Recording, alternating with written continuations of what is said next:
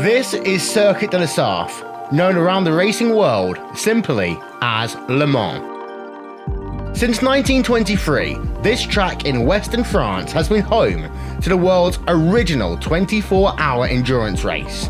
Coupled with the likes of the legendary Indianapolis 500 and the Monaco Grand Prix, the 24 Hours of Le Mans is widely regarded as the world's most prestigious endurance race, and it forms a part of motorsport's Triple Crown.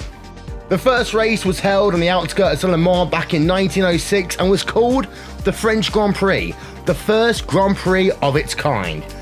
It was run on public roads, with one lap of the circuit stretching just over 103 kilometers. Then, in 1922, the secretary of the ACO, Georges Durand, was given 100,000 francs to facilitate and devise a new race for the region.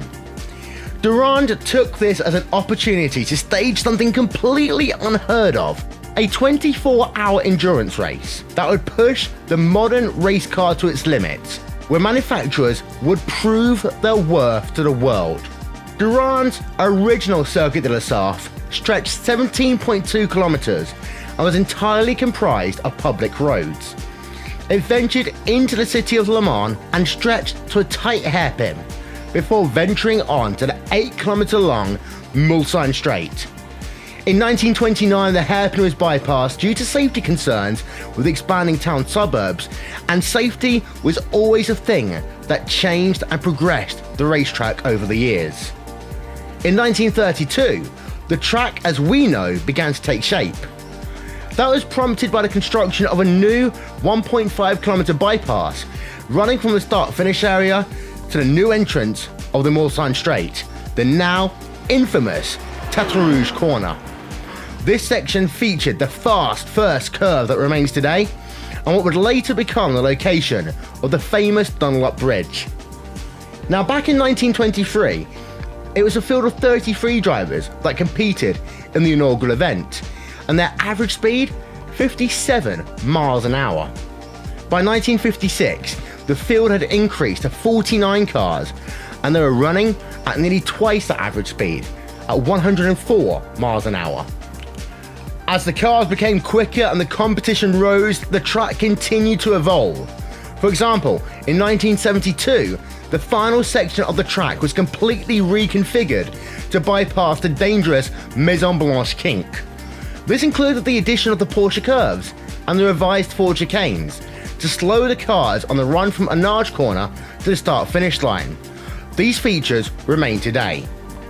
One of the then traditional aspects of the race was the Le Mans start. Drivers would stand across to the track where the cars were parked, and then at the drop of the French tricolor, they ran to their car, climbed in, fired the engine, engaged first gear, and pulled away in a cloud of exhaust and burned rubber. Not surprisingly, this was discontinued for safety reasons, as drivers would either rush to buckle their seatbelts, or they didn't even bother buckling them at all.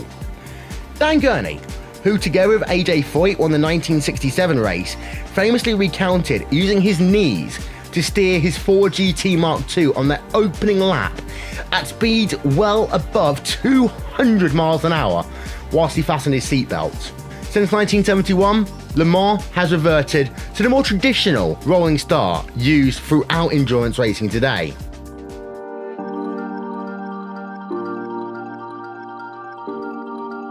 Le Mans will ever be known as the proving ground for car manufacturers and a lifelong dream for drivers. It continues to rank as the pinnacle of endurance racing that inspires similar races to take shape around the world. Things like the 24 Hours of the Nürburgring, or the 24 Hours of Spa, or the Rolex 24 at Daytona. But there will only ever be one Le Mans.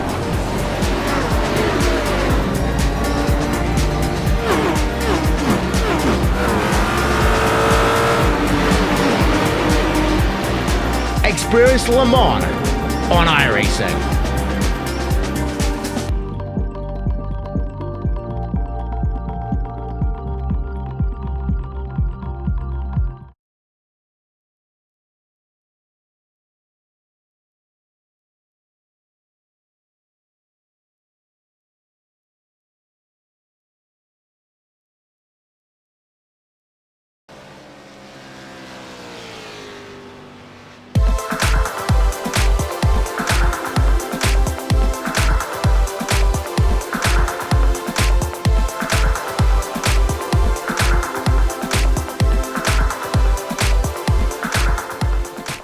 18 hours down in the inaugural 24 Hours of Le Mans here, back on Racesport TV, streaming live on iRacing Live. Want to start off by giving a shout out to our friends over at the Global Sim Racing channel and V8 Online. For coverage of the last 12 hours, it's now time for breakfast on Racesport TV as we're here throughout the course of the last 6 hours of this first ever 24 Hours of Le Mans. And well, the big story is that Friction Racing are leading the way. They are embroiled in a battle with Coanda Sim Sports number 88 machine for the overall race lead. And there's plenty of action still to come. For those of you that are just joining us, good morning. Welcome then to Racesport. Let's get ourselves a look then at the track conditions. It's still 78 degrees Fahrenheit with relative humidity of about 55%. Winds of 3 kilometers to the north. And there you can see just how long this track is. 8.42 miles in length. And of course, that famous run from Tête Rouge all the way down Le Mulsanne straightaway has been catching some drivers out throughout the course of this event. It's fast, it's furious, and you cannot put a foot wrong. And we are about ready to get ourselves into those last few hours. Good morning, Mr. Jimmy Broadbent. Good morning, Will. Good morning, Europeans. It's morning for you now. And yes, Le Mans, one of those big names of racing, and just over 18 hours down now, and the top 3 cars still in the lead laps. There's plenty of action to come yet, and I'm looking forward to sitting down here and experiencing it with you, Will. Indeed so. We're going to have some fun here over the last 5 hours, 56 minutes, etc. We're not going to go off the air to check a flag drops, of course not. So yeah, we're in that situation. We're going to ride on board then, immediately with Coanda Sim Sports. One of their dreams, they're not doing so bad. We're having a look at that driver of Marty Piatella right now. Compare that, however, to the fortunes of their other team, not going necessarily as well for them. So we're right on board then for a moment with Marty Piatella, as that Coanda versus Friction battle is one that has gone throughout the night, and it's going to continue for the last 6 hours of this motor race, Jimmy. It will. Of course, we'll see him trade places through pit stops as time will go. I was watching it a little bit before we came live, Will. It seems that they're on a very equal pace at the moment, which basically means it's all down to strategy and drivers at the moment. I mean, we've got 6 hours to go. We've got about the length of a standard endurance race now, I'd say. But 6 hours in terms of endurance, there's only a quarter of the race left to go. So still plenty of time to put a foot wrong for either team. But consistency matters now more than ever. So I'm looking forward to see how this unfolds. But remember as well, of course, if anything goes wrong with these top 2, Gecko Vortex, a 108 car, they're still on the same lap as VRS Coanda and Friction, so they can maybe jump up and get into the lead that way. But that's the wonder of them all. Anything can happen at any time, as I think was proved this year in the real life race. Indeed so. You've only got to make sure you get yourself to the end of the motor race, but you have got to get to the end of the motor race. I want to give a couple of quick shout outs as well, of course. First of all, to Istvan Balal for his track cams for gourmets. You can download those now on the iRacing forum. Also to the Racesport TV graphics partner and One Design, proudly powering our broadcast for the last 3 years. And finally to ATVO, a fantastic new graphics package we've got launched this weekend just for you, our fantastic viewers. We hope you like it. Let us know your thoughts and opinions. So, as it's standing right now, you can get in contact with us on Facebook /Racesport TV. Also, at Racesport TV on Twitter. Use the hashtag iRacing Le Mans 24/8 if you'd like to join the conversation. We do love you being involved with our 24-hour broadcast. Give us some fun to think about. Let us know what you are up to this Le Mans race day. How's your car doing? How's your team doing? Have you been watching the broadcast all night long? If so, let us know your thoughts about this historic event. And well, one thing I just realized, Jimmy, it's one day tomorrow that we broadcast the first ever 24-hour race here. Not here, in Le Mans, of course, because the track's only been here a few months, but the first ever 24-hour event on iRacing 2 years ago, tomorrow. And that is really, really strange, actually, to think about how far the entire 24-hour endurance thing has been over the last 2 years. It's almost like someone's planned it, haven't they? The way that sort of fits in. I mean, I've been sort of involved in iRacing for about 4 or 5 years now, and back when I started, the idea of an endurance race with driver swaps and all that was completely out of the question. And in the last year or two, iRacing has come along leaps and bounds in this area, and to be here with you commentating on the first 24-hour of Le Mans. I remember times when Le Mans was suggested on various forums as can we get this track scanned, and there was various reasons why that couldn't happen, and out of nowhere, bang, Le Mans. And yeah, I'm still surprised now to be sitting here watching it. It's such a beautiful version of the track that someone has been wanting this for so long in sim racing. It's quite a treat, actually. I'm quite happy to be able to see it. 108 machine, Obades Remniak on pit road. Is he going to stay in the car or will he get out? I'm presuming he will stay in, because he's only been in, according to our timing and scoring, for one stint so far. And one of the useful things about our new overlay packages as well is that you get to see the difference between their pit stop time and also the in and out from the start of pit road to the end of pit road. And that is fascinating, especially as we get towards the end of this event. These drivers are going to really have to push it through the 40 chicane towards pit road, and it will mean that we might see some guys really go for it to get that last little bit, last couple of seconds, and that'll be interesting to see. So we've got another team on pit road as well. I'll give you an update on who that one is in just 1 minute. Oh, that's actually Friction Racing. Good morning, Friction Racing, from the race lead on pit road. That means we will get a driver's leader swap there as the VRS Commander car gets very sideways through the 40 chicane. Just wanted to make a very quick point on what you were saying, Will, about the pit stops here. Unlike a lot of pit lanes, this pit lane includes sort of mini chicane on the way in. So if you're really pushing it, and maybe you get your brake bias set a little bit too far back, maybe you hit the brakes trying to get the car slowed down to the pit lane, and bear in mind you've just come off the Porsche curves, a very fast part of the circuit to come down slow to pit lane speed. Make a mistake there, you could spin very easily, and that could be the end of the race if you're fighting with someone for about 20 seconds. Having a spin in the pit lane is disastrous. Worst place you can have a spin. So that's something you want to watch out for as the race develops. And of course, you don't want to be going too far on that pit lane speed limit, so make sure you're hitting that in time as well. All these little things that they can really make a difference, especially if drivers are fatigued. Those mistakes come a lot easier. Outlap, Marcus Hamilton, let's ride a little bit on board of him as well. This first section, cold tyres, isn't as bad as it would be in some of the GT cars, but still, you've got to make sure you're on it all the way from the second you get out of pit road through Tata Rouge, and well, all of a sudden, you got yourself a little bit of a break, but traffic ahead of you, Jimmy, and that means you've got to stay alert, because he's likely going to catch that GT1 car just, I think, on the exit of this first chicane. It's interesting with these GT1 cars, because they're very fast, as Aston in particular, hitting nearly 300 k's going down the straight, but then look, you get to the braking zone, the closing speed increases dramatically. That's where these HPDs are a lot faster. They have the just a lot more agile. There you go. That was the number 57, the NX Racing Aston there, actually. Is that? Oh, that's not our leader, sorry, it's another one. Yeah, don't want to be having a spin in the crash now, 18 hours into the race. Well held there by the NX Racing driver, but again, that's another factor as well. You can sometimes get caught up in instances that aren't even your fault.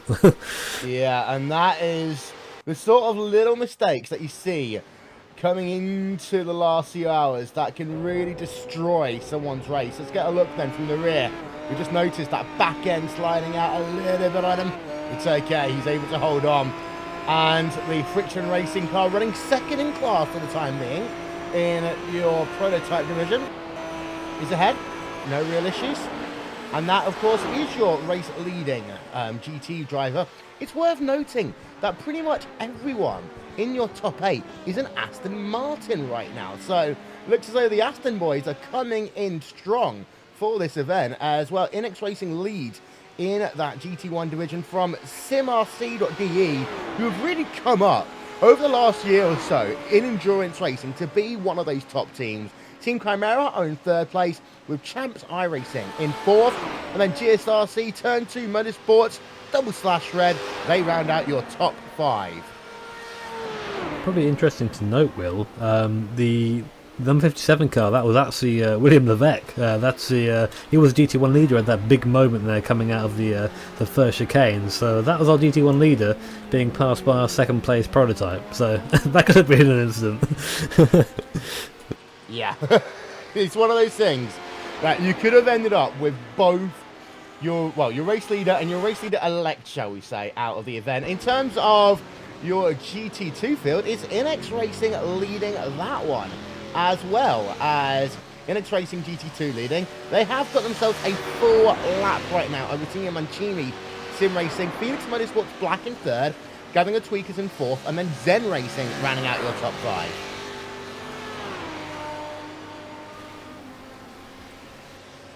Jimmy's lost the words. Jimmy, we're 10 minutes into this. Don't fall asleep on me already. Sorry, I'm just going through the field at the moment. I'm clicking through. Yeah, I'm gonna have to have Will to poke me every now and then. But yeah, these it's nice to see these Fords come out again. You know, it's nice to see these. I'm hoping maybe we can tempt a certain Mr. Walsh out of his slumber with the thought of Fords. Maybe we'll come running if we say it enough. Yeah, it's the sort of thing that you can't say the word Ford more than 5 times in a minute without Cam Walsh just randomly appearing. To tell you about the history and the legacy of Ford, of course, here at Le Mans, it is one of the success stories of this brilliant racetrack. And I was thinking, actually, we're going back, talking about the history books, etc. I think the one thing we possibly missed out of this one, that we could have done, is we never asked Mr. Boutel to give a starting command. That'd have been good. Get him over the voice chat and iRacing haven't come over. That's fantastic. I mean, speaking of history, I mean, I've been very fortunate in my time to have visited the circuit for the 2015 race, and very lucky to see the short-lived GTRLM program. But there was a fantastic exhibit there. It was the 60s battle between Ferrari and Ford. It just had every car from that era in a showroom basically, and I was completely baffled. You know, it's like meeting a celebrity for me, especially the GT40 is my personal favourite car of all time. Seeing that in person was just, I don't know, it was heart-stopping almost. Yeah. There's a couple of battles going out on the field. Good morning, Bessie. That's made my morning already, seeing a little bit of Mad Cow early on in this event. Let's ride on board then, shall we, with the number 88 Mad Cow Racing Machine.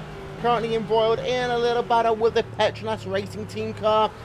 About 0.4 of a second separating the Petronas Racing Team car, with Jan Truter behind the wheel and James Stevenson in the Mad Cow Racing Bessie car, of course. We saw a lot of Mad Cow Racing in the Blancpain GT series, which you saw the entirety of that on iRacing. They're heading into the GT2 category for Le Mans, currently running in 7th place. That's about mid-pack right now. There's some big teams behind them trying to recover, and I'm not going to lie to you, actually, they've got the ability of moving up through the field further, because Zen Racing is on pit road as we speak. Might be Zen moving back a couple of places there. I'm really enjoying that livery on the Mad Cow Bessie there. Reminds me of an old 80s livery, an old Porsche livery actually, so almost maybe a shout back to the olden days, but not quite. Yeah. Looking like Mad Cow Bessie, I'm not sure how strong the slipstream is here on these particular aero setups, but it looks like Bessie has a lot more straight line speed at the moment compared to the car in front, so maybe we'll see now as Petronas car pull away a bit through the Porsche curves where downforce matters. Let's have a look now. Yeah, I do love the fact as well that unlike its traditional kind of spots and white, black spots and white, they're kind of showing you what the actual parts of the cow car actually are, which is useful if you ever do fancy a cow steak at some point. And of course, what you don't want to do is hit that car in the rump, otherwise you'd be in a bit of trouble. But they did survive some pretty crazy things early in the race. They've had a fantastic recovery so far. There's a bit of a bent rear spoiler on that thing, but as they head themselves through the Ford chicane, they're not doing too badly as it stands. So that's the battle going on in GT2. Koan Sim Sports, the number 6 car, even though they're labelling it the number 8, we don't know sometimes, but there we are. They're leading the way. However, in terms of pit stops, it will be interesting to see how this one feeds in, because these teams aren't doing pit stops on the hour, Jimmy. That's the thing that's different at Le Mans compared to most of the tracks that we go to. because they are on flat throttle for so long of the lap, it essentially means that they can only make it about 45 minutes per tank of fuel. And it also means that if there is a team out there who can do an extra a lap round, an extra lap is another, nearly another 3.5 minutes. So getting that extra lap of fuel out of the car is a whole nother level of the strategy game here. If there's a driver who can do that, of course. Like you said around here, this track is, for the first half or 2/3 of it, it's pretty much just flat throttle. I mean, there are points we're getting up past 300 kph, and bear in mind these cars are pretty high downforce as well. Trying to push a car through air of that much downforce at 300 kilometers an hour does use a little bit of fuel. As you can see here, our leader just ducking in behind some lap traffic there to save a bit of fuel. And you see they're letting out the throttle very early, so maybe some tactics here from Coanda. Yes. Core Sim Racing versus Gecko Vortex Sim Racing. 3rd place, 4th place. Well, last time by, Core Sim Racing were 3 seconds faster than Vortex Sim Racing. However, this time by, it looks as though Vortex have been a little bit better in terms of the traffic as they just finish the run through the Mulsanne straight away onto another flat-out pass of racetrack. That's the thing about Le Mans. It is flat out for so long of the racing lap.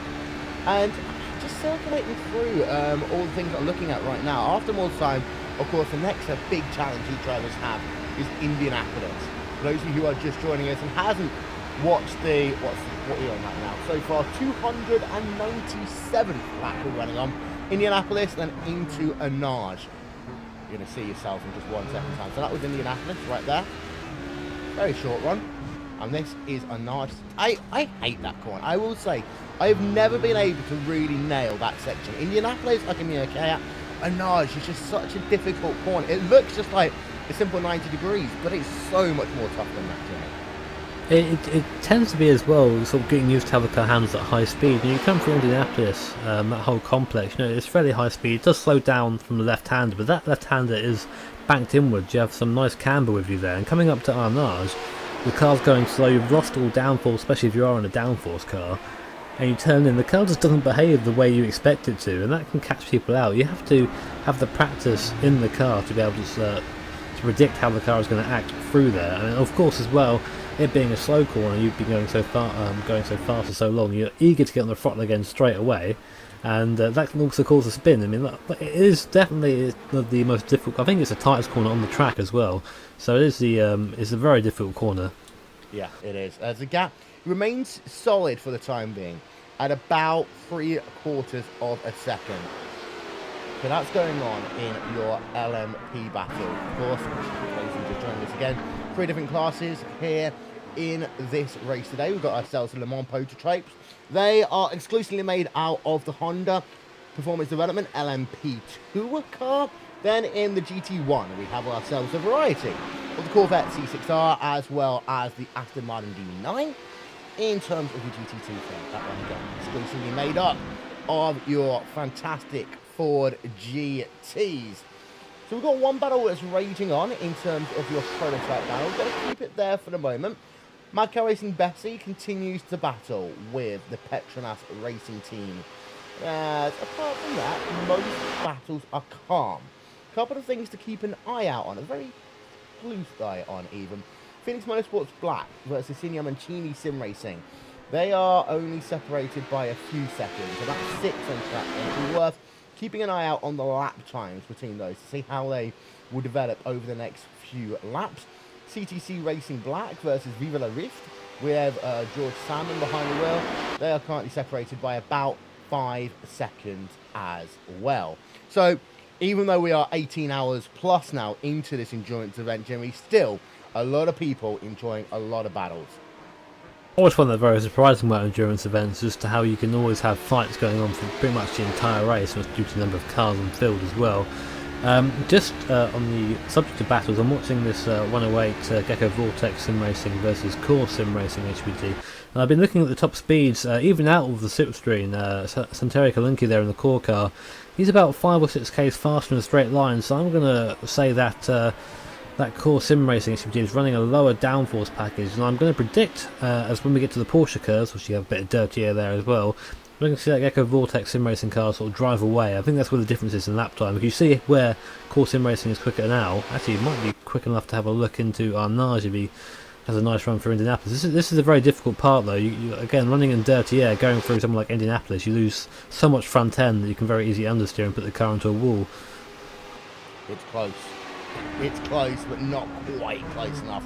A quarter of a second then through Indianapolis. Unless he's going to get a good run out of here and then try and sling it down the inside, you wouldn't do that in a 24-hour race. Maybe if it was the last lap of a 20-minute sprint. I want to give a shout out to @SmithMax watching iRacing and having some breakfast. Good job, Racebot. Well, thank you very much.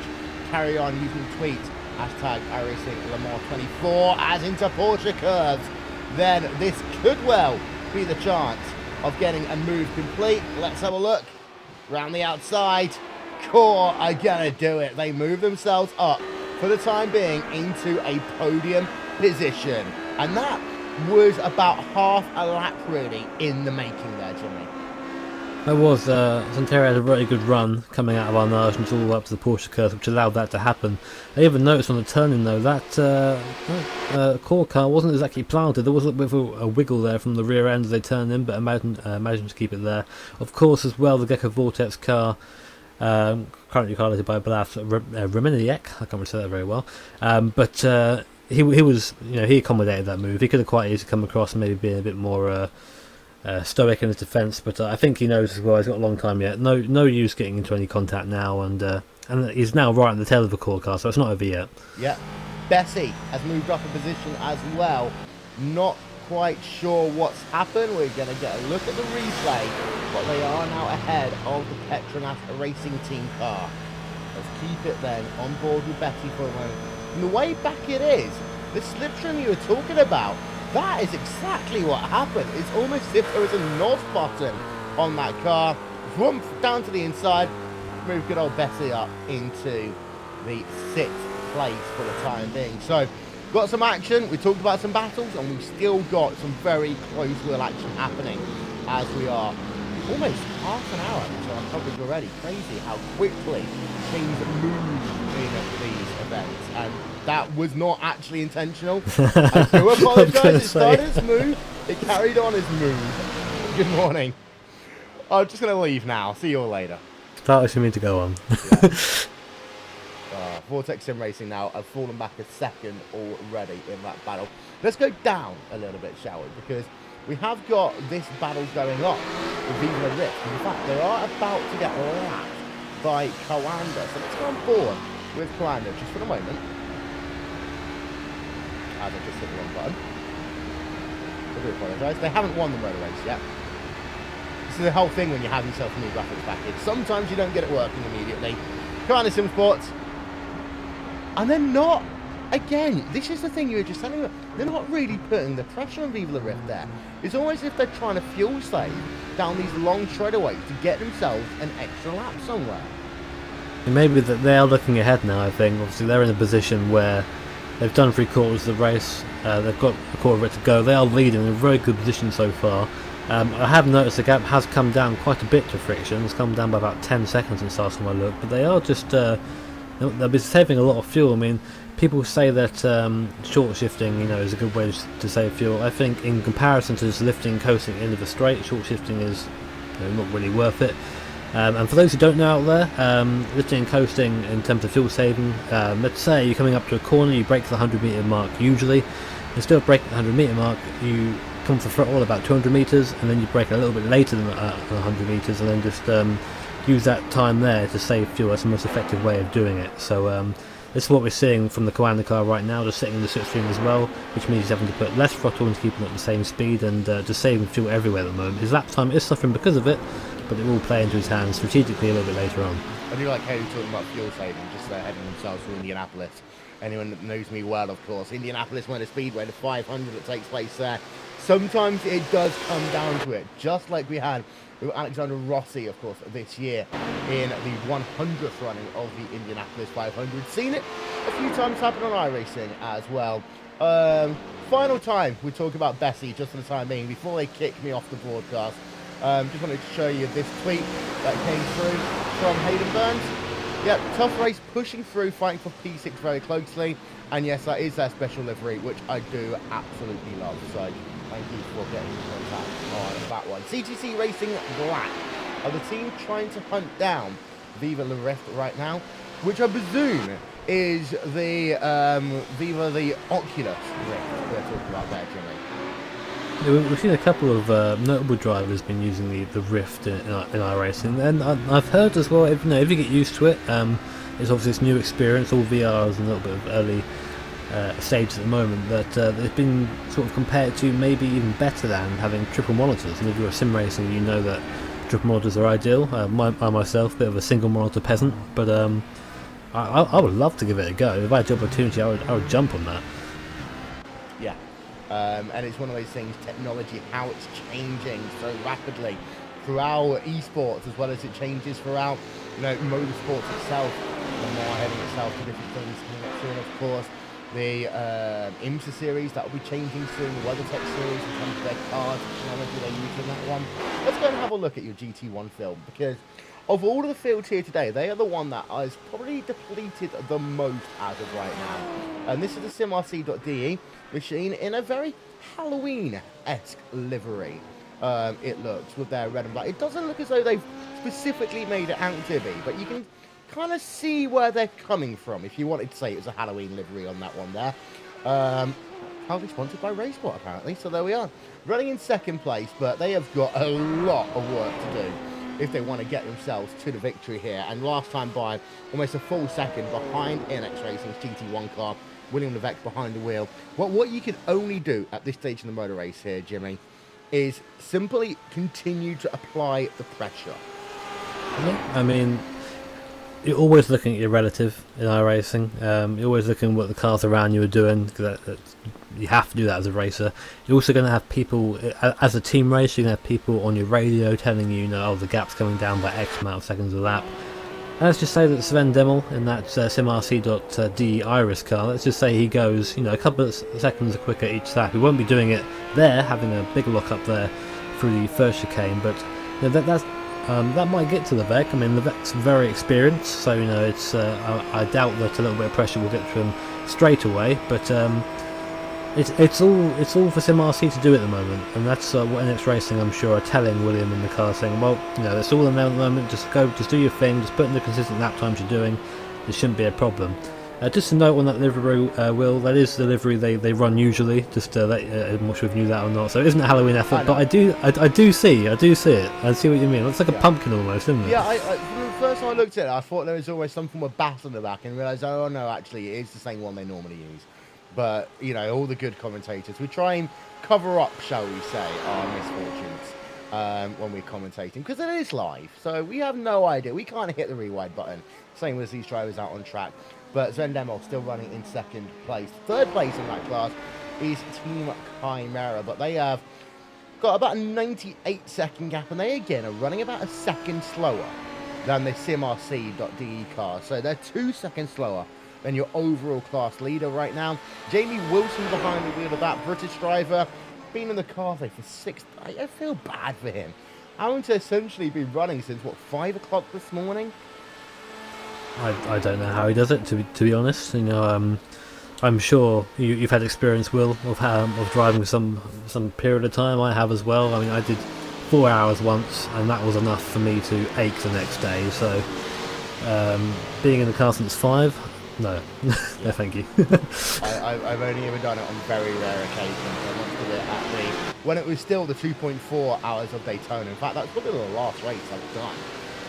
Did a couple of IndyCar races back at that time, but that's the thing, is they say, oh, it doesn't matter, it's just a game, you don't see the outside of it, but there's that whole thing that it's psychologically proven that at certain times, like, even if you get yourself some sleep beforehand, that period between about 3 o'clock in the morning and about 5:30 in the morning is when the body is just naturally less alert than at other times. And there's only so much that drivers can really do to target that, and it takes sometimes a lot of preparation for these guys to get themselves ready. It's not a simple case of, oh, okay, I'll do this stint, put me down, I'll just go to sleep early. Because especially at this top level, one simply cannot rely on it.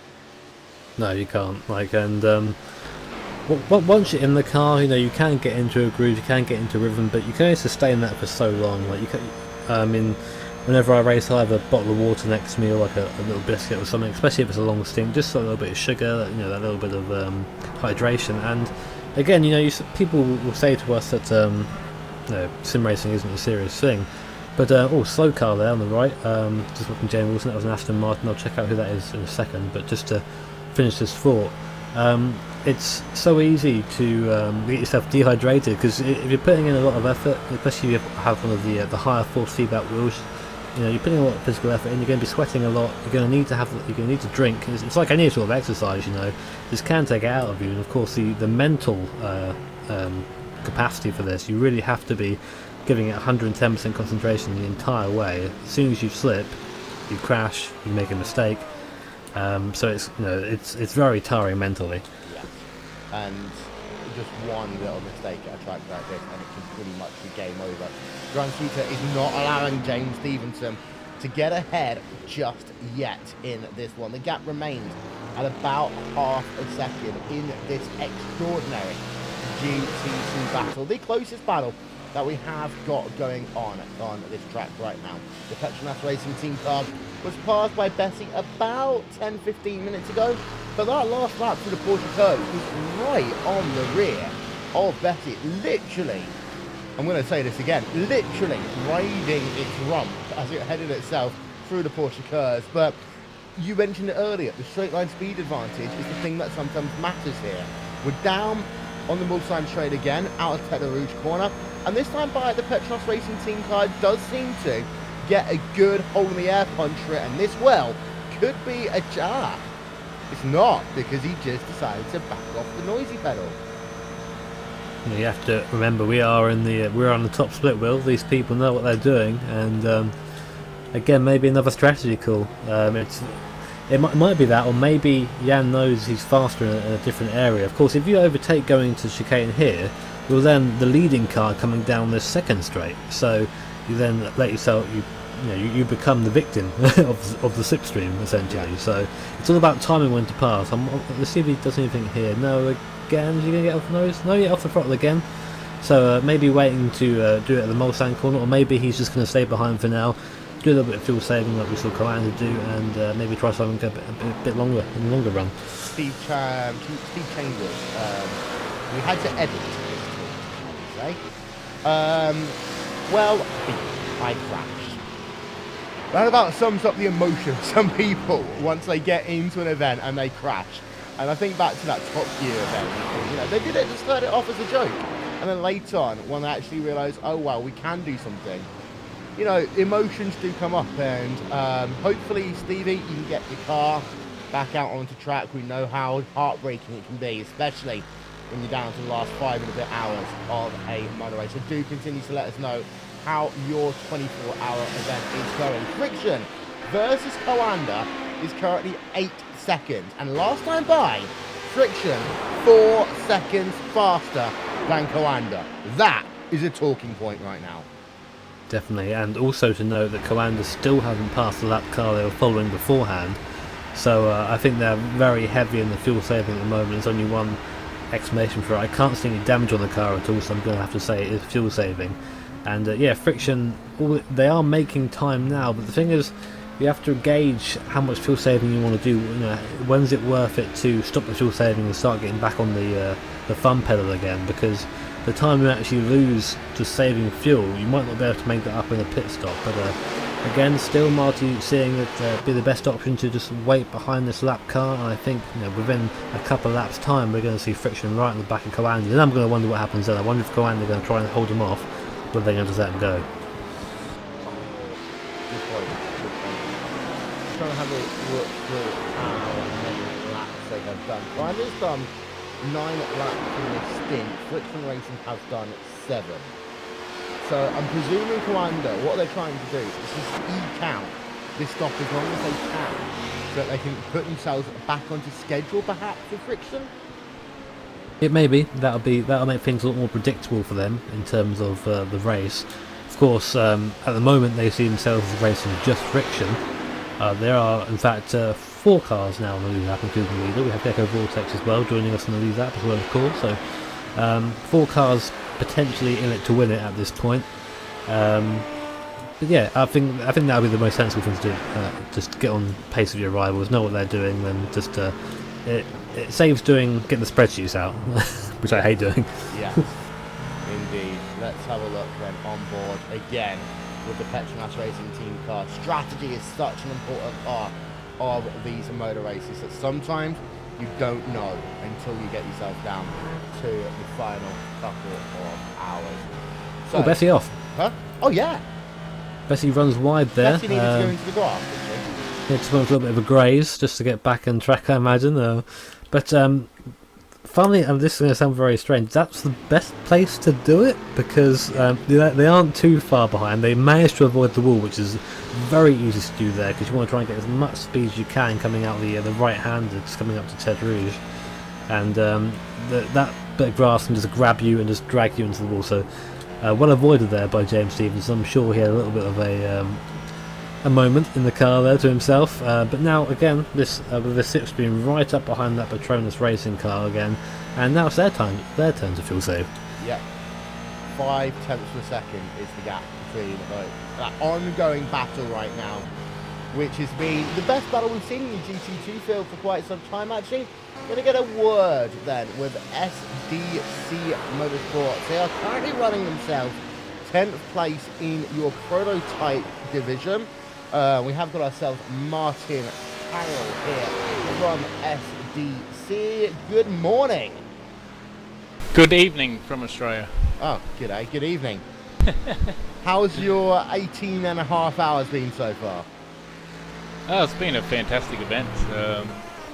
We're been pretty privileged to make this fantastic top split field with some crazy 7,000 plus strength of field, and the quality of driving in here has just been unbelievable. And we've been in an 18-hour battle with CTC Racing Red, which has been fantastic.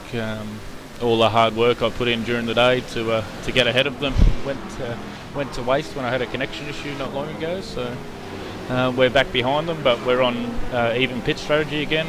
30 seconds behind them, 5.5 hours to go. Game on. Game on. And you talk about, connection issues, difficulties. Are you in some ways glad it happened at this stage in the motor race rather than it happening in the last half hour of the event? Of course, we are going to use a Toyota reference and milk it out as much as we can. But does any of your team have that in the back of their mind at all? Oh, definitely, and what you were saying about earlier about preparation as an individual driver, well, it's the same for a team, so if you've got a guy that has, often has connection problems or could be a possible weak link, you're not going to run them in the last 2 hours of the race. So, as well as individual preparation and making sure you got your bottle of water, if you're drew the short straw and got the 4-hour stint in the middle to fill all the gaps that you couldn't fill.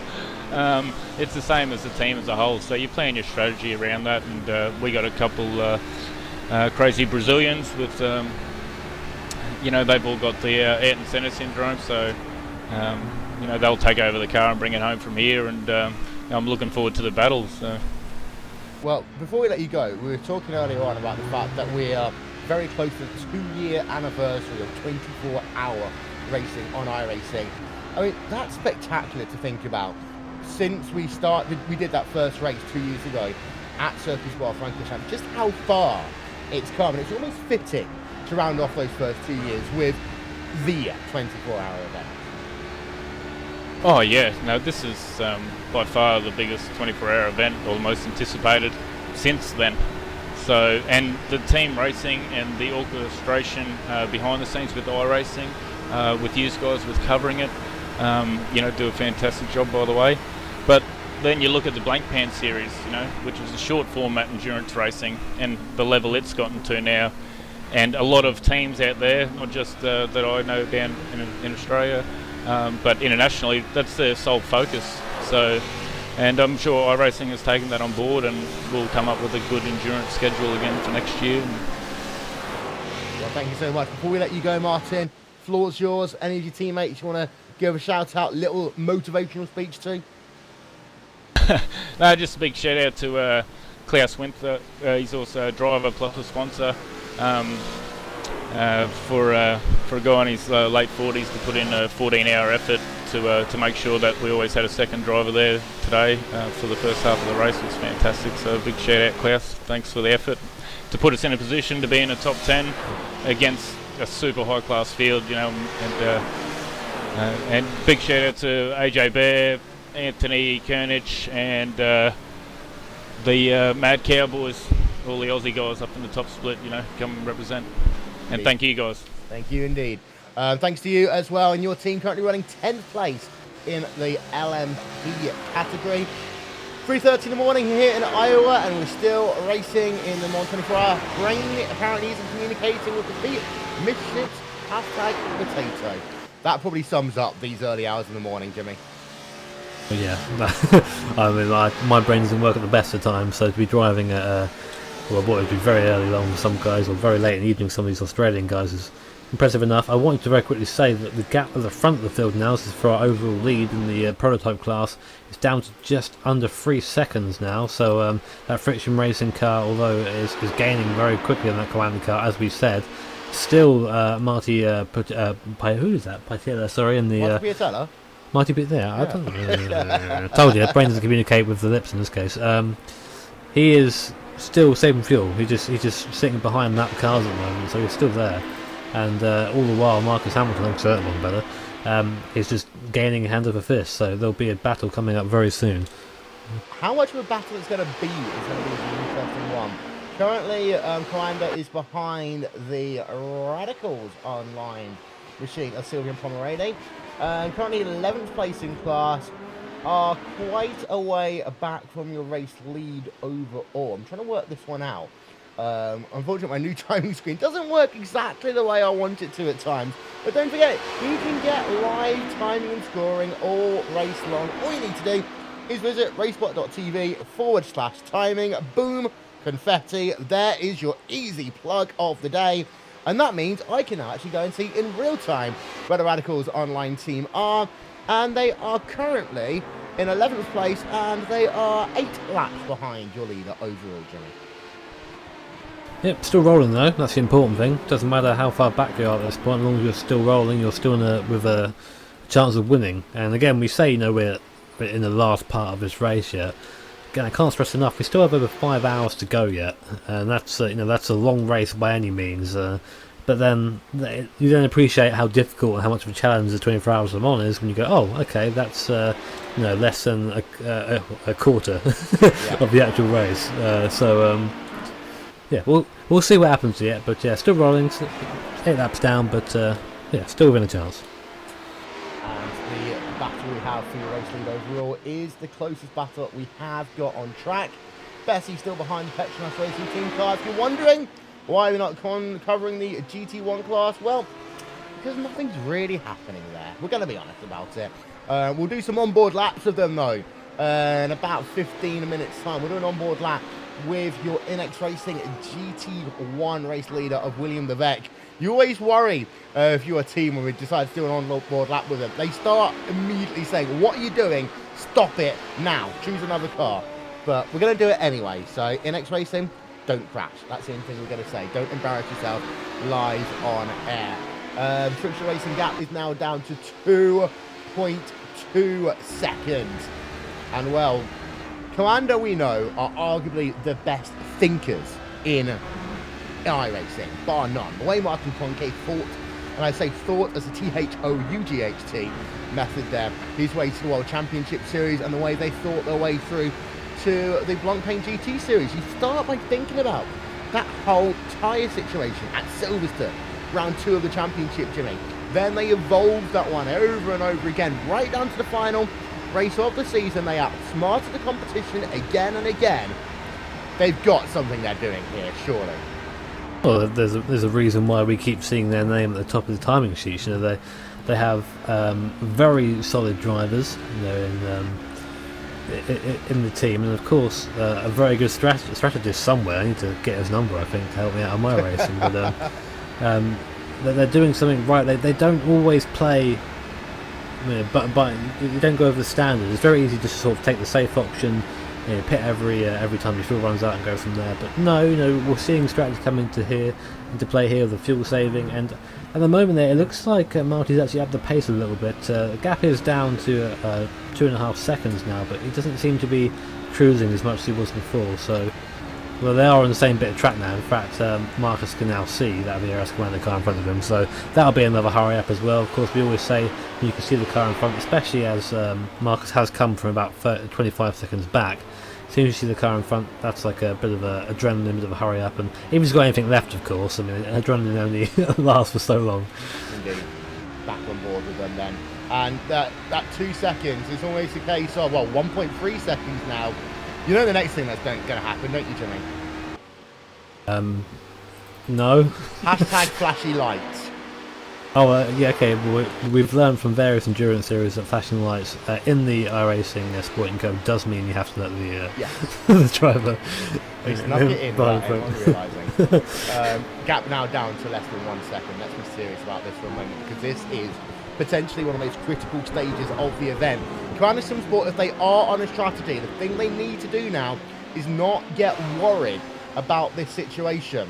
If they are going to let the Friction Racing team pass, they might as well just let them pass. Sometimes you hurt your strategy by trying to play defense too much. Into the Porsche curves then, on board with Friction Racing. No. About a third of a second gain there again. But this is one of those points in the track where it can be very difficult to follow. You just saw that there. Missed apex on Marcus Hamilton. Yeah, the front will wash out, especially with this dirty air. Not quite getting the downforce you're used to. It seems through the Porsche curves that Commander car, of course, not quite as much throttle there. You can sort of fluctuate the throttle and the brake. Not much to be gained there by Marcus, but I think now, again, coming onto the straights, we've got a slower car in front, it's a GT1 car, and Aston Martin. I think we'll now see that Friction Racing machine start to pull up and probably see a pass down to the first chicane if it's close enough. But coming out of the fourth chicane onto the front straight, Commander's spread the gap just a little bit, not by much. And the more important thing, it's all on now, because that is going to potentially be a slowdown for Commander Sports. That could well be a change for position, and that car, I want to get a replay of that one there, because I want to ride this one on board with Commander if we can, to try and explain it to you very quickly, because that pass could still happen any moment now. But this is return number 1. Of course, that's the scene of Alan McNish's spectacular crash a couple of years ago. I think he just outbroke himself, really. Yeah, he did outbreak himself. Friction Racing kind of caught themselves off guard as a consequence, was able to get past the number 27 machine, but that could have been so much more with your top 2 drivers. Now, down move sign. Will Friction Racing commit to a pass at any point soon? We're going to find out any moment now. And earlier on, we showed a video on our Facebook page of a change to the race lead. We might well see another change to the race lead happening before too long. Speed, that is going to be important right now. Let's have a look at the speed chart. It's about 7 miles an hour. This should happen right about now. Friction Racing to the race lead in the second chicane there, Jimmy. I was a little by Commander there. They get a very good run out of the second chicane now, just on the exit. Then they went back into the slipstream, another GT car in the mix. This could make things very interesting. They both go round. Commander sort of half defended that, didn't seem very committed to defending either way, but made it difficult for Friction Less. Now going around the outside, coming down to the Mulsanne corner, and no, not going to make a move there. I'm running off the line at the moment, so not quite with full grip, and that is a pass made. But now we have another straight coming up to Indianapolis, another chance that the RS Commander car on the back. It doesn't seem like Marty Bidala is actually wanting to let this go. Yeah. 0.3 per second. I've got a feeling now that Commander will just try and sit in the coattails. And this is what I was saying earlier. If you have got a strategy, the key thing is to stay on your strategy. Sometimes it is quicker in the long run to just allow the guy to go past. And there are some people, Jimmy, who are saying, Will Vincent, you know nothing about racing at all. What are you talking about? But that's the thing. If you are trying to hit a fuel number and you go too aggressive trying to hit that fuel number, all you do is you ruin your strategy. And if your strategy is all you've got to play with, well, that's it. I didn't know you could read my mind, Will. That's interesting. No, yeah, I agree. Like, you have to not have like a set thing in your mind, because racetrack is constantly evolving, the car is constantly changing as well. You can't have one set ideal moment. Oh, as the VRS Commander car gets caught out by a Solar Corvette. Oh, and nearly spins it. Very well controlled there by Barty Bajal. I'm not quite sure how he managed to keep that alive, but nearly spun it through the Porsche curves there. But that is going to lose him a lot of time. Also burn his tyres as well. That was a one of these things that happen for the curves when you have the speed difference. Just catches out these drivers sometimes, even the pros in this top split. The speed difference is so big between these HBDs and the GT cars that you sometimes get caught off guard there. And in this case, Commander came away very lucky, actually. Yeah, and that's the thing as well. What happened there, part of it, was that these cars, the way they are trimmed out, it relies so much on downforce in these these medium high-speed corners.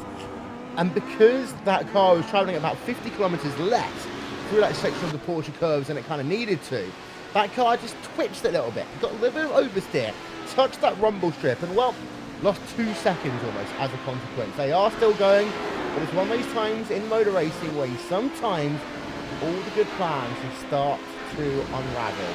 As our fans on Twitter really did kind of like watching that one. Ironically, exactly 20 seconds before Commander got past, they were bragging about leading the race after almost 19 hours of racing. Oops.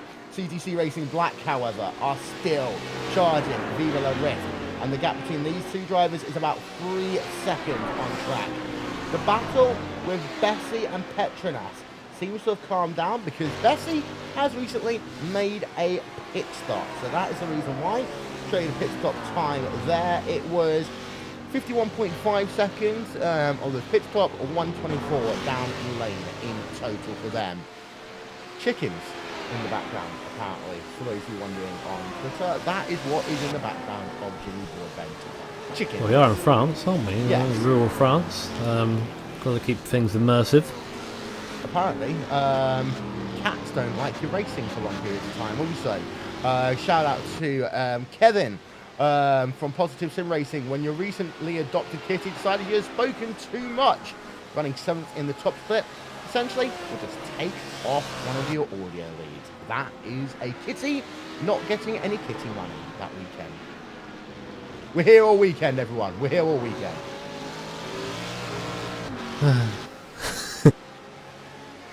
You've given up already, haven't you? We're only an hour into this, and you've already given up on us. So we are about 5 hours to go in this race. I'll give you a quick run through in a moment. But before we do so, as promised, we'll ride ourselves a lap on board of INX Racing in a couple of moments' time. They're just working themselves about midway through the racetrack. simrc.de. Just come on to pit road. So there we are. Let's ride on board with them for a moment as they are now on pit road. You see the speed coming down, 37 miles an hour on pit road. And it's a long, long journey down pit road after travelling at speeds over 200 miles an hour. To slow it down to basically as fast as you go in a school zone almost, Jimmy. On towards pit road. Is then Demo, will he stay in the car? That's our first question. We'll wait and see that, but again on that, I think we are seeing a driver swap here. Sven Demo getting out of the car and Sven Sveitzweiger getting in the car for him. I've seen him race in various endurance races before. Very solid pair of hands, so always nice to have some fresh-ish blood in the car. I'm not quite sure. I don't know if he's been in the car before. I need to have a look at our little sheets. Yeah, good to have a driver swap, and not much of a rush for them. The Team Chimera car, the Jimmy Wilson still way back, and another lap down so far, so they can take their time here. Although, what's that gap to? They are still in the same lap as the INX Racing GT cars. Maybe we need to be a little bit quick. I'm just seeing where that Levesque is. Levesque is coming around now to the Porsche curve, so we might actually go a lap down here at Sim Racing Iris car. Depends how much longer they're in the pits for. I think he'll just about stay. Oh, he's moving. Yeah. He'll be alright, yeah. So yeah, he should just about stay on the lead lap. Indeed, there we have confirmation then. Car coming out of pit road. And Sessions would go there. 53.3 seconds as Friction Racing are on pit road now. So they have come in. Commander in at exactly the same time. So now we've got a battle between these two. And this is what I talked about when we came on air, Jimmy. Maybe Commander wanted to get themselves on to sequence here. And now we have got a battle on pit road. It turns out that Will Vincent does know a thing or two about racing in this Not case, much, doesn't it? not much. But this will be good. It'll be a good marker for them just to keep in track what their opponents are doing in this case. You don't want to be having 4 or 5 different people trying to keep track of what everyone else is doing. But I suppose Marcus will probably move away first. He did come in the quickest, of course, and both up now for tyres. I'm just wondering what the gap will be when they both come out. Will there be any time gained in the pits? 3 seconds I predicted for Friction Racing. Here we are then. 1, 2, 3. It's a bit longer than that. 4, 5, 6, 7 seconds I make that as they come out of pit road. There is Commander out of pit road. We'll see how quickly we can get a time. It's about 5.3 seconds after they cross the start finish line. 6 seconds.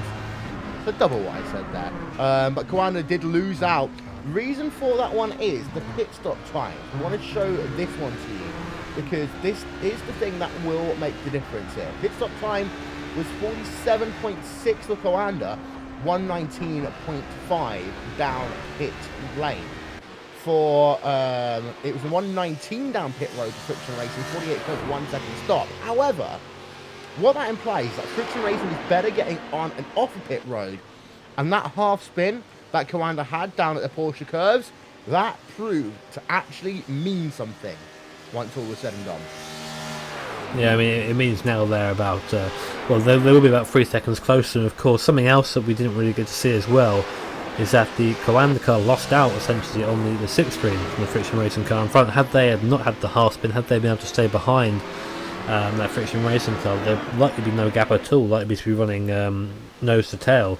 And because of that, now we're down to 6 seconds. It's so interesting what a little moment like that can cause in a race, and that might ripple now to the end result. We'll have to wait and see. Yep. They both made pit stops. They've both come out. We've almost been on air for an hour here, so let's give you then a bit of a recap of what happened so far over the last hour or so.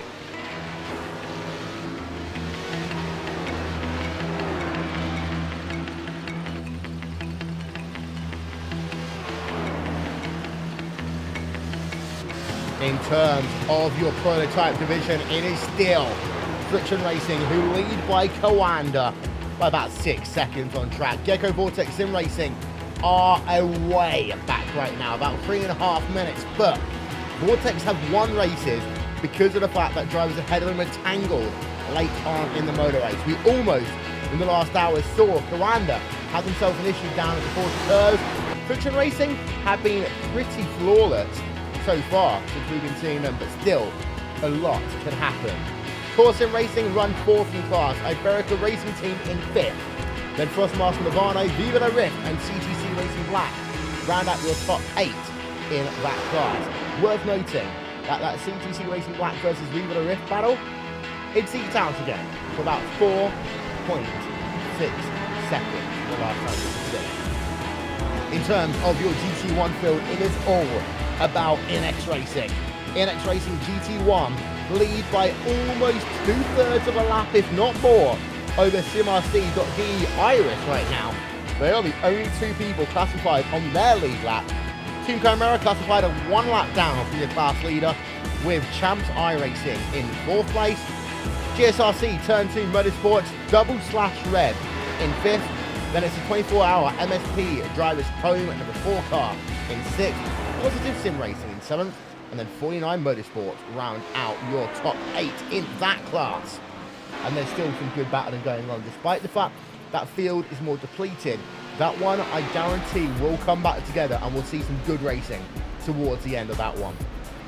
NX Racing have a lap over their field. But of course, we did see recently some people come on towards pit road in that GT2 class. We have got NX Racing, they are 2 laps into a run. And then you've got yourself Shinya Mancini Sim Racing, they are in 2nd place in class. Phoenix Motorsport Black in 3rd, then Gavin the Tweakers, of course. Zen Racing in 5th, and Petronas Racing Team in 6th. Bessie, we've been talking a lot about her. She is currently in P7. Then Team Hikes and Road Engineering round out your top 8. So welcome along for the ride. 5 hours to go. In the inaugural, iRacing presents the 24 hours at Le Mans. NX Racing GT2 car. There you can see the class leader. It is Alexi Aloma, who last time by had a pretty solid lap. We'll show you the details up on your screen now. It was a 4 minutes, 0.110, as close as you can get to 4 minutes without hitting it completely on the head. They lead in GT2. They also lead in GT1. There you can see the NX Racing GT1 car. That is through one of the chicanes on the move time straight away. Let's go on board of him for just 1 second. As William Levesque, as we talked about already, has a huge lead over the rest of that field. 3 minutes 17, the gap over the SimRC.de car. A couple of drivers moving around, swimming around ahead, as you can just see there. A late lunge by a prototype car over the GT1 car, as the GT1 car was passing a GT2 machine, Jimmy. I'll be really interested to hear how the drivers rate each other in terms of traffic rounds here. But that is pretty much endurance racing and endurance multi-class racing. If you're not being passed, you're the one doing the passing. So keep an eye on the mirror and keep an eye in front of you. And that, in this case, I think it actually makes being a GT1 driver very difficult because you have to do both at the same time. But yeah, nice to see that everyone's doing it so far without too many incidents from what I've heard so far. It's been quite clean in terms of passing. Out front, Brixton Racing continue their charge. 5.4 seconds of gap between Marcus Hamilton and Martin Piatella. One thing people just joining us might not have known, Jimmy, is that there were 2 Commando cars that took the green here today. One of them is well out of this event. Matt Backen, the number 1 machine, number 18 car, the one love, etc. out of the event. Very early on. Unfortunate for them, but I guess it's a case of now look at what the team's doing and what they can do to maybe support their sister cars, talk about how they felt on track. Of course, they were out so long ago now, the track is probably completely different to how they were when they drove it, but of course, as a team, they all come together and they all develop the setup. And maybe they can have someone spot instead. Maybe they can have someone on the radio looking ahead, and the more people who aren't in the car, the more people you have behind the scenes to help run things. So it's not a massive loss for Coanda in terms of what is it, loss of a car, but it isn't entirely fruitless. They still have people. Look at. I'm just watching the prototypes now, going around the outside and last part of the Porsche curve, making it like the GTs are standing still. It's absolutely insane. There is the NX Racing GT1 machine. We promised you a lap on board of him. We're going to give you a lap on board of him. Don't forget to be social with us. The links above. We don't always understand all the messages on Twitter, but hey, thank you. No matter what language you are, no matter where in the world you are, welcome to Racesport TV and iRacing Live for the inaugural 24 hours of Le Mans. You want a lap? You gotta get a lap. It's Racesport TV fan immersion, and it starts now.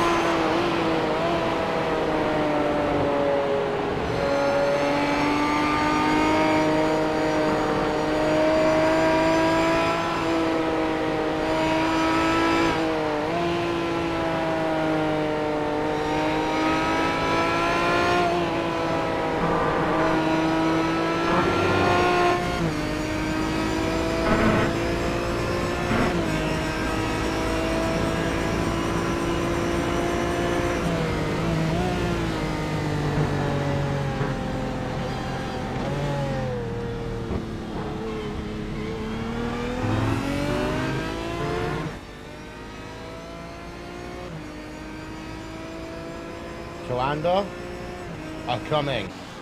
Coanda are coming. Is what would be said for Friction Racing right now. They started to step it up, Jimmy. They have that time has now come in the same region anyway as the Friction Racing car. You may remember before the pit stop they were fuel saving, almost 4 seconds a lap slower than the Friction Racing car. Now deciding to get back on it again. I think Will, pains me to say this, you were actually completely correct. They were trying to get in sync with that number 15 car, and now they're trying to charge down because this is now a fight on track and not in the pit. So what you're seeing now, even with pit stops, is the gap to first position, which is actually quite a nice way of simplifying that for those just joining us now, especially with these long races. It can quite easily get lost in the pit stops, but none of that here. Completely on track, and 5 seconds between the two at the moment. Yes, and it's one of those things that we will only do the best we can to try and give you an update of what's happening. Our timing screens are so useful for that. Then all the people with third-party applications as well, running them, they make so much use of it. And that's the thing, esport racing, as we talk about, we'll talk about it in a bit more detail in a minute. It really is pushing the limits. We're getting so close now, Jimmy, to kind of being in that full immersive environment where it's not just the fact that we've got people around the world taking part in a race at the same time, but you've got fuel calculators, you've got timing calculators, you've got track maps showing exactly where everyone is. There are people who strategize these entire races that don't ever set foot in the car. People that will do things like, changes if possible to the car, a bit tire pressures, etc. People that have to develop setups that don't just work for themselves, but for other people.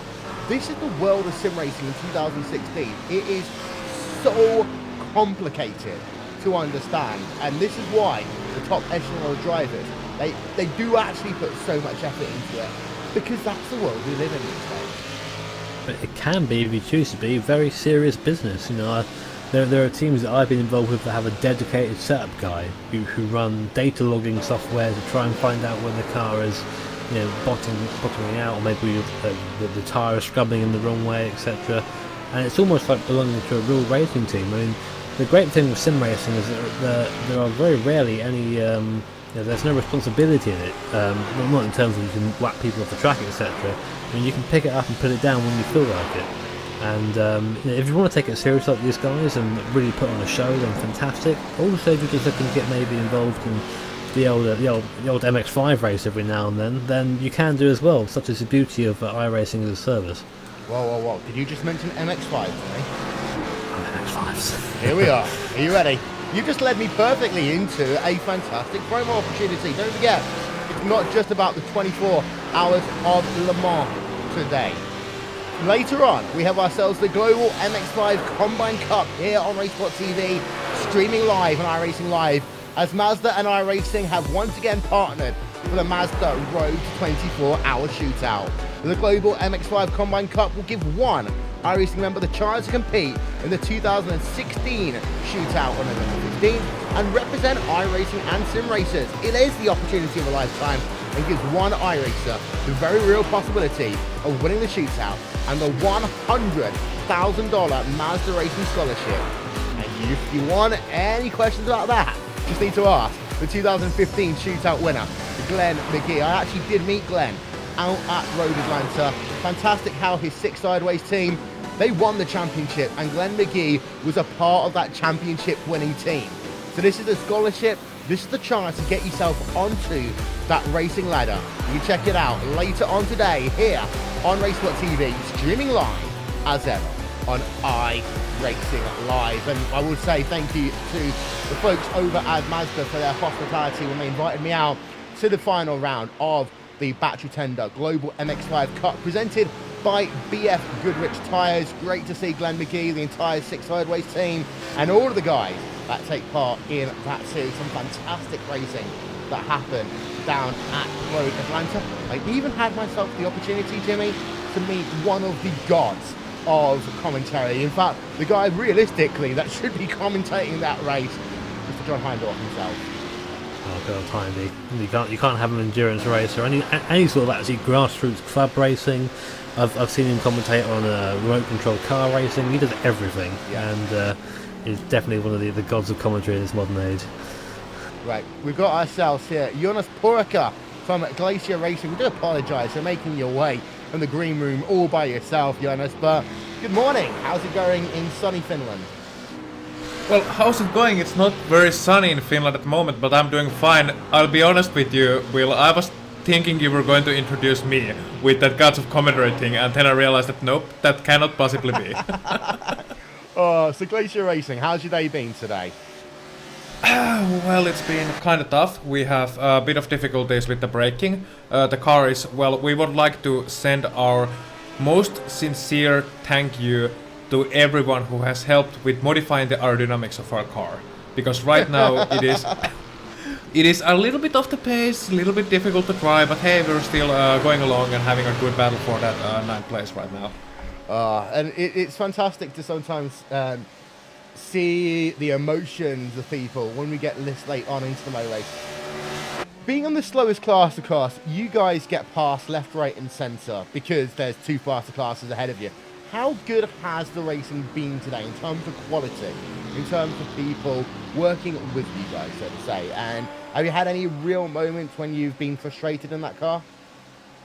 Well, once there was one moment when one driver, who I will not mention, of course, because it's a live broadcast, did something that he should not have done, and even that could be calculated as a mistake more than an actual intent of action. But otherwise, the HPD field, the GD1 field, and the GD2 field, it's been flat out and without any flattering going on. It's been the best field I've ever been in. This has been the toughest motor race I have ever been a part of, and it's an honor to be a part of this field. We have 3 cars. We started with 3 teams, HPD, GD1 and GD2 for this race, and right now we are the last one standing. Well, the HPD is also standing, but well, you might be curious as to why they are not here. Yeah, I am curious. They didn't make it. They had Riku and Joni Beckman registering, and they did not make the cut. You know what? If I'm going to be honest, who was it? Riku in charge of being there on time, or was it Yoni? Being in charge of what? In terms of being there on time, was it Riku who was supposed to be there on time? Because if it is, you know what? I really don't. I'm not. What's the word I'm looking for? Surprise. No. He didn't come from the beach. Okay. He didn't come from the beach. Joni and Riku were both on time, and they were both registering. Joni because of his high I rating, and Riku because he had the qualifying time. Yeah. So that's exactly as it was planned. But their combined I rating just didn't make it. They didn't make the cut. I know what you mean. Yeah. I apologize. And here is I getting ready to take the mickey out of Riku and Towel Lane because, you know, we do it often enough here. We mean it in jest, of course. But Jonas, what we're asking a lot of people today is that we are about at the 2-year anniversary of endurance racing as we know it, 24-hour iRacing. You know, it was about 2 years ago this weekend that we had ourselves the first ever 24-hour event on iRacing. And you talk about how high the quality of the field is. Do you think that this is the perfect way to celebrate 2 years of 24-hour racing? Absolutely. For us at Glacier Racing, there is a special meaning, of course, to 24-hour races. You know the history perfectly well. I'm not going to recite that for our viewers, but 24-hour races, I think, are the backbone of endurance racing, and Le Mans 24 hours, the 24 hours of Le Mans. I mean, if you're going to mention endurance racing, it's going to be this event. And just a fantastic.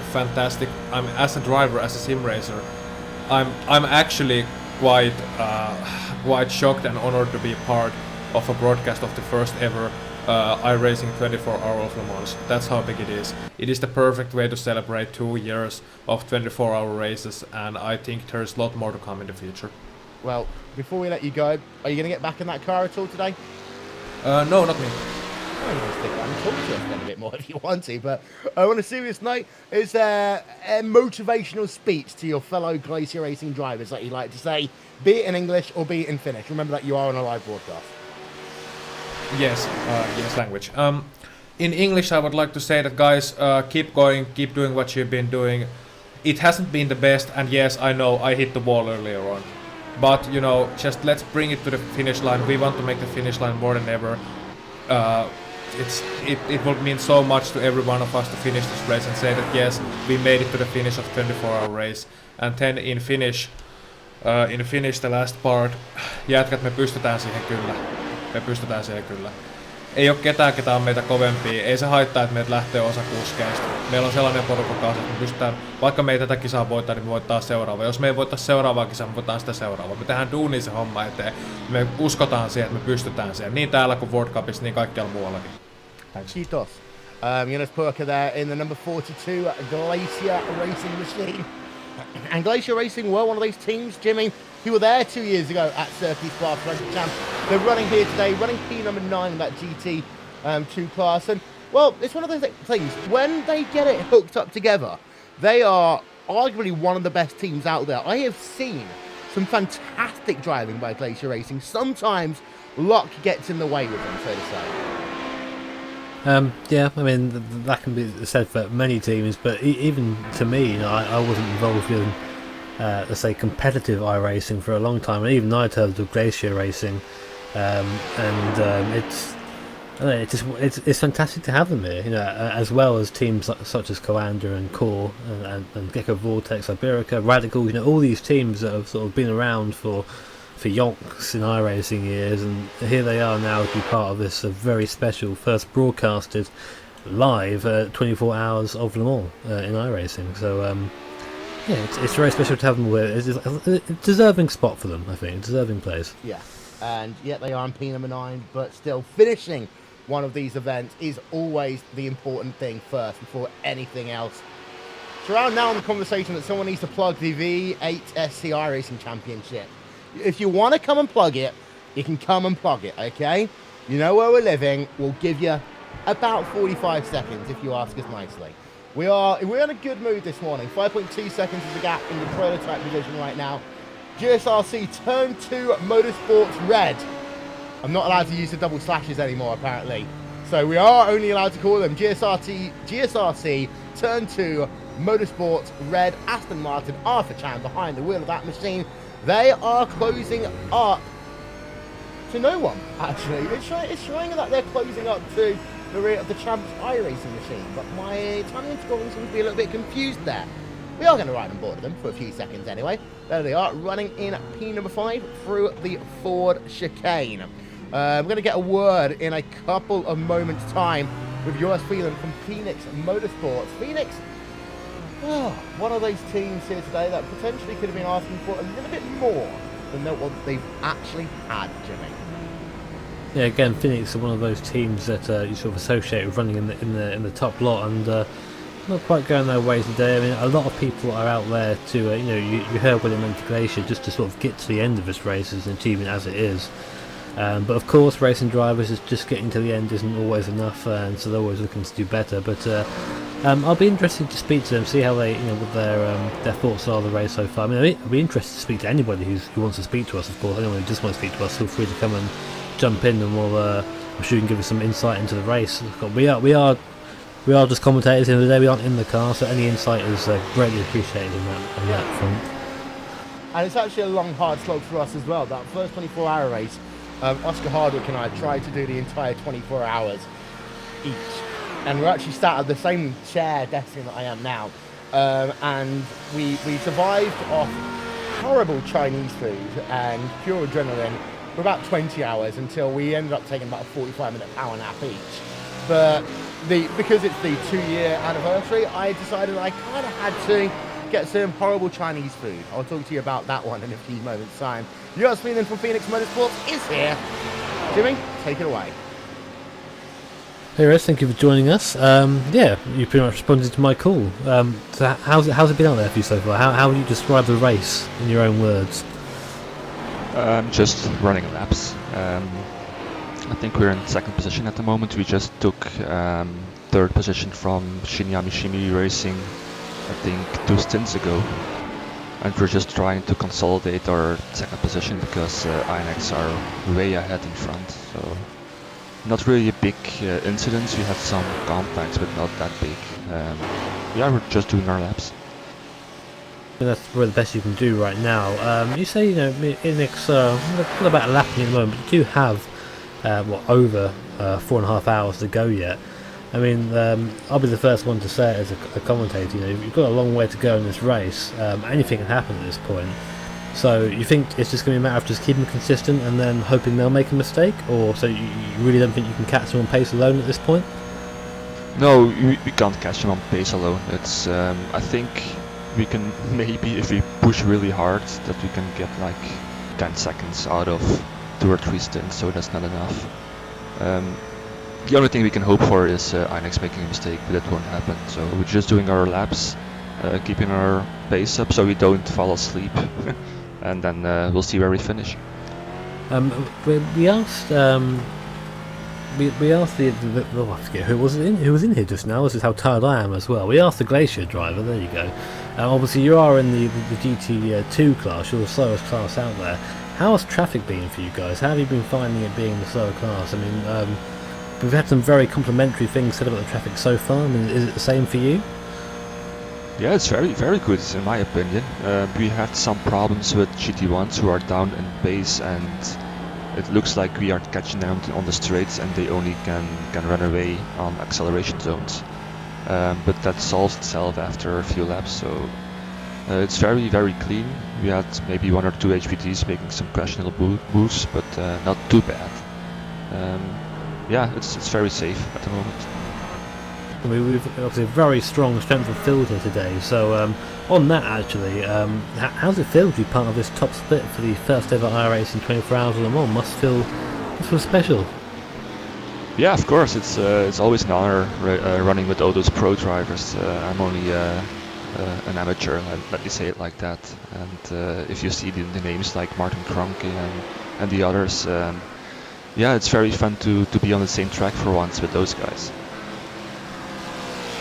Well, thank you very much for joining us in the booth. Do you have any words of encouragement for anyone out there? We had the Glacier Racing give us a nice finish exit. Do you have anything similar for us? Any words of wisdom? Yeah, I didn't hear that, but I can say, the only thing I can say to the other guys is just keep pushing on. It's still 4.5 hours to go, so plenty of racing to do, and you never know what happens in front of you. There you go, that was iRacing. Thank you very much for joining us, and we wish you the best of luck for the rest of the race. Running currently second in the GT2 class in the 72 car, just over a lap down on the next Racing GT, and just past Shinya Mishima, which we actually missed. Was that pit stop, Will? Or? No, they're on very similar strategies right now, so that is a pass overall between those two. It wasn't pit stops, yeah. Yeah, it was a pit stop. It's a weird situation that's late on the relay. Who knows? I'm just going to nod my head and say yes. You answer it, therefore we got it. VHSC Monday night, strength of field race at 9:15 Australian Eastern Standard Time. Leave your feelings at the door and bring your aim game. Thank you very much, Martin Harold, for that public service announcement here on RaceBot TV. Let's ride ourselves on board with Co-Anderson Sport. The gap between themselves and Friction is static at about 5 seconds. Worth noting that last time by Friction Racing were faster, this time by Co-Anderson Sport have closed that gap up a little bit, and traffic is a big, big part of that. Traffic is a big part of this race anywhere you go, especially in the higher classes. I mean, we saw what happened to Coanda coming through the Porsche curves about 20 minutes ago now, where they came across a Corvette midway through and nearly crashed the thing trying to avoid it. If you get caught behind a GT there, you lose so much time. I mean, you lose nearly like 5 seconds if you're sat behind a GT through there. That is a difference in speed through there. So we're going to see lap times fluctuate that way. Of course, you might see it come back to Friction. They might lose a couple of seconds going through traffic, and Coanda might gain. That'll go up and down. We're sort of looking at the average so far. The average has actually come up a little bit. Coanda they were about 3 seconds, now up to 6 seconds. So maybe might be Pajala not quite having the same pace he had at the start of the stint. If you would like to join the conversation, it is very simple. Just use the hashtag iRacingLeMans24H. Simple as that. Nothing else you need to do. There's the gap then, 5.1 second. And, car just going off. That's an LMP car just ahead of your overall race leader. That's going to hurt them a little bit. And the reason why I say that is because sometimes the leader cars, especially in a battle like this, they do rely on the draft from the guys they are lapping. It's not worth much. Maybe a couple of tenths of a second, but every tenth of a second kind of means something here. as you have a look there from our aerial coverage brought to you by And1 Design, the official graphics partner of RaceSpot TV. I just love the level of detail they have brought us here at Le Mans. This is, I would say, possibly even topping the Nürburgring in terms of quality of the product that iRacing brought out. I mean, it's absolutely fantastic representation of one of the greatest tracks in the world, and I've said it before, I'll probably say it a couple more times. I've had the pleasure of actually visiting this track, and from what I see from trackside, I spent a lot of time near the pit straight and up by under the Dunlop Bridge. Everything looks very faithful. I mean, I'm quite interested in actually plonking a camera down by where I was standing at the start of the race and see how it compares to the real thing. So I might do that later on in my free time because I'm sad like that. But it's brilliant detail. You're gonna get some time to have a little bit of free time right now. You asked for it, we're gonna give it to you. You want a lap on board with your LMP drivers? You can get one. Let's ride this one on board with Co-Anderson Spot. This is RaceSpot TV fan immersion. Here we go, out of the Ford chicane.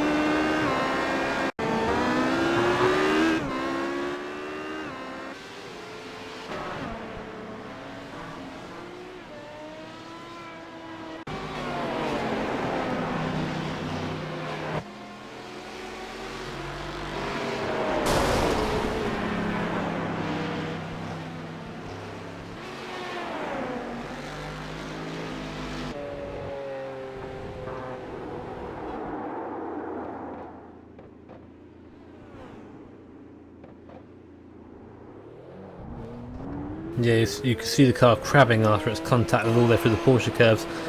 Ricardo Jimenez in the car at the moment did a good job of keeping the car out of the way, then unfortunately got on the grass a couple of times as he looped it twice nearly. He got on the grass coming to the pit lane as well, nearly collected one of the GT2 cars, very fortunate to do that, but the car is in the pits now for what I assume is going to be quite a long stop, so the car, yeah, really not very healthy at the moment. Apologies about that, we're live there, we can see that's a Champs iRacing car then on pit road.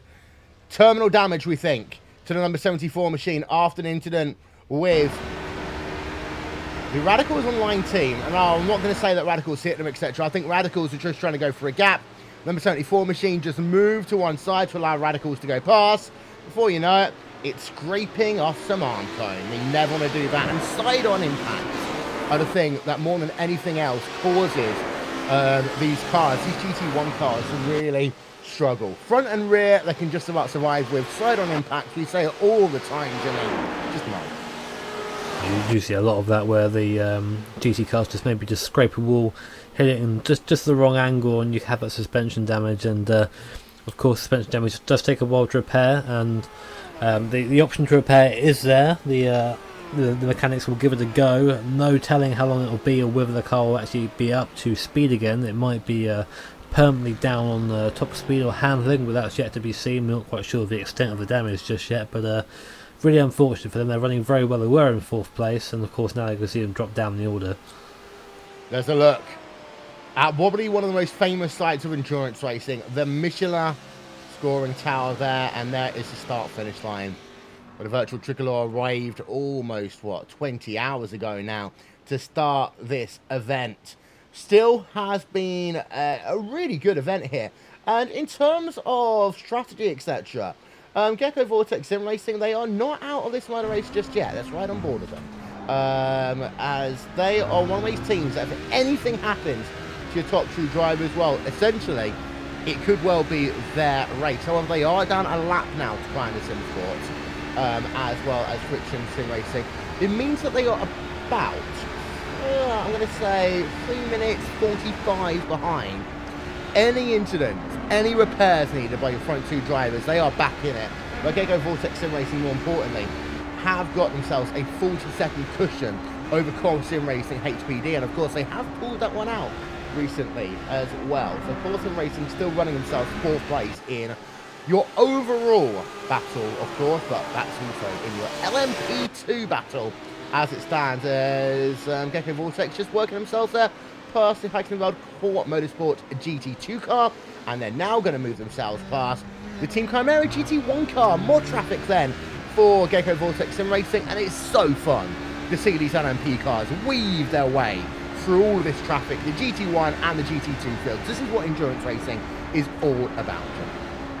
Yeah, I mean, I live for multi-class racing. I'm an LMP1 driver myself, LMP driver myself. You know, I'm always looking to get involved in races like this. And what I love about this, indeed, is we're using the GT1 cars, and that Aston, that V12 Aston, is nearly as fast as this P2 in a straight line. So it makes overtaking really quite interesting. And we see it if we had an HBD and an Aston go side by side down the straight, there wouldn't be too much in it by the time we get to the end. The HBD would do it in acceleration, and of course it's just a lot lighter than the Aston Martin, but the difference is in these cars is in the cornering. I mean, we've seen it time and time again already in the Porsche cars where the HBD just run rings around GTs, and that's what all the time is made up. I mean, the average of that time around Le Mans at the moment in the HBD is around a 3:35, you know, with nice traffic. In your GT1, it's 3:51, so you know there's a good 15 seconds there. And bearing in mind these cars are not quite too similar in acceleration and top speed, you can see how much difference the downforce makes there in lap time. Yeah, a couple of tweets there coming up on your screen. I do love how the teams get involved in this these days, just as much as the individual drivers that make up the teams themselves. Had one from Koana Sim Sports, had one from Core Sim Racing. Let's get you one up as well from Team Chimera. Thankfully, virtual Le Mans weather is much better than in the United Kingdom this morning. I can completely agree with you on that one. Looked out the window and thought, you know what? Might as well go and commentate. It'll be more fun than trying to walk out in the rain today. But They are still running themselves P3 in GT1.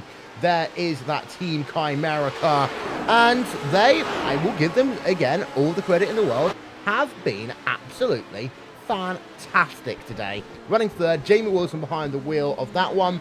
Another stint from Jamie Wilson, about 10 laps into this one. Jamie's a complete machine at the moment. He's been in that car for a very long time, and again, they're only a couple of laps down the lead, running in third place. The top three at the moment on GT1 with NX Racing leading, with SimRC.de Iris second, and the car you're watching now, Team Chimera 54 in third. And all it takes is for one of the cars in front to have a slight issue, and that can change around very quickly. The Champs Racing car has shown us that already, that they were running in fourth. I think are they still on the pits now? Yep, they're still on the pits now, and they're about to lose a place, in about half a lap's time, to the Turn 2 Motorsports, not punctuation, red car. So we're about to see them come through, and that's just a result of traffic. It can happen to anybody, and I can't say that enough. I don't mean to try and jinx anyone, but it's never done till it's done, and Le Mans is definitely like the best example of that. Yeah. As there is a look at your top 8 in each of the classes so far. We're going to let that one cycle through your screen as we continue to have a look at your third place car in GT1. That is Team Chimera. You can see they are running in third place right now. That GT1 battle is still very, very open, but we keep on talking about how you've got to keep your head in the game. For the GT1 field, arguably more than any others, because on one hand, they've got themselves the ability to get themselves past GT2 traffic.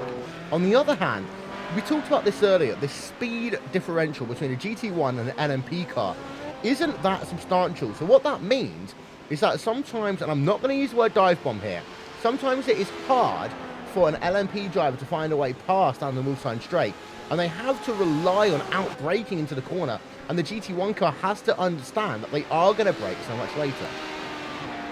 There is a lot of that. It's almost like driving in the real world. Whenever you brake coming up to a junction, you look in your mirrors.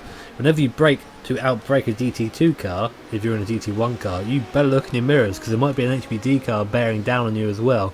If that's the case, you suddenly pull out to overtake a GT2 car, you might end up being becoming very friendly at the front end of an HPD car, which is of course put an end to your race. So it's definitely very physically tiring. You've got to have an eye both forwards and backwards. So big props to GT1 drivers for keeping it mostly clean so far. I mean, we only have, I think, 7 cars at the moment on sort of in contention there. A lot of the GT1 cars have fallen off, it seems. Maybe the GT1 car quite difficult to drive around here. Lots of power, not quite a brutish machine.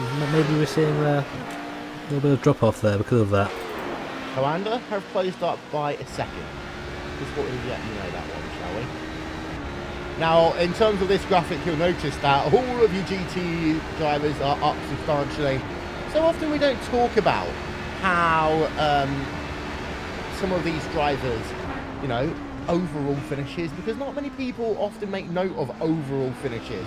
Of course, wasn't it once at Road Atlanta where a GT car was ahead of all of the prototype cars, Jimmy, if I remember correctly, in the IMSA series? Oh, you've gone too far back for someone me, on Facebook, someone on YouTube or Twitter, can you just confirm that one for us, Russ? Because I think that's the case. I'm not entirely sure, but I've got a feeling, so to say. And it's not that tonight's going to be a good night, indeed. We are, however, going to be joined by Simon Trendell in just one moment from Team Chimera. There we are, we're on board of them, down to one of the most difficult portions of the racetrack. Well, the Mulsanne straight is out of the way for that team. Jamie Wilson behind the wheel. Simon Trendell is stood by with the one and only Mr. Jimmy B. Well, Simon, it seems as soon as we talk about a team, we get someone popping in the booth to have a chat with us, so thank you for that. Jamie at the wheel right now, has been for a long time. Any plans to get him out of the car soon? Yep, he's got 2 more laps. Well, 1 more after the one he's currently on, and then Danny's getting in the car. So this will be the last time Jamie's in the car, unfortunately.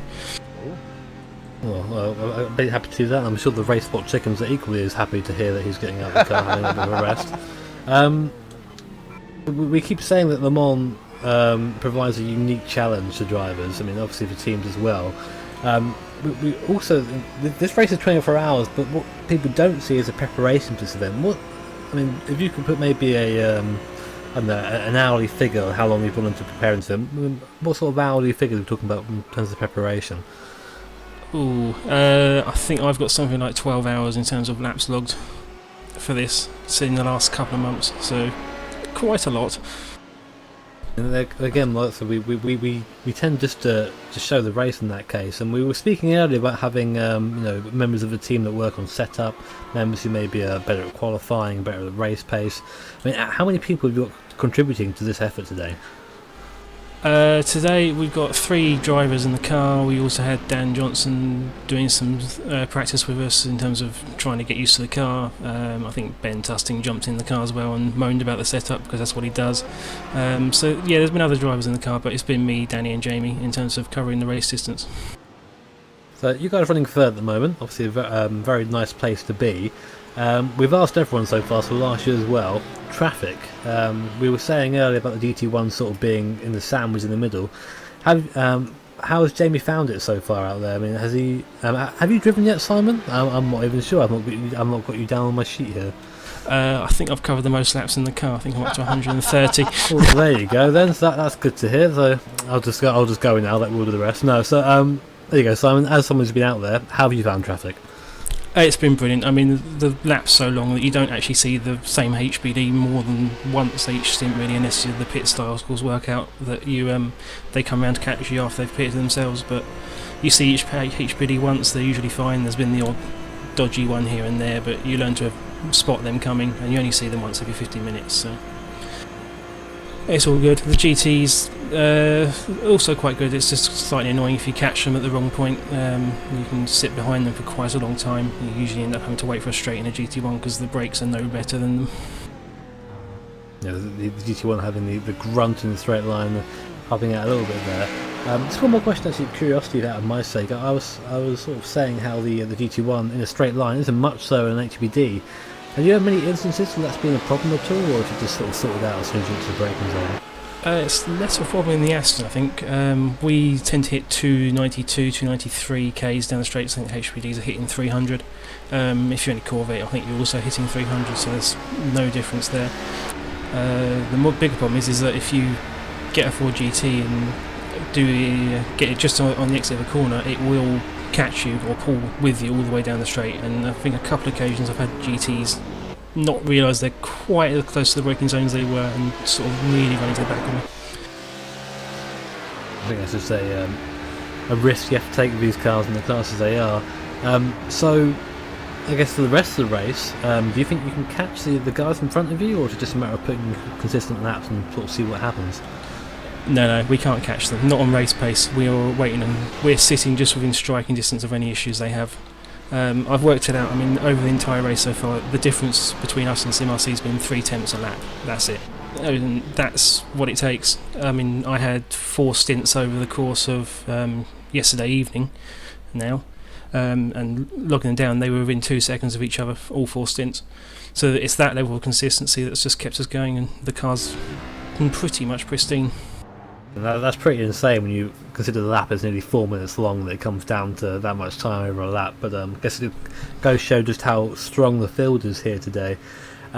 Before you go, any words of encouragement to the team? Anything you want to offer to our viewers? First thing, Jamie, make sure you pit, because I can see your fuel number and you're running out. Secondly, obviously Danny's in the car now for a triple stint, and it's me for the double to the end. So hopefully we can keep the car clean, keep going. Final word I do need to say is we do need to apologise humbly to Glacier for a rather stupid mistake we made much earlier in the race, which took their GT1 car out the race. I think we've had some private communication with them in terms of Danny's spoken to them, but we publicly want to apologise for that, because it's not what we really want to do. Okay, well, thank you very much for joining us, Simon. It's fantastic to get that insight. Wish you best of luck with the race. Looks like Jamie heard you. He has come into the pits now in that Team Chimera car, so getting out the car and actually being held up a little bit by a slower Aston in the car, a little bit impatient there. Is that damage the number 93 car? Who is that? I believe they're several laps down, but yeah. It's Team Tortuga that is there, and they are several laps down, you are correct. They're both in the pits now. and Jamie getting out. I'm sure you want to go have a word with him, Simon, before when he gets out. So again, thank you very much for joining us, and best of luck for the rest of the race. Feed Thank him a you very bacon much. sandwich, he'll be fine. Jamie Wilson then is going to get out of that car. What you saw whilst we were having that interview is that Co-Anderson Sports have done a driver change, and more importantly, they were able to go a lap longer last time by. So, Co-Anderson Sports have just changed drivers. Marty Piatella is out, Mitchell de Jong is in to that car, but one extra lap, Jimmy. That's all it sometimes takes. Not now, but they do that for the next few rounds of pit stops. That will be a substantial amount of time. Only bad thing is they lost 4 seconds on that pit stop because of the driver change. They are now 10.8 seconds behind your overall leaders, which is Friction Racing. If talking about fuel saving, we can make reference to this little known team called Audi in WC. Yeah. Well, to be fair, no. They were drawing from LMP, so we are just going to say who for now. Yeah. So that's pretty much it. A lap of fuel saved here and there, can at the end of the race equate to doing one less pit stop. And I think you. Well, what's the time for a full pit stop, Will? I think you have it down somewhere, don't you? It's about 48 seconds. I'll come to that point as well in a minute. Just to let you know, Danny Conlon is behind the wheel of the Team Chimera number 54 machine, and they were about 3 seconds slower on pit road because they did get held up a little bit. That's not the end of the world, but it's enough just as you're getting into a car to start a treble stint. Just enough to get you rattled up a little bit as they just head themselves through Tete Rouge corner. FDC Motorsports are on pit road as we are speaking right now. There we are. They should complete their service in just 1 moment's time. Someone's getting out of that car. Someone's going to get into that car. That is Klaus Wulfer, who's going to be in behind the wheel of that one now. So I just want to show you something here. And it's Friction Racing. Because Friction Racing, interestingly enough, did a 43-second pit stop, which is faster than everyone else on track right now. So whilst Commander are going longer by a lap, Friction Racing are going shorter on pit stop by anywhere between 4 and 5 seconds to most teams, as Gecko Vortex Sim Racing are now down on pit road. Food for thought, right? Or maybe they've seen that Rio Escoanda are trying to sort of get on the same page as them. So, well, no, we don't want you to do that. Let's spice things up again. Maybe trying to force Coanda's hand. It's going to get to these guys are so similar on pace that I do believe it is going to come down to strategy or an incident. I'm hoping the former, because I don't want to see an incident take either of these cars out of the fight for the lead. But it's now going to be just mind games, sort of like a game of chess, or more like in racing, and that's really interesting. I think is when you're going around the track, you're averaging silly speed, especially around Le Mans, and at the same time in the back of your head you're doing all this math, all these numbers, all these calculations, just to try and make sure you can outsmart the other guy.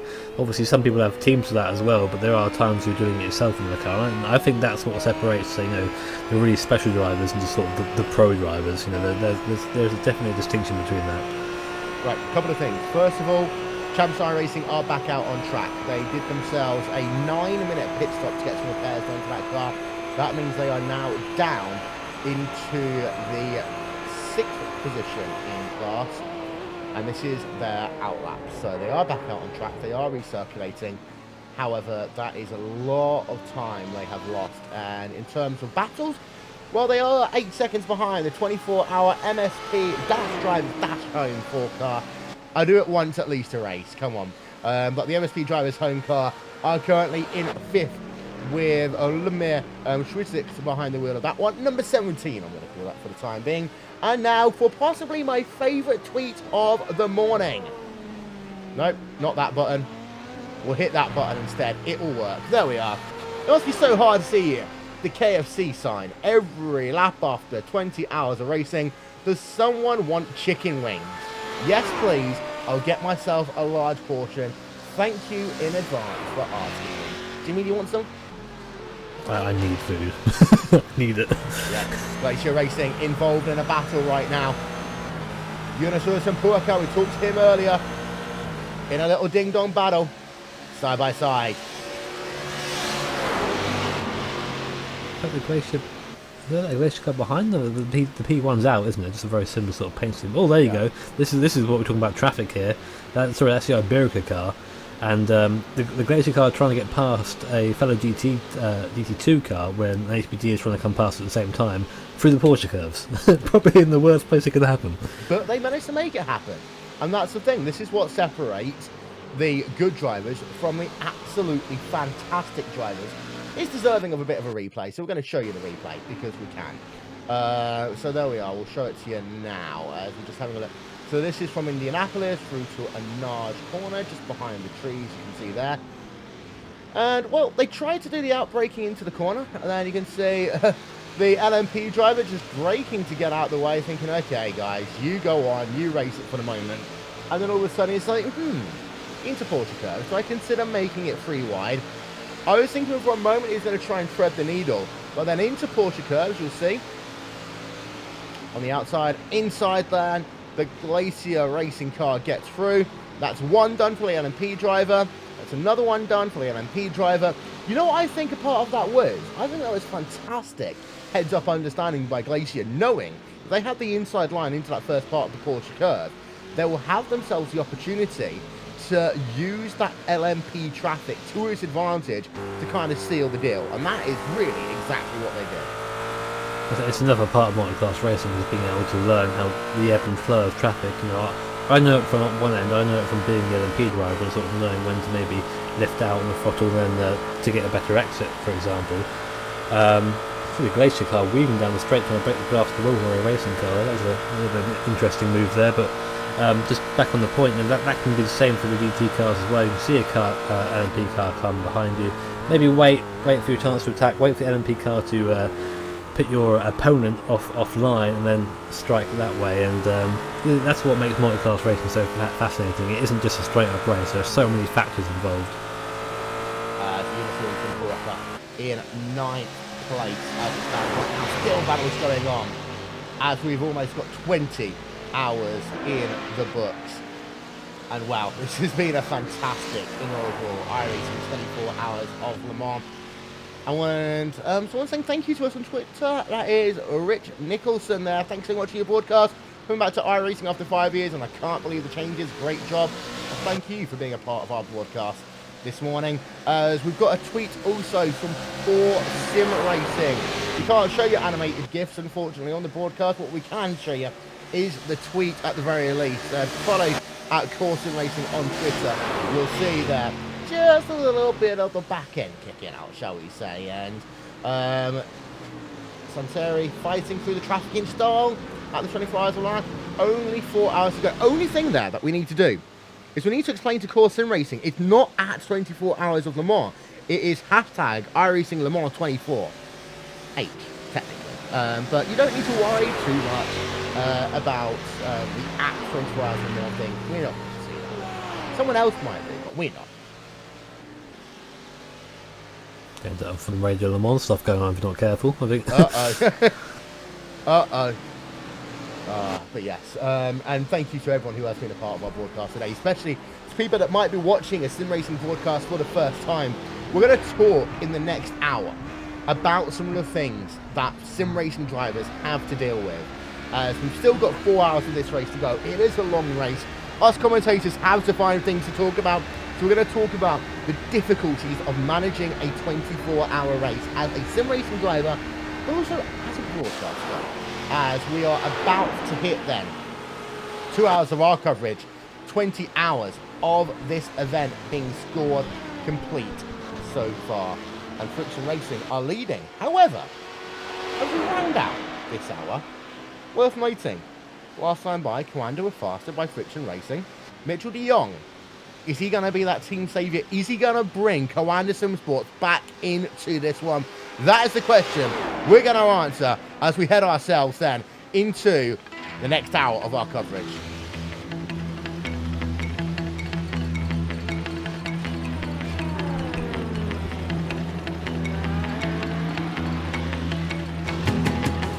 .4 seconds separates Friction Racing and Coanda Sim Sports as it stands with 20 hours of this motor race scored complete.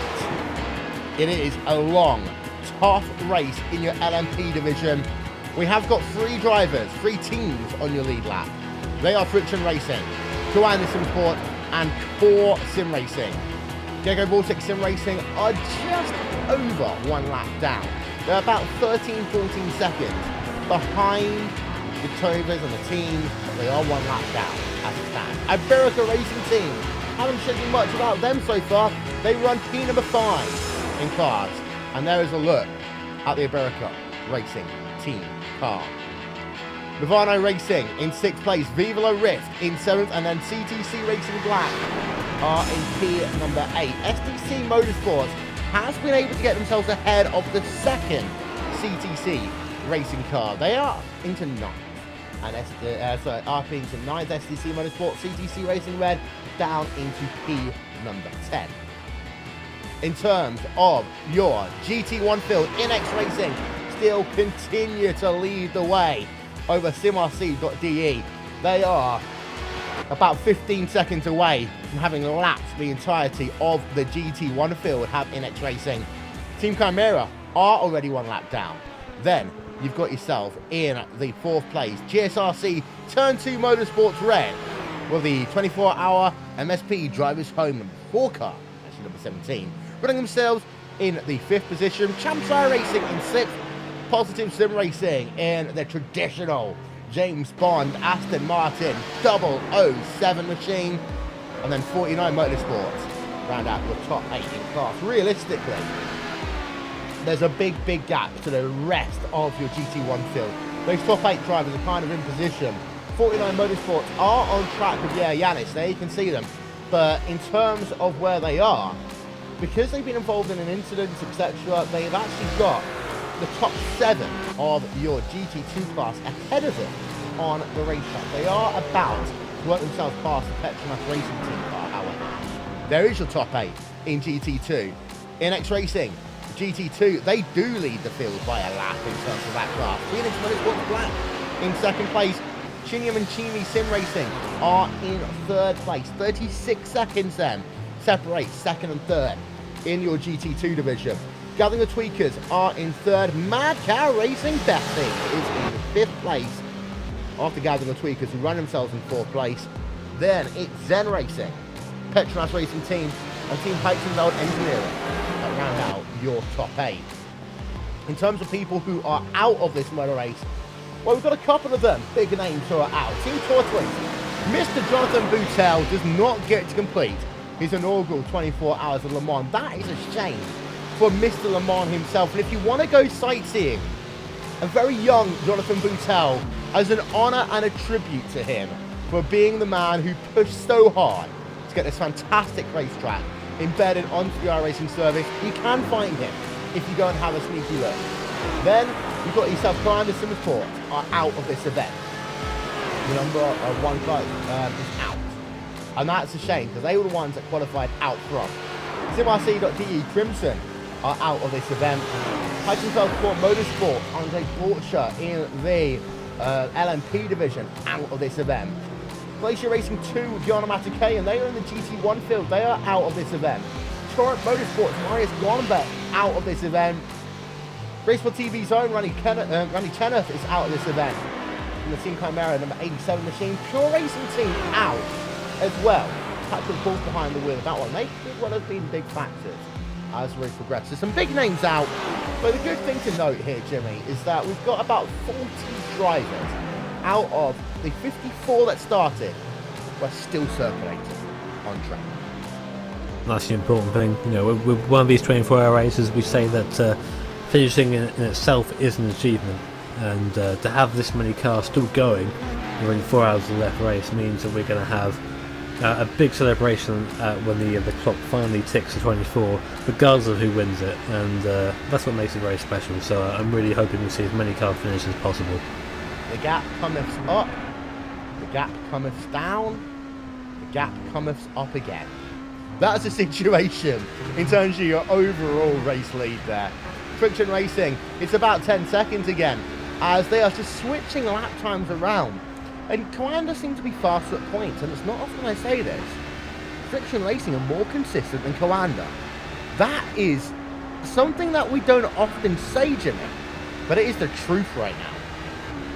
It is. I mean, this gap's been as low as 6 seconds and as high as 10, and we're pretty much at the highest point at the moment. It just seems that Mitchell de Jong is either having trouble in traffic or just not being able to put in the time consistently. Last lap time through for the VRS Commander cars is 3:37, or near enough anyway, and for the lead friction racing car it's a 3:34. So there's 2 seconds there. I mean, it is a long lap. It is a 3.5 minute plus lap here in an LMP car. So you could say, oh well, 2 seconds isn't that much, but 2 seconds to a racing driver is an eternity, and I'm sure that the guys in the Commander car are very much aware that they are struggling a little bit with this battle. Yes, and the thing to note though, as we've talked about this recently over the last few hours, is that Coanda have been able to go about a lap longer than Friction Racing. So this one will still come together later on in this motor race. 3 hours 55 minutes remaining in this event. Champs iRacing, you can see them, they're running 6th place in your LMP class. Don't forget, as ever, you can continue to join the conversation with us. And we this is what I love about social media. We get some fantastic tweets from the teams, the fans. Mad Cow Racing has become one of the household names, really, in endurance racing, in part because they almost have the best, I would say they do have the best and the most entertaining of all of the endurance teams and their Twitter. 4 hours to go and Bessie in P5. The big question, has she earned her spots back? I think the answer to that one is yes. They're almost like the Magnus Racing of endurance racing on iRacing, Jimmy. I just love seeing this team participate in all of these events. It's nice having a team that, of course, we're at level sim racing where it's taken very seriously by the people involved, and it's nice to have some humility every now and then, as someone, we're not saying that Mad Cow don't take their craft seriously, but, to have a sense of humour about it as well. It makes them a character, and it makes the whole racing scene a lot more interesting as well. I mean, it's just like real life racing. You don't like to have just everyone being the same sort of driver. You like to be able to tell the difference between the teams and the drivers, and Mad Cow are sort of the ones that stand out. Not to say the rest of you guys are without personality. Sounding very bad, and I'm just digging myself a hole at the moment, aren't I? That's right. Like I say, it's nice to have that sort of sense of humour with a very serious subject, Yeah. Bessie, just see right now, working to herself, the car's self, through Indianapolis into Anage right now, as their best lap so far today has been a 3:59.5. They're only about 1.1 seconds. An LMP driver does a little bit of off-roading as it gets past Bessie. Bessie will just tuck in behind, get herself all of those exhaust fumes, make her go faster through towards the Porsche curves. Comes that Ford GT2 machine. What we are going to do at the point that Bessie crosses the start-finish line, we are going to ride a lap on board of her. So here we are, out of Porsche curves. Let's experience a lap on board with our favourite GT driver. This is Mad Cow Racing Bessie. James Stevenson's been behind the wheel of this car ever since we've been on air. Enjoy this one with us. This is a piece of Racebot TV fan immersion.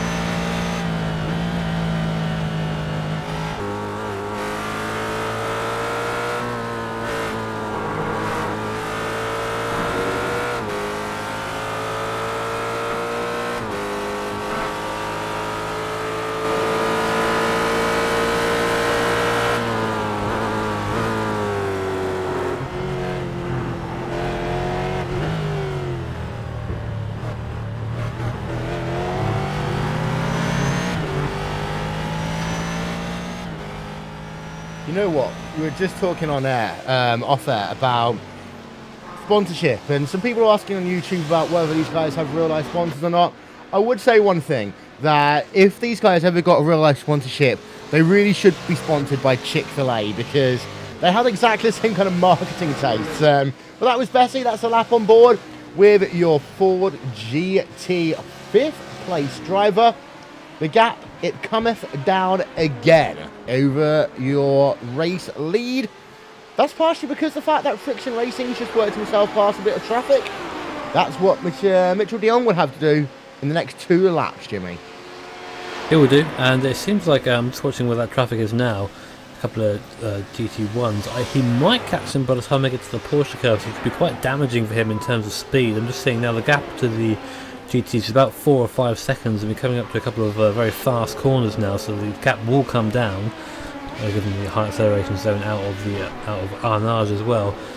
But yeah, with sponsorships, we do have a couple of cars out there who are sponsored by real life people, serious businesses, sim racing.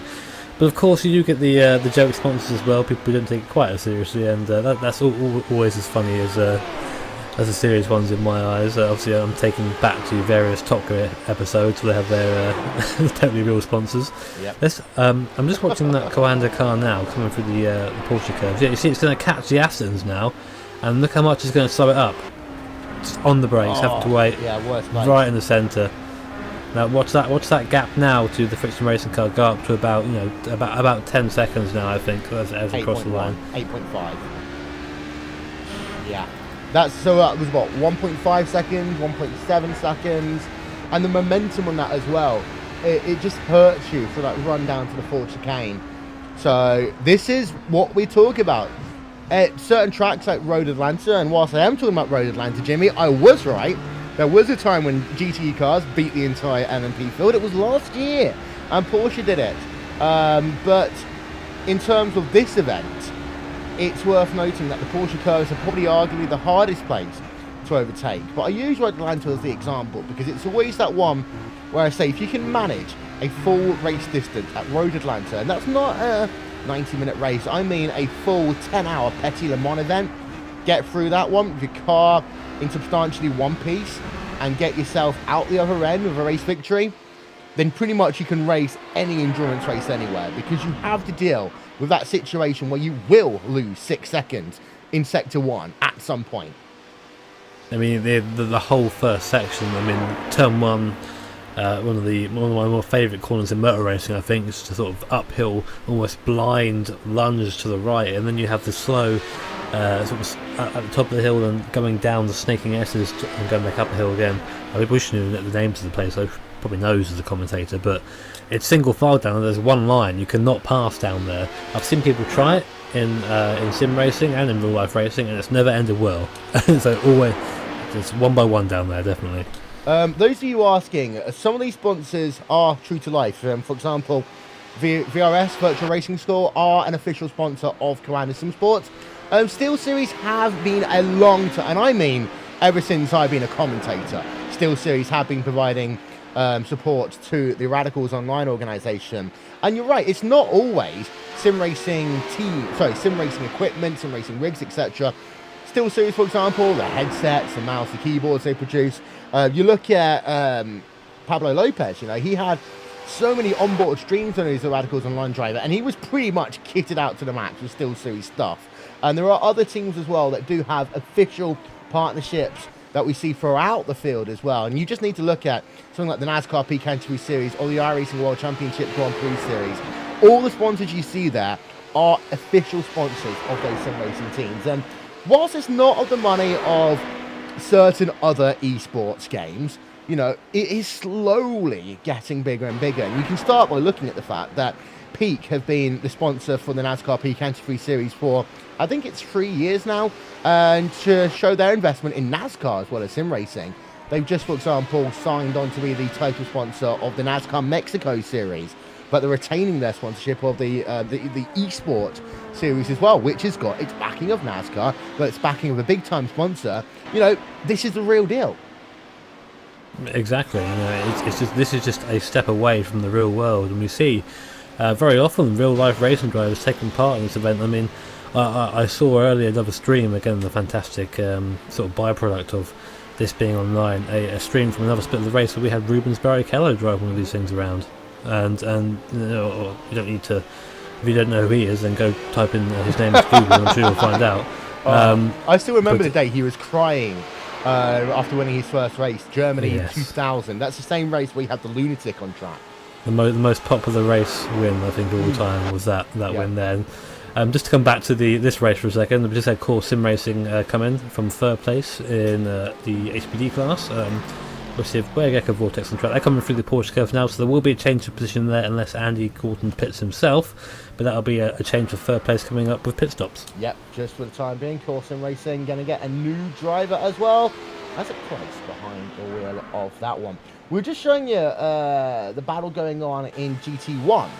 And now, we were talking about it earlier, now it is official. NXGT1 had themselves a lap advantage over SimRC. They have just put SimRC down a lap. And there's times when there's a huge psychological thing that happens at that stage of a motor race for SimRC, because they have been fantastic. I will say they have been absolutely fantastic here today.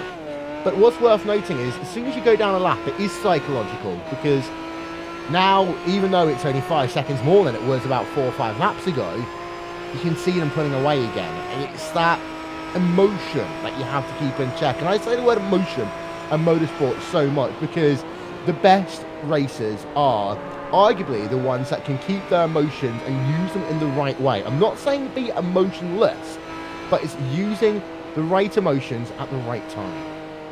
I mean, of course, these guys, they're all racers by heart as well. I mean, seeing your competitor put a lap over you is, it's very demoralising. And in the case of Steffen Zweitweiger here, I mean, he's put up a good effort. This Sim RC car hasn't been quite on the pace of the next racing GT1 car, but they are still running second in class in Le Mans, which is definitely a feat to be proud of. But as you said, seeing the leader now, the person you're meant to be chasing, pass you, and at that point they have the right to be pass you, obviously under blue flag rules. You don't have to get out of the way, but it's sort of like a courtesy almost to get out of the way for the leader. And then now fighting to get that place back, they have to be a lot faster in this racing car, because they have to catch the car in front and then get to a point where they can overtake them without impeding them. So it gets very complicated when you're talking about that traffic. It does indeed. There is the Isaac Price car. Core Sim Racing, HPD, number 22 machine, 46.2 seconds, 118.2 on the lane for him. Down at the rear of your field, there you can see the Positive Sim Racing machine. Currently running themselves in 7th place. 2 laps is the gap between themselves and the MSP driver's home car. Positive Sim Racing are really the last ones of your GT1 guys in that main pack. We've been talking about it already here. You've got a couple of teams in that GT1 division who are, unfortunately, due to damage of their own making or other people's making, kind of really out of sequence. You've got 49 Motorsports, Yanis riding behind that one. You've got 24H MSP drivers home number 1, Gregory Tansom. Fork Speed and Blackadder Motorsports, all kind of not in that general shape of where they should be. Team Tordega and P&D Racing are circulating, but are way down your field. And you would just go back a little bit as well. We're talking about Bessie, of course, quite heavily in this broadcast, and how she is one of the fan favourites. Remember back to the 24 Hours of Daytona, not this year, the year before, when it was just that bright pink and green car, and every time it went past, it was just a case of wham! And it became one of the biggest things in sim racing immediately in terms of fans. That's one way to get noticed, isn't it? To have the most garish colours ever in racing. I remember when I started racing in iRacing a long time ago, my colours were pastel green and pastel pink, and I got a lot of attention that way. And it's just a good way to stand out from the rest of the cars. I mean, if you're a spectator and you don't know, you're not up to speed with all the teams and their liveries and the histories, etc. You see a bright pink and green car go and go, oh yeah, I like that one. That's going to stick in your mind. Yeah. So that is one thing worth considering. As Mitchell de Jong, then the gap is down to 5.4 seconds. Around the outside, I believe that was a Team Chimera. It was a Team Chimera machine there. 3rd place in your GT1 machine. Live timing and scoring is available. Just simply visit racebot.tv/timing. And if you want to get social with us, that is how you can do so. Come and like us on Facebook. It's okay. We won't bite. No, we won't bite. We promise. So let's go and have a look down in your GT2 field, shall we, for just a moment. Not much happening, but there is the NX Racing GT2 car, who is your race leader, being passed by your LMP race leader once again. We had that when we started coming into the broadcast, and a little bit more eventful, I think, last time, with Levesque almost losing it coming out of a second chicane when we started the broadcast. But there you go, that just goes again to show the difference between classes, and these guys are both race leaders, irrespective of their class. Of course, the Friction Racing car is the overall leader, but that doesn't mean that their win is worth more than the GT1 win in this case. So I think actually that's something we might want to speak about, and what I want to speak about is that in real-world racing as well, we seem there's definitely a bias towards the sort of the prototype classes and that, despite the fact they're all sort of running their own race. I think that at Le Mans, for example, you know, the winning LMP is always the one that seems to has the limelight. Although I say actually this year Ford actually stole quite a bit of that, didn't they? Yeah, indeed. As the gaps have started to eke out quite substantially now in this one. The closest battle that we should have, in theory, I'm just going to work this one out, is Petronas Racing Team, who have really dropped off recently. They were battling a Mad Cow Racing earlier. They've now got Maya Ready and Zen Racing 21 seconds up the road, but they are lapping 2 seconds slower than the Zen Racing Team car as it stands at the moment. So there we are. We'll just hide that one as well. There we are. Commander Sim Sports, 5.7 seconds.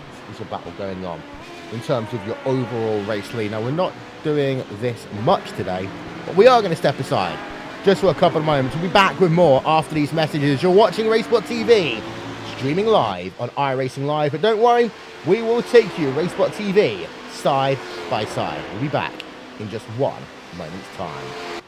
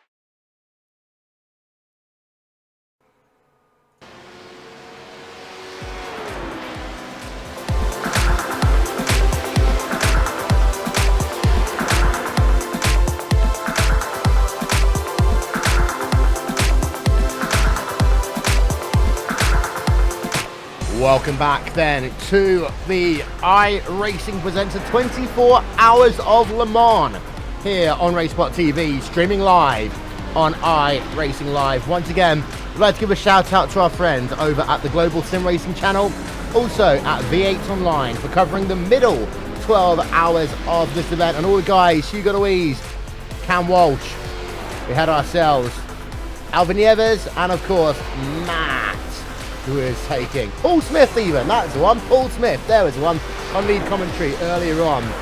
It seems like forever ago.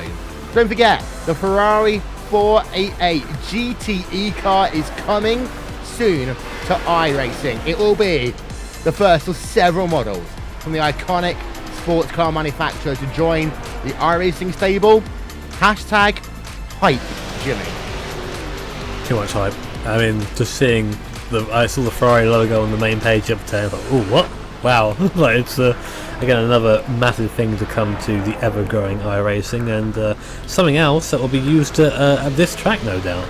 Oh yeah, Ferrari's surely going to be included in next year's 24 Hours at Le Mans. There's your top three of each of the classes up on your screen. We are in a situation where the only ones, oh my word, Commander, being bold there, down into your first corner, because they have closed right up to Friction Racing. And here's the reason why, I think, Jimmy. I think Friction will be needing to save fuel just a little bit, because their last lap was a 3:37, and that normally isn't just traffic alone, although they did just have to do a little swing into Tete Rouge corner. Yeah, I'm seeing a lot of traffic now in between the two cars, and was Coanda actually suffering quite a bit there, having got the inside at Tete Rouge, losing all their exit speed, which will give a little bit of a breather to Friction. But yes, at the moment, Mitchell de Jong has got the hurry up from the team. He is closing in on that Friction Racing 24 car, and I think if this pace continues, they're going to be right on the back of each other again, and we might see a bit of that fuel saving contact coming into play again. But we'll see if that happens when they get there. Yeah, there is the gap as it stands. 4.5 seconds. It has come up this lap, because Coanda did have a lot of traffic to get through. They got, is that the Iberia? Yeah, that's P5, isn't it, overall, that they're just about to come up to. That is the Iberia Racing Team car number 69. Have a look from the rear of that machine. There's Coanda flashing its lights. In terms of the iRacing.com first sporting code, that means you must move out of the way immediately. Thank you. Iberica, they're very well versed in sporting code and gets right out of the way from the Coanda car. But if I was a Coanda car, I would let them stay ahead until this coming down to the Mulsanne corner, because you have a draft all the way down again. A little bit of fuel, but I guess Mitchell was just very eager to get through very quickly. Yes.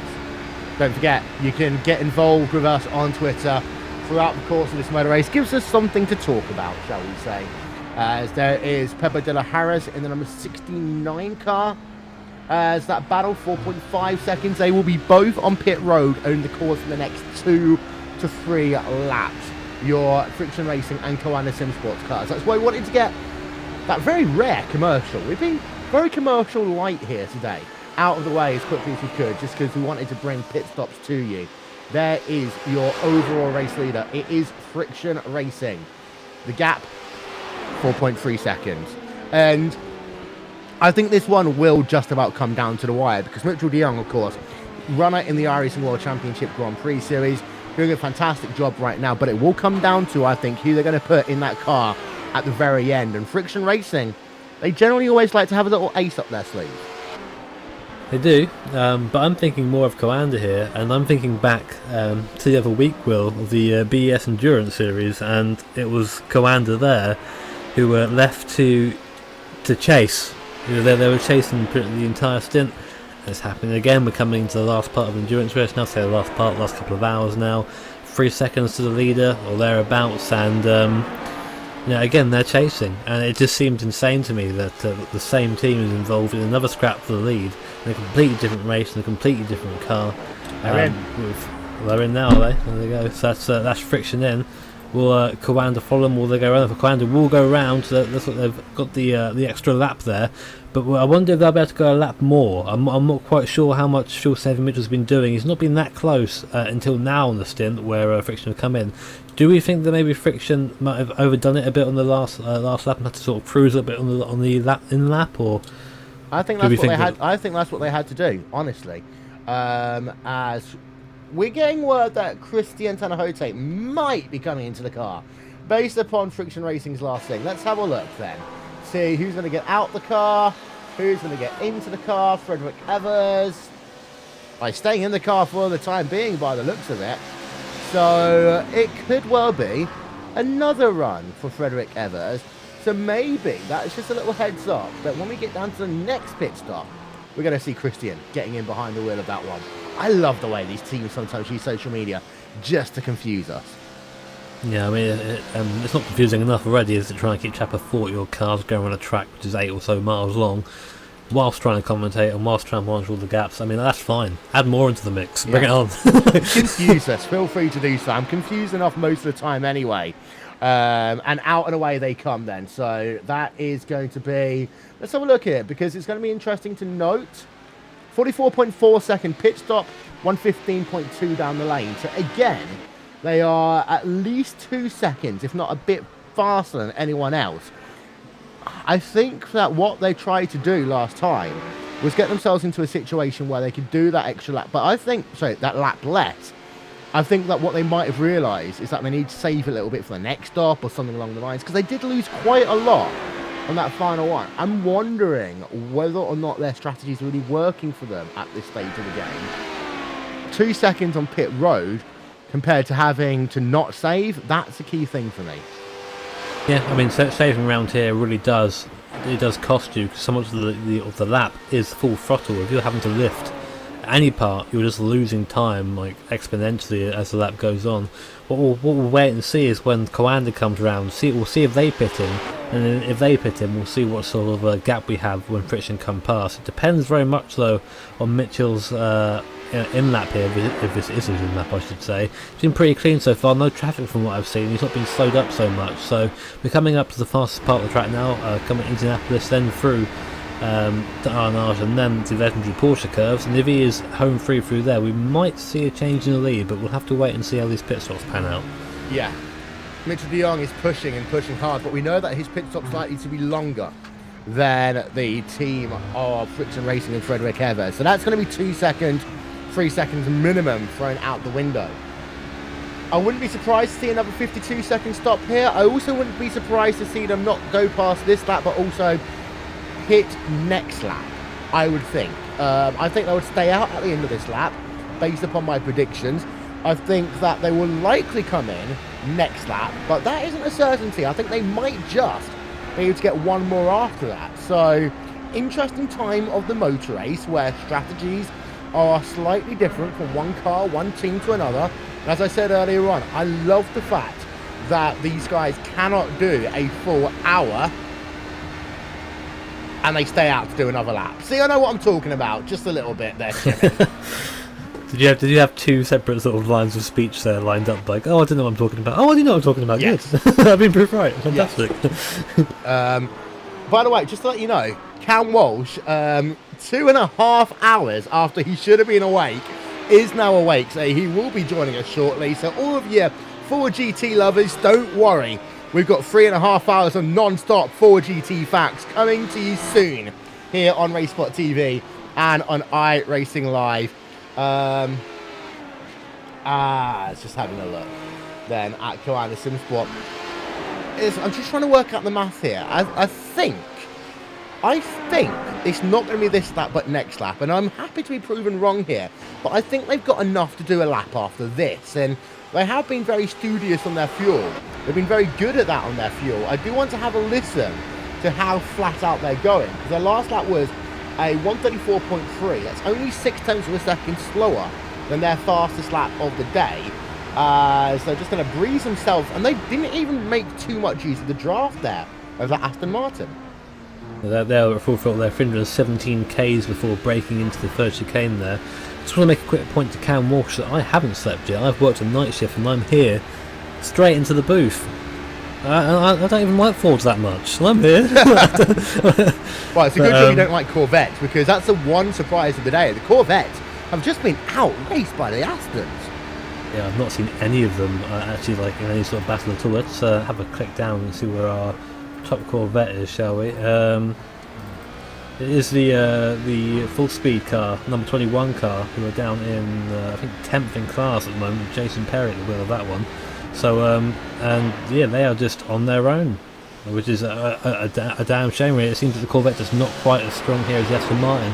Although we did have, I think it was we had Simon Trendell in here earlier, yeah, who was saying that the Corvette actually quite a bit faster in a straight line than the Aston is. So it's all down the cornering. Yeah, that's the thing though, that the Aston Martin's designed to go around corners. We always joke about the fact that the Corvette is more of a point and squirt car, but honestly, I am a Corvette guy. I love those Corvettes. Actually being able to see them in the flesh, it is one of the most beautiful sights, I think, in all of racing. Yeah, the Ferraris are sexy. We know that one. But for me, the Corvette is one of those cars that just symbolises endurance racing in that kind of GT category.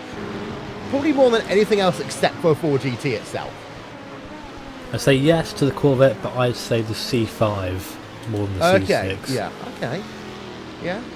I might let you have that one. I do love the C5, I love the C6, and I love the C7, to be honest. C7 is a weapon, isn't it? Yeah. It's an actual beast, that car. We talked earlier on about some battles going on in GT1.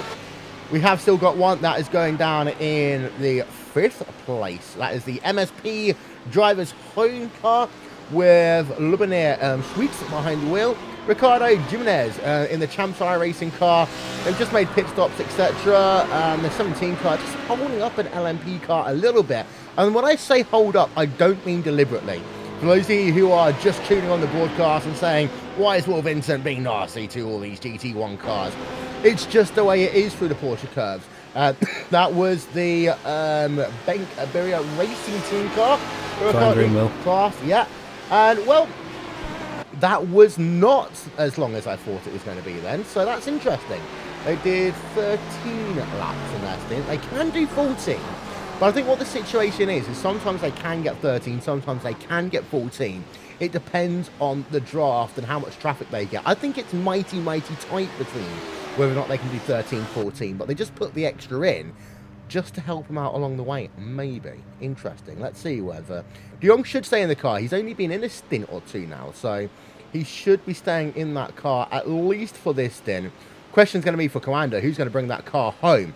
And when we say that, we've got to remember that this is not the car with Martin Kroenke et al. In it. This is the other Coanda car, the car that we expected to maybe be on the podium, but not the car we expected to maybe be on the top step of the podium, Jimmy. Oh, friction, sorry, just held up massively by a GT. The car coming through the last part of the curve, just got in the right, in the wrong place, I should say there. But now I think that might be enough for Coanda to get away. Coanda's still up on the jacks at the moment, still waiting for that to come up as friction come out of the forward chicanes, come on to the start finish line. Now are we going to see Coanda car put all the way down on the jacks? There you go, here come Friction Racing come past. Will there be I think there will, but Friction will have the med to get through, I think, as Coanda are out the pits. There you go, shot past, just past there. That was very lucky there. I really think that Ford might have messed it up for them, but managed to get out a good out lap then by Frederick Evans, sees them retain the lead. Yeah, we're on replay, so let's show you what happened to Friction Racing through the Porsche curves. And you notice that's about 20 car lengths before they started into the Porsche curves. And before you know it, goes around the outside of one, and then just right there in the middle of the racetrack, had to slow it right down. That cost them about 3 seconds. And, well, yeah, it did cost them about 2 seconds. Because they're used to doing 134, mid 134s. Sorry, 134s, 334s. But they were doing 336.8 last time by. So that did cost them about 2.5 seconds. So in some ways, that one was replay worthy. It was. I mean, it's good to highlight what we mean by traffic and being held up here, of course. The GT there looks to have sort of been differing a little bit on their line, not quite selective for where they want it to be. I would have thought it'd be a bit further to the outside, sort of cutting a bit later. But I haven't driven the GT around here, so I didn't know the exact line. But regardless, you know, the Ford was completely entitled to that line. It's their racetrack as much as it is the prototype's racetrack, but it's one of those things, and it ebbs and flows. Like I said before, we'll probably see Coanda run into a couple of issues. We have seen Coanda run into a couple of DTs in the Porsche curve so far, and that's why you see the gap sort of fluctuating. It's quite hard to actually keep an eye on the gap accurately that way. Yeah. Mad Cow Racing are asking if we like any driver interviews. We'd like an interview with Bessie. We'd love an interview with Bessie. So come on down if you got yourselves the opportunity to our broadcast position and come and say hello to us. Just cycling through then your gaps in your top 8 of each of your classes. But this is the one that naturally we have to pay attention to. We haven't really got too many close battles happening in either your GT1 or your GT2 fields as it stands. But this is the battle for the overall race lead, and this one deserves a bit of a look right now. It's currently 2.3 seconds between Coanda SimSports and Friction Racing. And this is one that I honestly have no idea. I would not bet on either of them at this stage, because for me, it will come down to who's the final driver in each of those cars. This is the part of the race where you've got to manage the car and get it to that final person and hand it over. Then I'll make a prediction. Now, Coanda's going to get an Aston Martin right into the curves again. Just notice the friction just getting past coming out of our nose, but again, as a product of that, again, what we're talking about, the ebb and flow of traffic, here's an example of it now. Coanda now suffering to the Aston in front. But yeah, like you said, it's all going to come down to drivers at the end. We'll see who gets there. And now watching the Coanda car, just watch this, having to just wait on the throttle. That all very That's Mitchell not wanting to be held up there at all. Probably the most aggressive you can get away with there, but actually tagging the other car. But yeah, it's just going to come down to pure pace, I think, at the end. I mean, strategy will help. Strategy will come into it as well. But these guys, each driver in both of these cars are extremely quick guys. So I'm really looking forward to seeing the climax of this race. Yes. And I often take a little bit of a swipe at a commentator who I remember from Le Mans once said that it's a sprint race when you get down to 3 hours. It's not a sprint race yet, but you have to turn every lap to perfection when you are in a situation like this. You cannot put a foot wrong because the gaps are that close. You just cannot put a foot wrong. And that's the thing for me that makes sim racers, you've got to give credit to sim racers, because they are able to do this 2, 3, 4 hours at a time, barely putting a foot wrong, if putting one at all, reacting to situations like you wouldn't normally. You know, when you're tired, you've got to be as mentally strong as you are physically strong. And that Friction Racing cars that we just saw over that 4GT, if you're not mentally strong and you don't anticipate what's going to happen next, it's race over.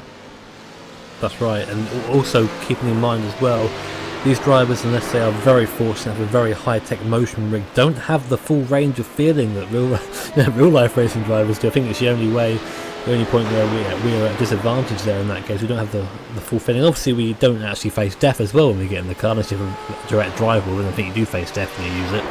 But you know, it's all down to having a perfect muscle memory and being completely familiar with your equipment and how the car handles that equipment. And you put all that into a big bowl and you throw in some fatigue, and also the fact you've been staring at a monitor for 4 hours, and things can get very difficult very quickly, and it makes this feat all the more impressive.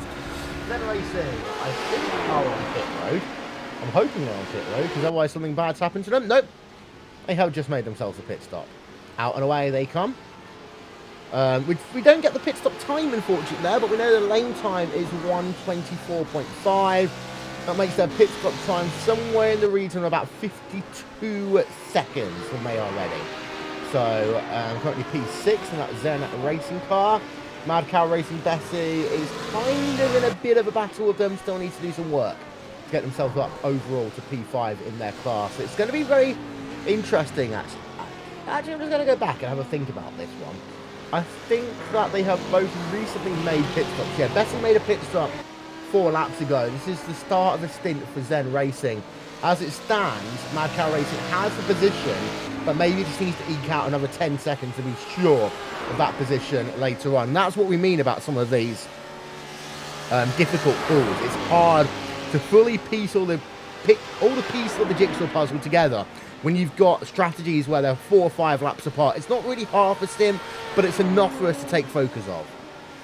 I mean, you have to try and, as a commentator, I'm not trying to gain any sympathy here, you have to try and imagine where the car is after a pit stop or before a pit stop, and where that put that on track right now. For example, Zen Racing just coming out of the first chicane on the Mulsanne Straight, and then we have the Mad Car Racing Bessie, which is just going through the second chicane now. You put a pit stop, you take a pit stop out of that, and then that'll put Zen Racing quite a bit further ahead, and you have to sort of try and keep that in your mind while doing it. It's like having permutations while watching racing. It's quite, I don't know, I enjoy the challenge. I don't know about you, Will. Oh yeah, I can see you, is what Mitchell de Jong is saying in his helmet right now to the Friction Racing 24 Heures de Mans machine of Frederick Evers. And this one, 1.666 seconds there, in towards turn number 1, down towards the Dunlop Bridge. Last lap time, 3:36.0 for Frederick Evers, 3:34.8 for Mitchell de Jong. Quick question, are you like me when you accidentally keep on saying 1 when you forget the fact this track is 8 miles long?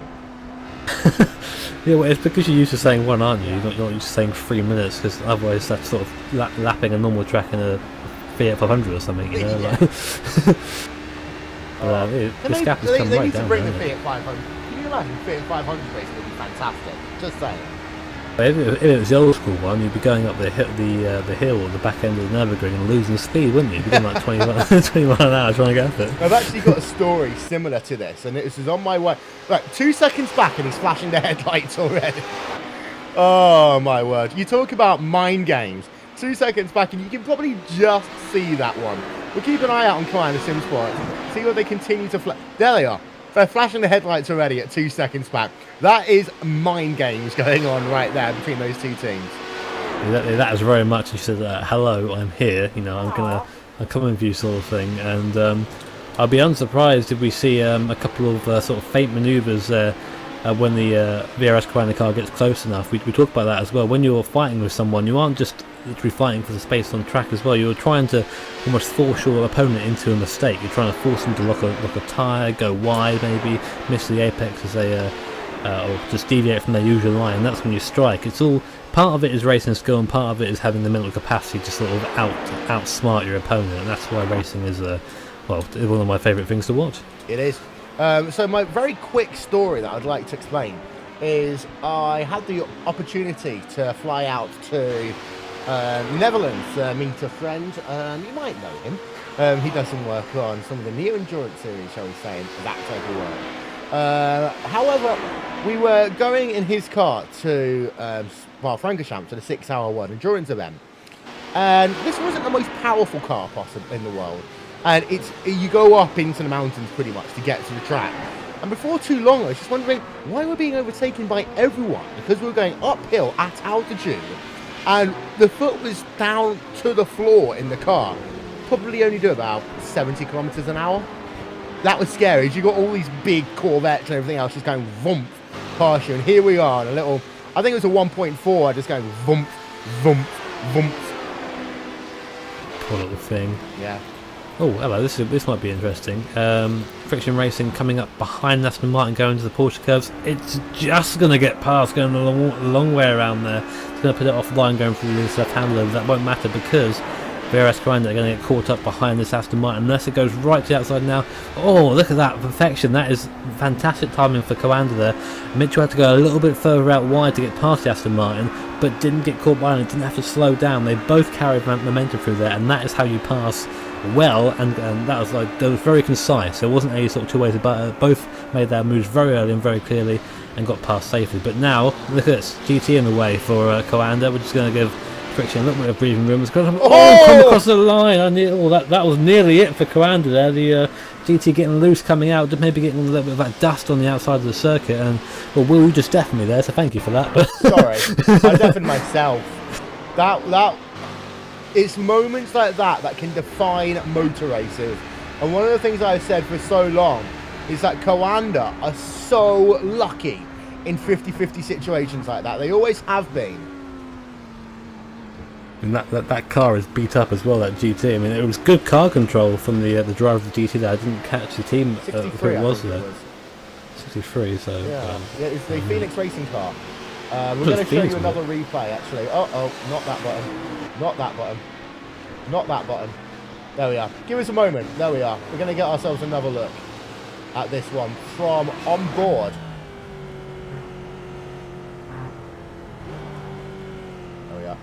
Phoenix Racing machine. If that car just wheel spinned another 0.5 of a second, that would have been game over for Commander. Simple as that. You see the GT car just caught it. They saw it coming, and that's why they got on the end of it. I mean, it's very hard to sort of show it. I mean, there are a lot of videos you get of people with like onboard cameras, but you just see the reactions of these drivers. They're on par with those of the real professional drivers. The split reaction of, I'm having a spin, what do I do? And it's almost like a natural reaction just to throw the wheel to the other side, and try and catch it on the opposite rock. And I'm sure that's what happened in the cockpit of that GT there. But good car control there, and I'm sure that Mitchell wasn't a little bit of a gasp on the way through there. Yeah, just over 3 hours to go in this event. Still a long way to go. 180 minutes. Hey, still even longer than a college football game normally takes. 3 seconds between Co-Anderson Sports and Friction Racing. I want to give a shout out, by the way, to Washington State. Mainly because of the fact that I'm rooting for you to get college game day in a few weeks' time. Old Faithful's been at game day for something like 188 occasions now. You deserve game day. Hopefully you'll get it in a few weeks' time versus Washington. Yeah, I know my American football, everyone. There's Co-Anderson Sports. There's your race leader. They're in one shot of each other. But what we haven't done is shown you a lap on board with Friction Racing. I think it's high time that we do that one in just one moment's time. But I think what that little thing did there is it kind of saved the stint for Frederick Evers, because now it means that, again, you've got to close down and you've got to then get into the draft. You've got to always regroup if you're Co-Anderson Sports. So that's about long enough. That's going to take a couple of laps. And before too long, we'll be getting close to the end of the stint again. Again, say a couple of laps, but guess what? Porsche Curves, Corvette. Friction Racing held up massively again. That's the Triton car in front. And look, there's Commander coming through at full speed. Right up behind now again. That gap's come down to about a second instantly. But will Commander be held up by the Corvette? Oh, perfect. Yes, just getting away with it there. And there you go. Just so easy. That gap comes down by a second just like that. Yeah, it was a little bit, about 4/10 of a second lost there, just because they couldn't accelerate out the final part of the Porsche curves as they wanted to. So it did cost them a little bit, but nowhere near as much as it cost the team of Friction Racing. So we still continue in our little scraps going on there. We'll do it next lap for Friction Racing, that lap on board. We'll do it next lap, so to say. What we're going to do very quickly is we are going to just focus on your leader in your GT2 class. There is Inex Racing, there is Phil Diaz, and there is the gap. A lot, 1 lap plus.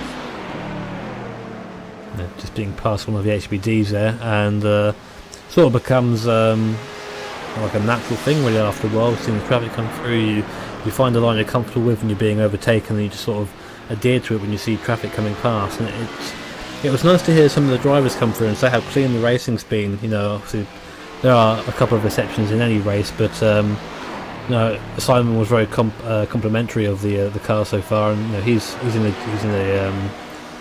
Aston. He's right in the middle, so he's doing both overtaking and being overtaken himself. And he was saying that the traffic's been fantastic out there so far, which is really good to hear, especially in this maiden 24-hour race. And in GT1, Inex Racing lead with Philip Ellis. So 2 Phils right now in leading your way in 2 of your classes. Phil Ellis is leading by a lap and 15 seconds over Sven Demmel as it stands. Yeah, Phil and Phil, that's good for them. And again, that Sven Demmel's just sort of putting in laps, isn't he? He hasn't quite got that pace to get back out of the Inex Racing car. I'm just seeing where they are now, and that is a lap between them. So you see the gap now that the Inex Racing GT1 has pulled on the Sim Racing RC Iris car. I mean, we saw them about 20 minutes ago be overtaken at the back end of the circuit. The gap's now on the road anyway, up to about 10-15 seconds just on the road, then plus a lap. So that Inex Racing GT1 car is really moving. It is, as it continues to pull away from pretty much everyone else. Trying to see Sports Win on Twitter. Dodge the bullet. GTR. There we are. And a very nice, grumpy, scared face is what I'm going to say. I don't know my emoticons. I focus on doing the talking, shall we say. So there's battle going on in GT1. It isn't really much of a battle. on the run down towards Indianapolis. There we are. Is the driver of Perez. Into Anage. 3 hours, 2 minutes remaining here in the inaugural iRacing 24-hour race. Cam Walsh will be joining us shortly for the last 3 hours of this event, as we're going to get a tweet out soon from Team Huge Ass as well. Love seeing what they do on Twitter. Not as good as Bessie, but they're close up there, as Friction Racing having to go a little bit offline to get themselves past the Petronas Racing Team LMP 2-car. But we promised it to you, we're going to give it to you. Frederick Evers, lap on board, Racebot TV, fan immersion to take us up to the top of the hour.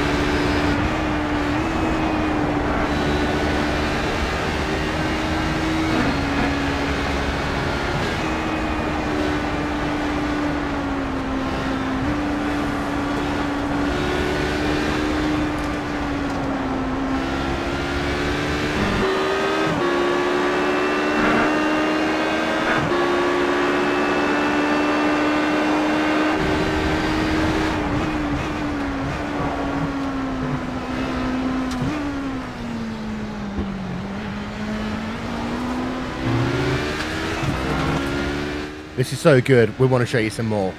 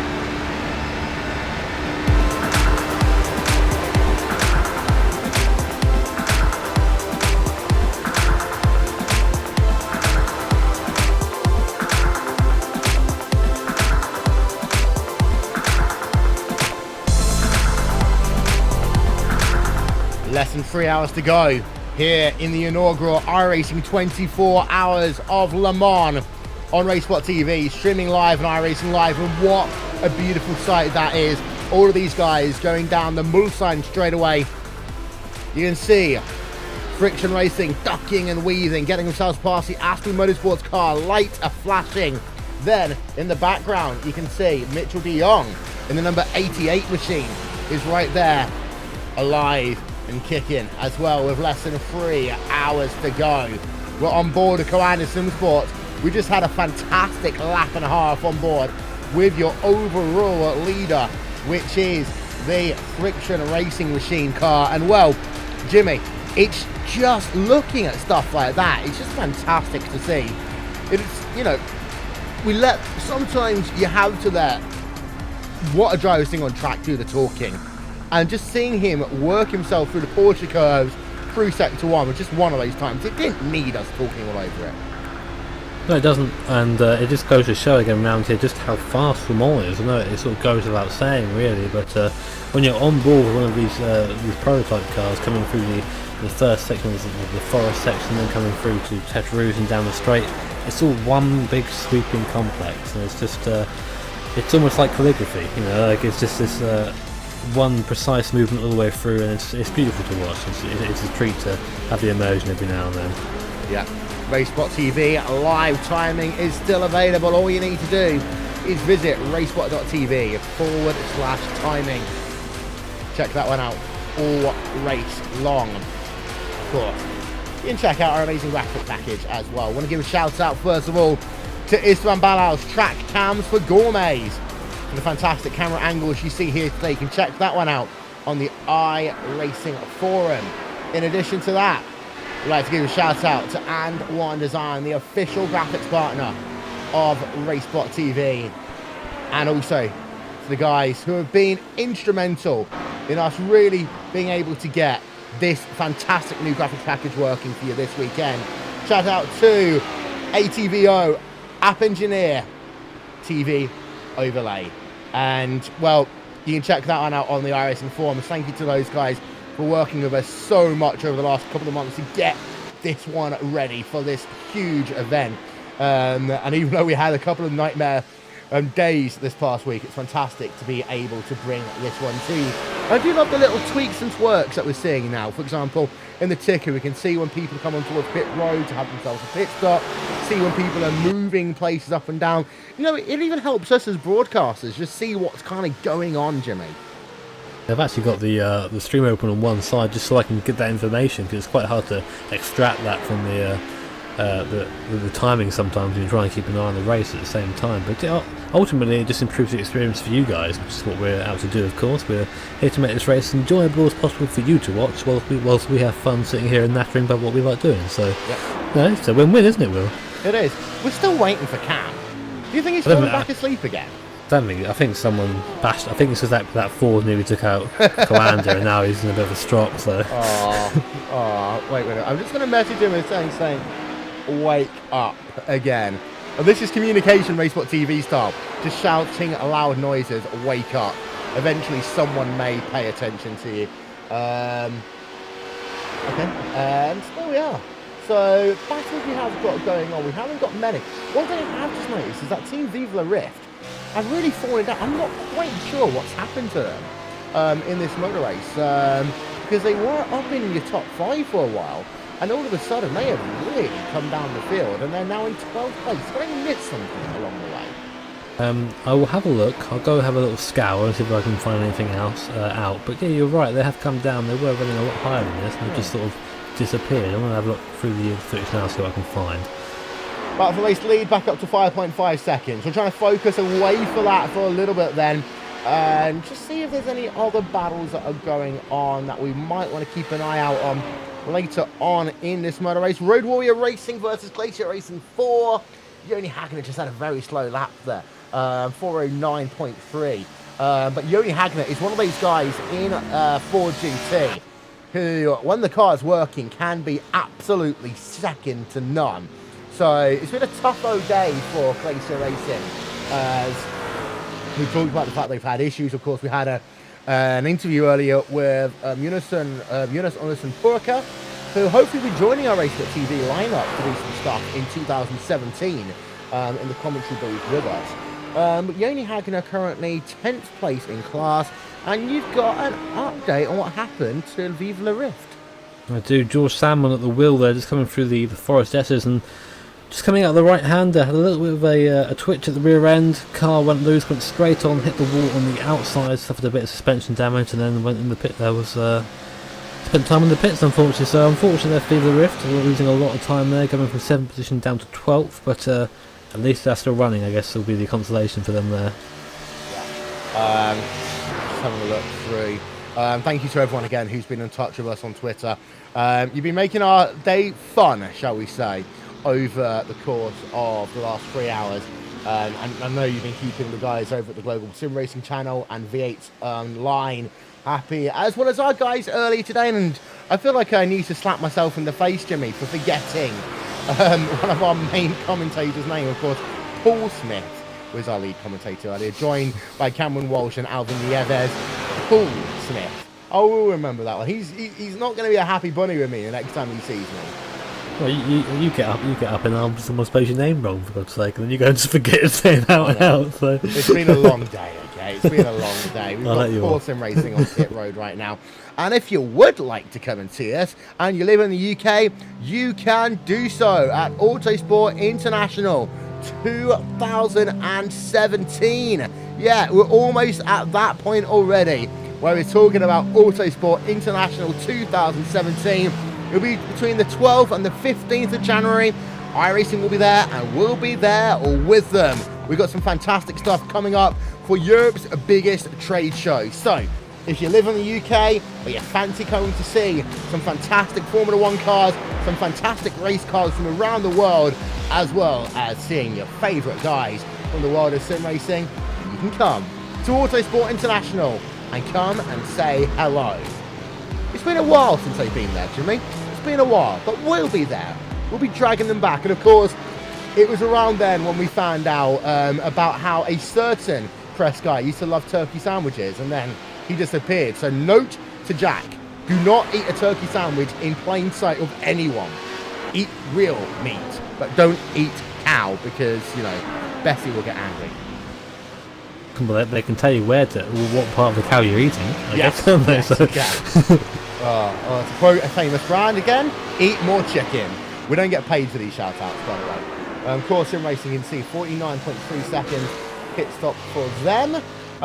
It's been 8 laps on the stint for Coanda Simsport, 10 laps on the stint for Friction Racing. Friction Racing should be on pit road in about 2 laps time, so to say.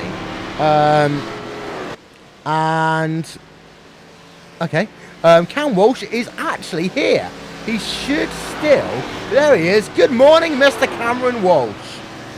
Good morning from the East Coast. It's when we all set out for this, I was extraordinarily excited to cover the final parts of the races, and then it dawned on me about 2 o'clock in the morning that was about 4 o'clock in the morning. Oops. But it's okay. It's all right. You're here now. I'm here to see some Le Mans action. I see everybody. I see there are still cars on the track, so that is, of course, a great thing to see in the morning. And I'm sure for a lot of drivers, or for at least some of them, maybe that wasn't the case. Yep. The key thing is that we've got that battle going on between Coanda Simsport and Friction Racing in terms of your LMP category. But there have been some cars who've kind of gone and fallen away. Of course, you were there, Cam, at the start of this motor race when the other Coanda car ended up being out of the race.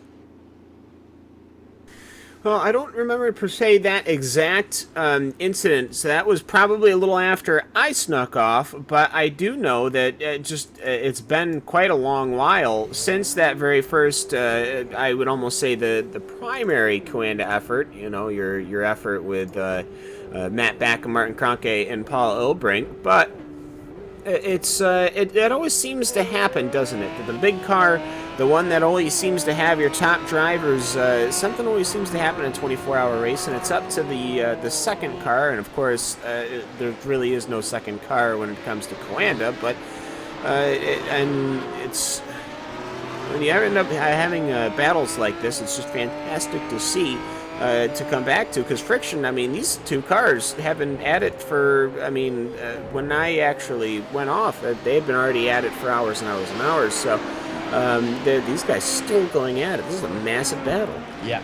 It's not fully in terms, Jimmy, of actual track position, because Core Sim Racing are starting a stint, and Gecko Vortex Sim Racing are about 2/3 of the way through a stint, but there is a battle going on. And they're separated by 1.6 seconds.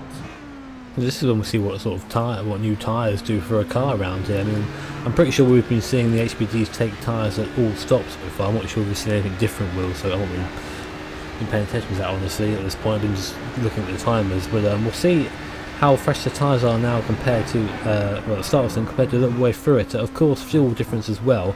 But Santeria's, he's putting up to the back of this Gecko Vortex car.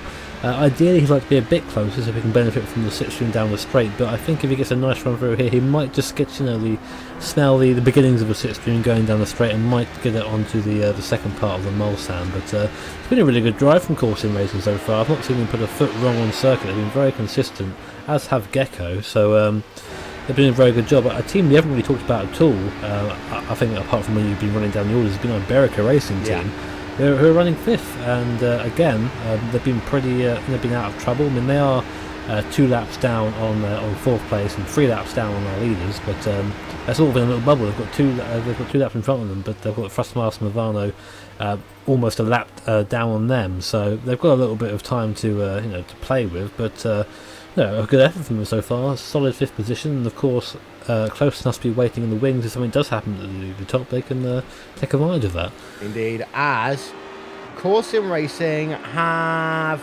caught the draft, I think.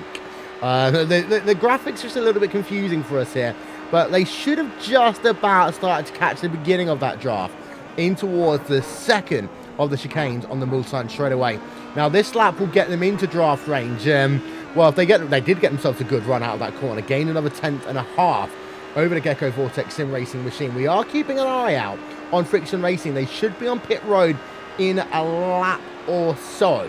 But Core Sim Racing, they lost a bit of time actually on the exit of the second chicane as they now head themselves down into the Mulsanne. We apologise to the family of that cone that was just inexplicably destroyed. That gap remains about 1.2 seconds for the time being. Let's go and turn our attention then to your overall race leader once again, because Cam, the one thing that's a difference between the Friction team and the Piranha team is that Friction are quicker on their pit stops, but they are at least a lap less in terms of the stints, in terms of fuel. Well, and that just makes it all the more interesting when seeing as they're only 3.6, well, they were 3.6 seconds apart. Now they're about, 4 seconds apart as it stands, 4.27. So, no, they're not coming in this time. They're taking the forward chicanes, going across the start-finish line one more time here as we were predicting. But it's seeing different these different pit strategies. Normally they're swinging back and forth like a pendulum. Like one will take the lead and then the other will take the lead. I think we've seen that with these longer endurance races, but to have them so close together is certainly something you don't normally see as Friction ends up going around the Team Tortoise for a GT, and that was another one of those cars that at the very beginnings of the race, Will, just had an unfortunate incident with the Radicals prototype, actually. Yeah, the sad thing about that, of course, it means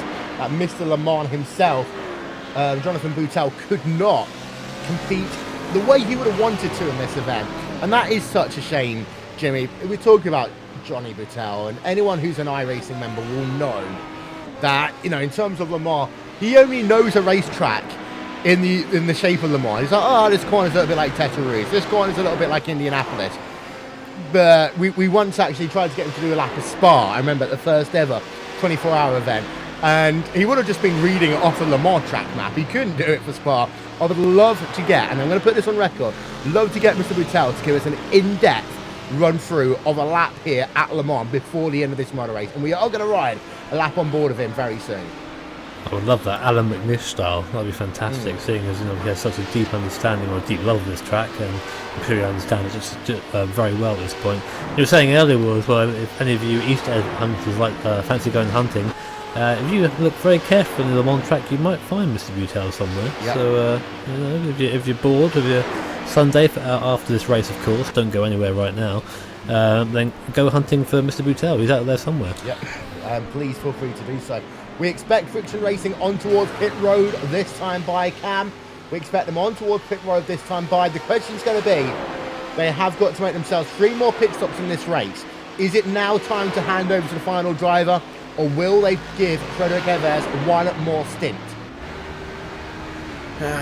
Well, it's hard to me to just end up trying to do 3 stints. They've got Frederick Evers, then they have Marcus Hamilton, and Tom Ward, of course, is registered, and he has done laps as well. Of course, for me, it's almost like I don't know if I would want one of my top drivers ending up totaling 3 or 4 stints, going pound for pound with Koana Simsport, and when they're not that far behind. Now, to be fair, I think Frederick's already done 2 stints, which, yes, he has. He came into the cockpit on lap 322. It's now lap 347. Going pound for pound with Coanda for this long, Frederick Evers can certainly do it. It's Friction Racing, but would you really want to? Yep. Just having a look through some of the drivers in your field right now. Down 1 in the field in GT1 is Team Tokuga. Not to, of course, be confused with another team. This team, Team Tortoise. They are many, many, many laps down. It's a shame for them. We will, as you say, get that onboard lap for you very soon. We want to pay attention first, though, to this team, because they're on towards pit road then. For it will be the 3rd, I think, to last time. 4th to last time, Frederick Evers on pit road. As you can see, down to that very paltry 37 miles an hour there, Cam. Now that, and he's just slowly drifting it on over, and then he will be pulling into his pit stall eventually at some point, and he will, okay, well, alright, that was quite a ways down. You'd think you'd take the access road, but no, but Frederick Evers starting to get his, no, he is going to be climbing out. Marcus Hamilton is going to be the one going into that HPD LMP2 car, as they are doing the service on that car. They're going to get the tires and the fuel in, Will, so Marcus Hamilton, he is going to be taking over, and it almost looks like it's going to be Marcus Hamilton. Don't know if he's going to take it to the finish of the race. There is 2 hours and 40 minutes to go, so I don't know if it would be that huge for him to take it to the finishing line, but either way, the jacks are going up and tires are going out and on. Yeah, and there's a look down at the start-finish straight here at Le Mans, of course, one of the most famous podiums in all of racing. You can see the French tricolor and the ACO flags waving proudly in the wind there as well as the 24-hour of Le Mans flag. The timing screen, the Rolex timing screen, of course, then you've got this as the driver of Marcus Hamilton is back out on track, and there is the pit stop time, 46.5 seconds underneath the Dunlop Bridge through the Dunlop chicane for Frederick Evers, 45.6 seconds in the lane, 117.7. So even with a driver change, Jimmy, they seem to be not really taking as much fuel as Coanda. Still quicker pit stop times.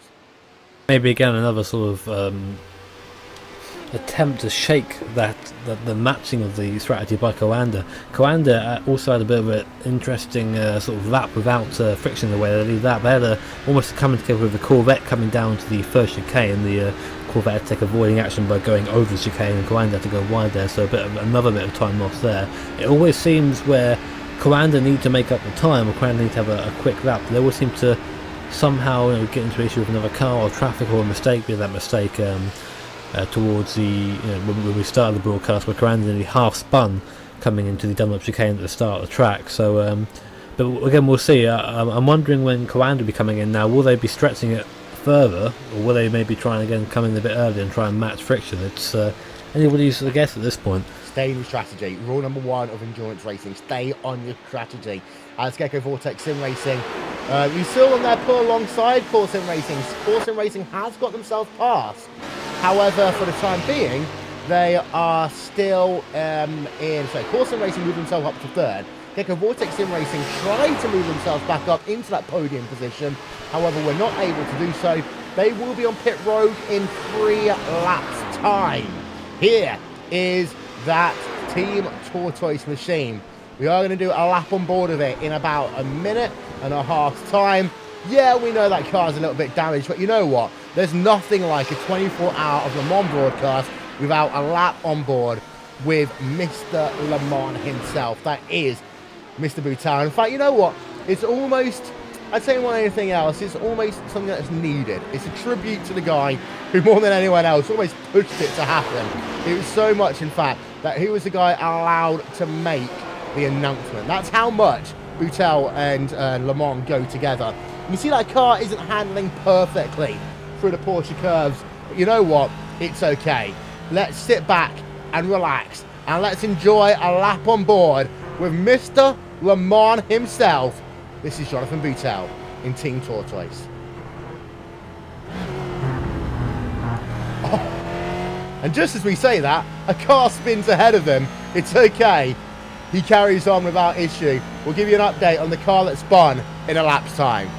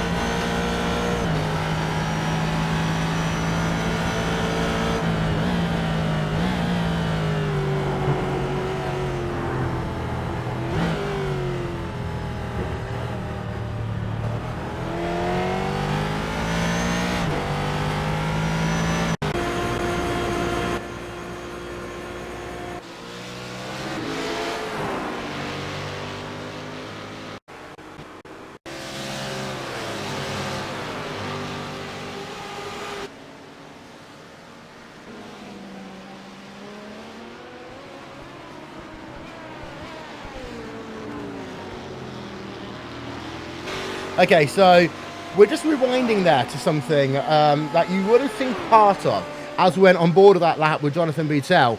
It was an interesting one, shall we say there. Cam, talk us through it. Yes, well, the champs, iRacing Aston Martin, ended up getting a little bit of a nip, I guess I should say, from the CTC Racing Black prototype. What ended up happening, they just were starting to go into the chicanes, and I don't know if that prototype driver thought that perhaps that was going to be an easy pass to make going into the second to last chicane, but either way, didn't make it work. Took a nice, lovely little nip out of the rear quarter panel of that Aston Martin and sent them both spinning for to set off the fireworks for our onboard lap with Mr. Boutel himself. Yeah, we are going to try and get you an update on that one. Just to let you know, Coanda Sim Sports are on their 13th lap, so we expect them on towards pit road this time by.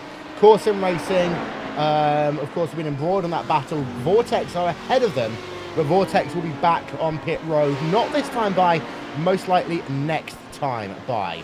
So there we can see the CTC Racing. I'm just trying to see, I don't think it is actually this lap, which is a shame, because it means that we're not going to be able to show this one to you really at any point soon, unfortunately. Just have a look into the chicane. No, it isn't, unfortunately. So we will try and find the time to show that one to you later on. But we did see, let's say, the part of it as there's De Jong on towards pit road. That's arguably more important right now in terms of the race lead, and De Jong just sliding through. We're going to get a chat with a Rob in a moment. I'm debating whether this is a Rob Sutherland or Rob Cuss, so I'm going to try and figure it out whilst we get Coanda Sim Sports on towards pit road, Jimmy. So they are on towards pit road, and the question is going to be, will De Jong do a driver change? I don't think so. No, I don't know. This is about the window where you get the last person in the car, you know, for the end of the race, as sort of the sprint to the end, as some commentators would put it. I'm wondering now where friction will be in relation to this. They've got about a minute and about 70 seconds behind Veras Coanda over the line last time around, so we'll see if they have enough to get back past. I think they will. They're just going through the Porsche curves now, but let's just see. Looks like De Jong is going to be staying in the car for now, so that no driver change there. I think that'll happen probably next stop, if at all. Friction Racing that's coming across a GT1 Corvette. Haven't seen many of those in the race so far. Ooh, getting a little bit loose, touching the grass on the inside there. Not too much to worry about though. The Coanda car still stationary as the Friction Racing car comes up to the Ford chicane now. So here we are, left, right, and onto the pit straight. Coanda car still in the pits, down for Jackson, away it goes. Here comes the Friction Racing car, and the Friction Racing car is going to go back through, I think. Yes, it is, and it's Coanda car, but it is closer this time. It is closer. Yeah, it is much closer. There we can see. Actually, it's about the same, really, when you think about it. About 2.5, 2.6. Worth noting that Coanda's pit time that time was 46.4 seconds. So, gone for now are the lap time, the pit stop times for 50 something seconds. So this one is a shorter pit stop time for Coanda. There we can see 46.4 seconds, 118 on the lane. That is only 3 tenths of a second slower than what Marcus Hamilton was able to do that last time by. So Coanda are now getting themselves into proper high gear. We're going to ride on board of them. Lights are flashing as they're down the Mulsanne straight away. One more time, as they've got a lot of traffic to get past in this outlap. So Mitchell de Jong, he had himself a nice little 1 minute breather. He's right back on it, as that is one of the GT1 cars. That's actually second place in your GT1 class. That is a SimRC.de Iris car as Sven Demmel. That one's easily gone past, as we are going to say hello to Rob. Good morning, Rob. Good morning, Mr. Vincent. How are you? I'm not too bad. Yourself? Now I know which Rob it is. How's life in the wonderful world of Radicals Online? It's good. We're having a tough race, but we've got some battle up front, haven't we? Yeah, we have. I reckon Coanda are going to short stint very shortly and take the lead. So that's just my little intuition. My old commentating intuition. Yeah, it's going to be an interesting one, I think, with that Coanda friction battle, because I think it's going to be a game of cat and mouse over the last 2 hours and 26 minutes of this event. Coanda didn't get too held up there getting through that piece of traffic, which is a good thing. So let's turn attention then to the number 2 Radicals Online machine. Not being the best day for them, so to say, but at the end of the day, not being the worst either. We're still running, Yep. which is the main thing, as endurance racing, everyone knows that. Still running, we've had some issues. I've put it in the barrier, had a few half spins, a couple of the other drivers had a few issues. Sylvan did a great stint at the start. Unfortunately, we got early traffic and had an unfortunate incident with the Team Tortoise car. We just got unlucky. We were in the wrong place at the wrong time, and so were they. Sadly, that happens, but we kind of spent 20 minutes in the pit lane for that, so that put us way back. But we're fighting back. Hopefully, we're aiming for top 10. Whether that happens or not, we're trying our best to get top 10. That would be good. Okay. Well, we've been asking all drivers who's come to talk to us over the last few hours about the fact that this really is the 2-year anniversary almost of endurance racing on iRacing as we now know it, because of the fact that it has been almost 2 years to the day since we had the first ever 24-hour race on iRacing. How much do you think it's changed in terms of you, in terms of participation, in terms of strategy, in terms of the level that these guys are racing at today? Massively. Huge amount. We've got spreadsheets and stuff to work out fuel stops and all sorts of bits and pieces, so it's made it so much better. It's rekindled a bit of fire for a lot of drivers as well. You get a lot of the pro drivers now driving in stints in this, and it's the way forward for sim racing as a whole, because WEC in real life is one of the best series to watch. Yep. And they're normally split by a couple of seconds at the end of the race. And look, the advertisements right here, the top 2 are, in most classes, are not very far apart, so the level of racing is amazing. That iRacing have done a super good job with this. They just need day and night. Please give us day and night. I knew someone was going to say that at some point today, but one of the things I wanted to draw upon then as well was the fact that, of course, this race has taken part after the conclusion of the iRacing World Championship Grand Prix Series and the Blancpain GT Series. Do you think that this is really a kind of celebration, the end of year celebration, because this is the last 24-hour event before we head ourselves to Daytona in January? It is for iRacing official. It definitely is. It's good for them though. It's really good for iRacing. A lot of people are doing it, as you say, because their teams have got winter breaks and stuff. But it keeps their eye in. You get people like Martin. Sadly, their car went out. I'm sure they would have been fighting up the top. And that, Mac and that from that team as well, all doing really good. Apparently, Paul Wilbrink was racing for Coanda as well, according to one commentary team. I don't know when that happened. Wasn't mine, was it?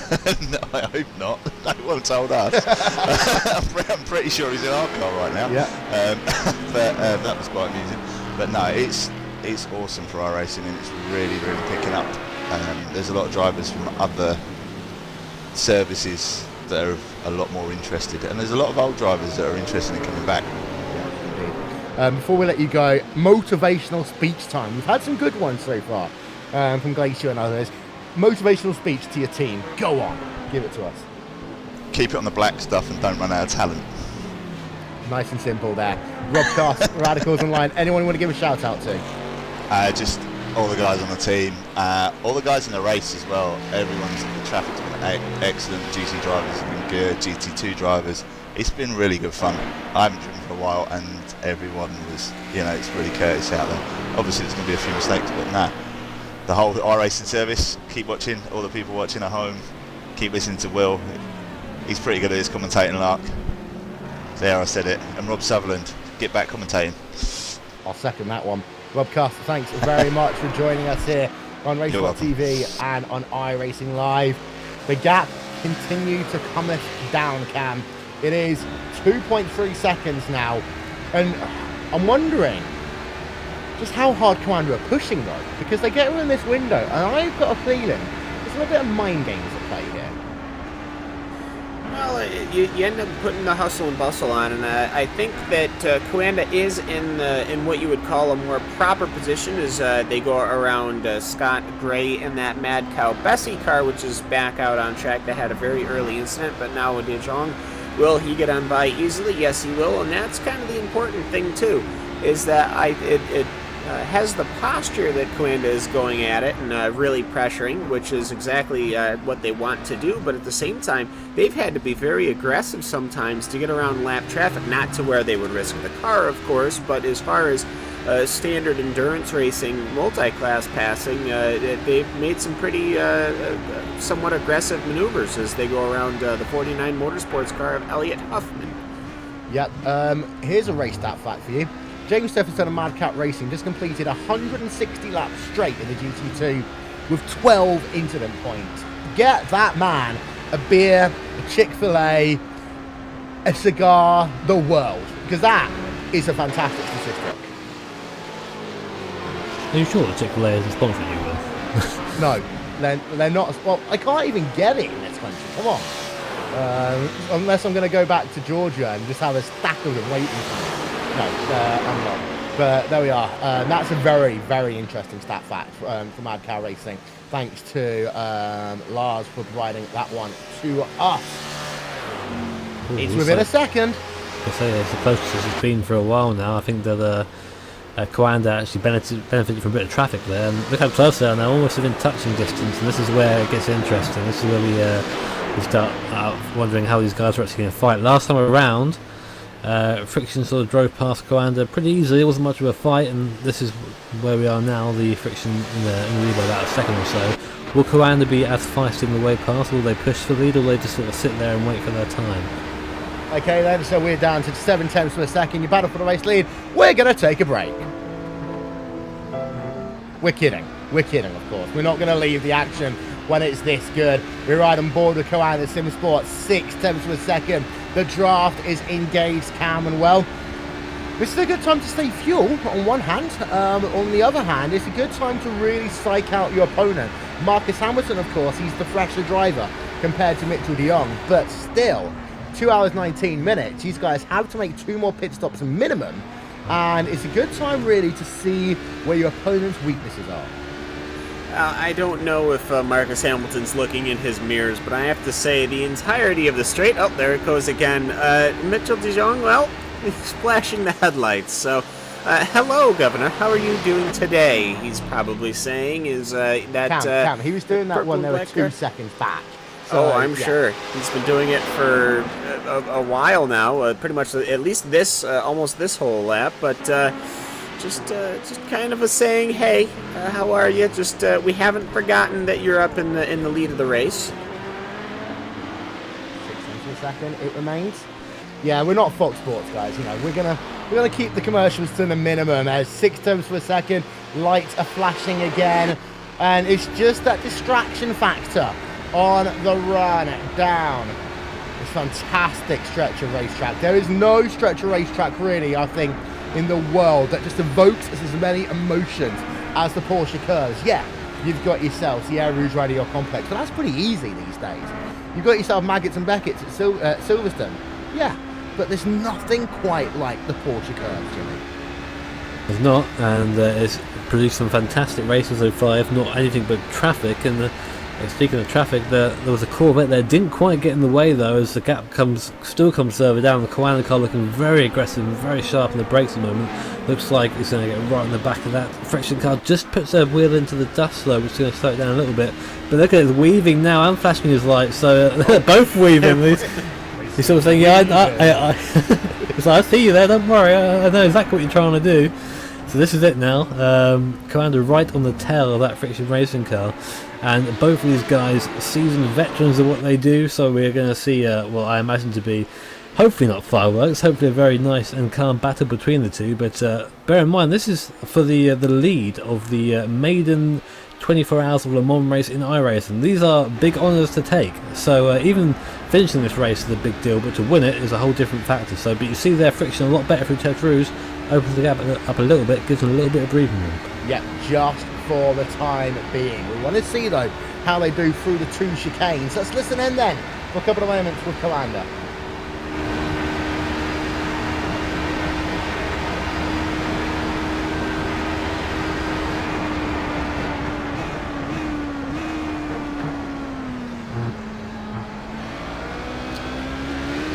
I would say Coanda are better on the brakes. friction are better on the gas cam. Yeah, I mean, it just does seem to look like that friction's got a little bit of a punch coming out of at least the chicane right there.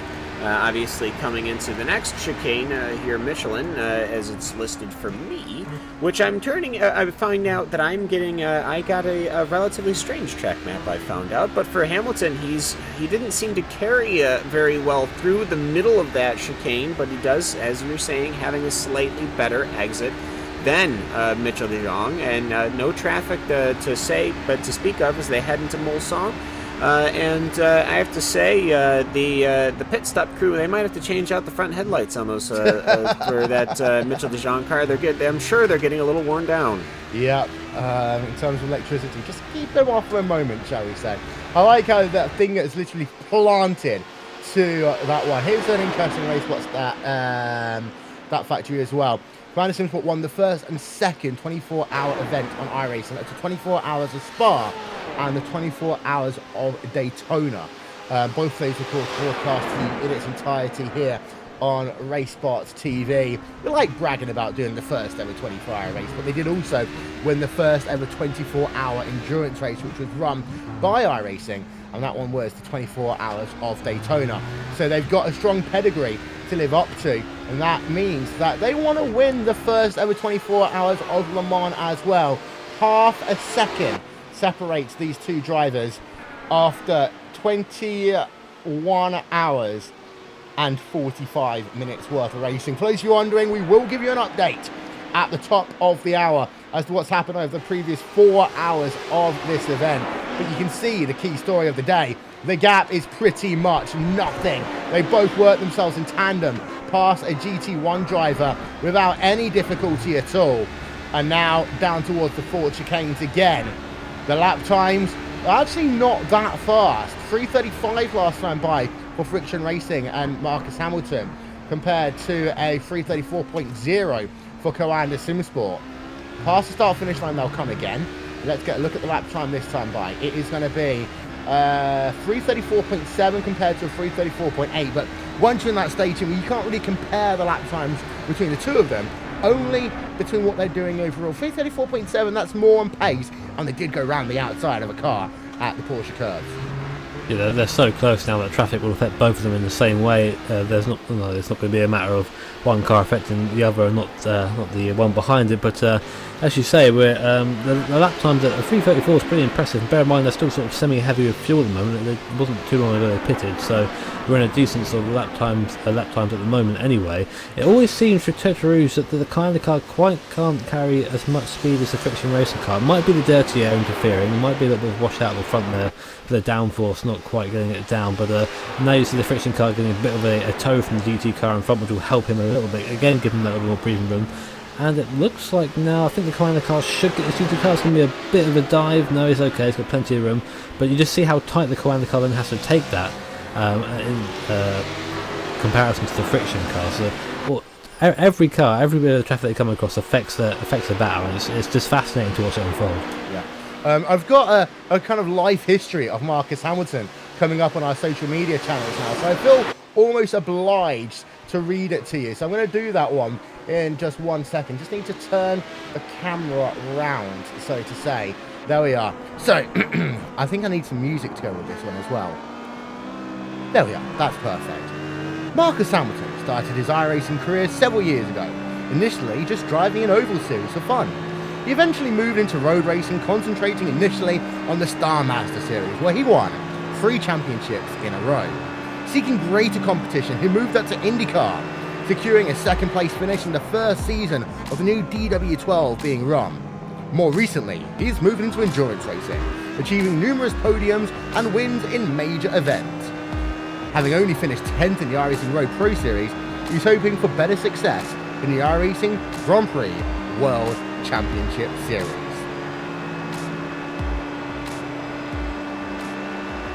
Thank you very much, by the way, to Florian and I for posting that one to us, allowing us to give a nice in-depth look, shall we say, to Marcus Hamilton. However, the talking and the fun has got to stop between these two before too long, because they are literally nose to tail again, and this is what we love about endurance racing. You're not really going to pass at any point between now and the start-finish line unless Marcus Hamilton was to mess up into the Porsche curves. But Cam, this is fantastic.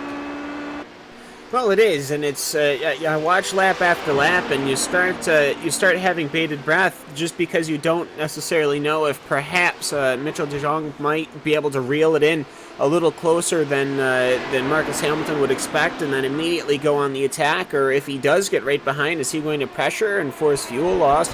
And it's really tough because, you start baiting your breath with 2 hours and 10 minutes to go. You're going to have a pretty rough time trying to draw breath towards the end of this great motor race. But for Marcus Hamilton and for Mitchell de Jong, this has been an absolute a legendary duel for the ages, to say the least. Yeah. And again, thank you so much for everyone who's been a part of our coverage here on Racesport TV and on iRacing Live through our social media channels. I think this one sums it up right now. I'm glad I'm not epileptic. That is referring, of course, to the non-stop flashing we have been seeing from this driver, Mitchell de Jong, wherever possible in a straight line. Those headlights have been on pretty much non-stop, trying to just force this competition into a mistake. And while we started off with this battle at the top of our 6 hours of coverage, Jimmy, and, you know, they changed position once. Coanda lost the overall race lead to Friction because I think they were trying to do a bit of fuel saving. Now we're at the point where it's turned around. It's been really interesting actually, because you sort of find once in a lot of battles where the trailing car overtakes and then sort of pulls off into the distance. But this hasn't happened at all. We've had the gap be a maximum of 10 seconds since the overtake occurred. It's sort of fluctuated between that up until now. So we're at the sort of the closest point it's been now, where that Coanda car is starting to get into the sit-through and starting to get helped along a little bit. But I just think it's fascinating that they've stayed together this long. I mean, again, we talk about endurance racing. We've got two entirely different driver sets with two entirely different setups in the car around here, and obviously running different strategies because they keep chopping and changing. And yet, after nearly 22 hours, they are literally 0.5 of a second away from each other and just following each other around the track. I think it's fascinating. It is. It really is.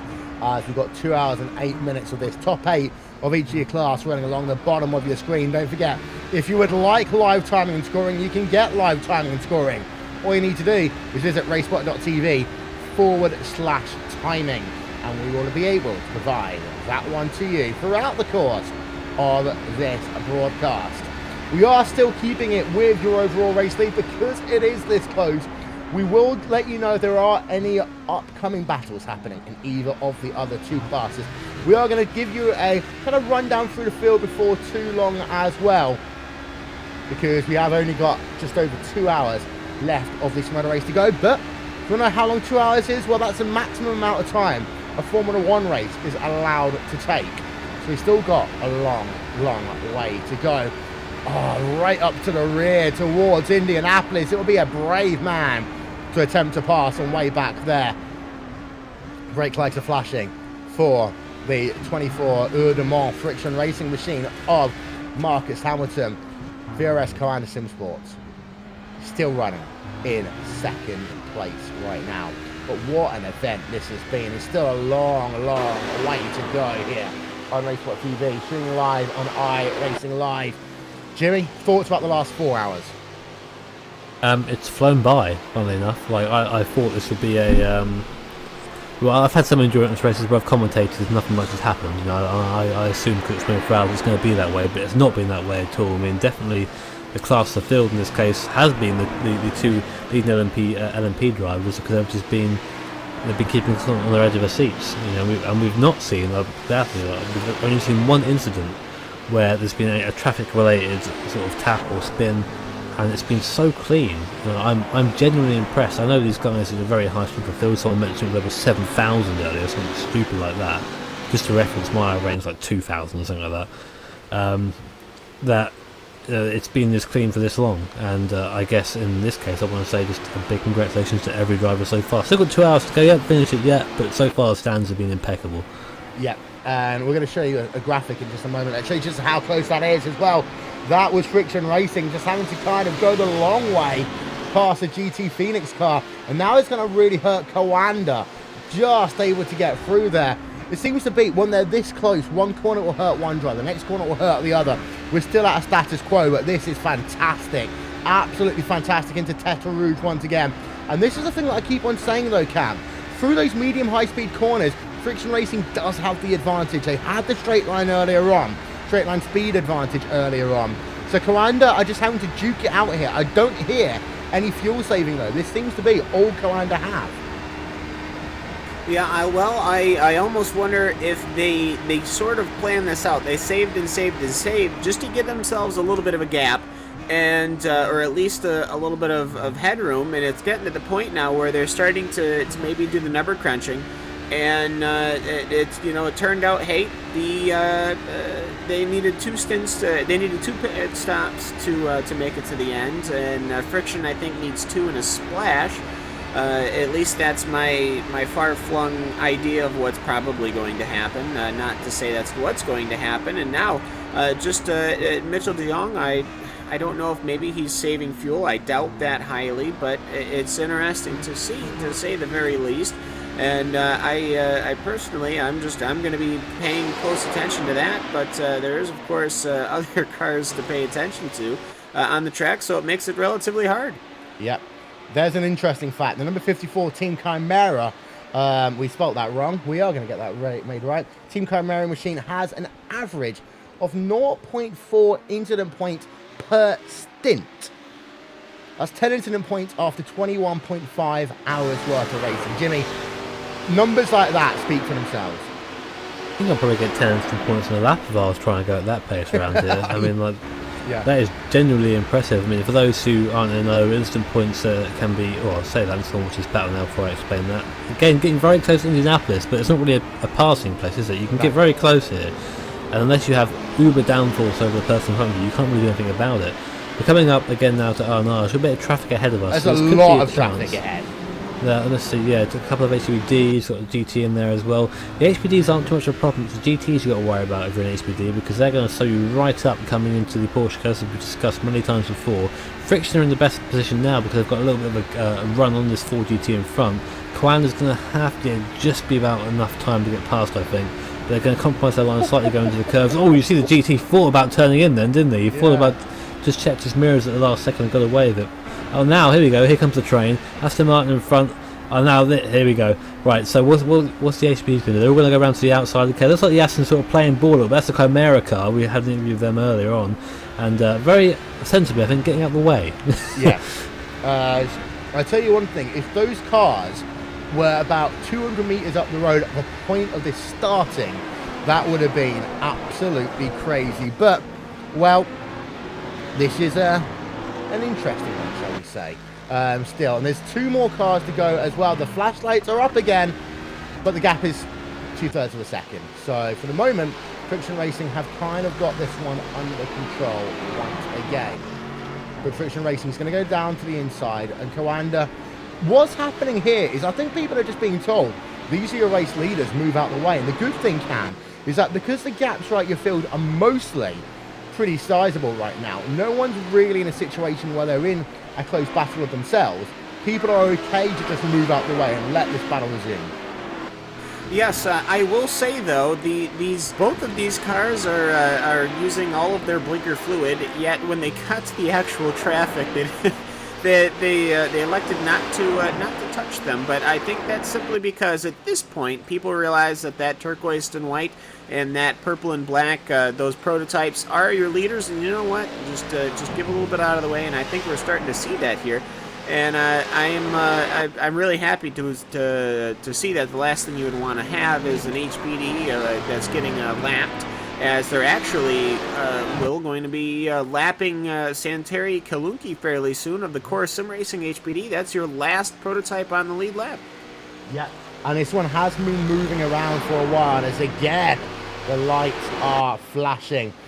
If you are epileptic, please look away now, because you are going to see these flashing lights all the way down the straight.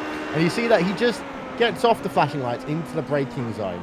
There is the gap then, as it stands. It's still about 5/10 of a second between these guys. Got another race spot stat fact for you, showing it up on the screen.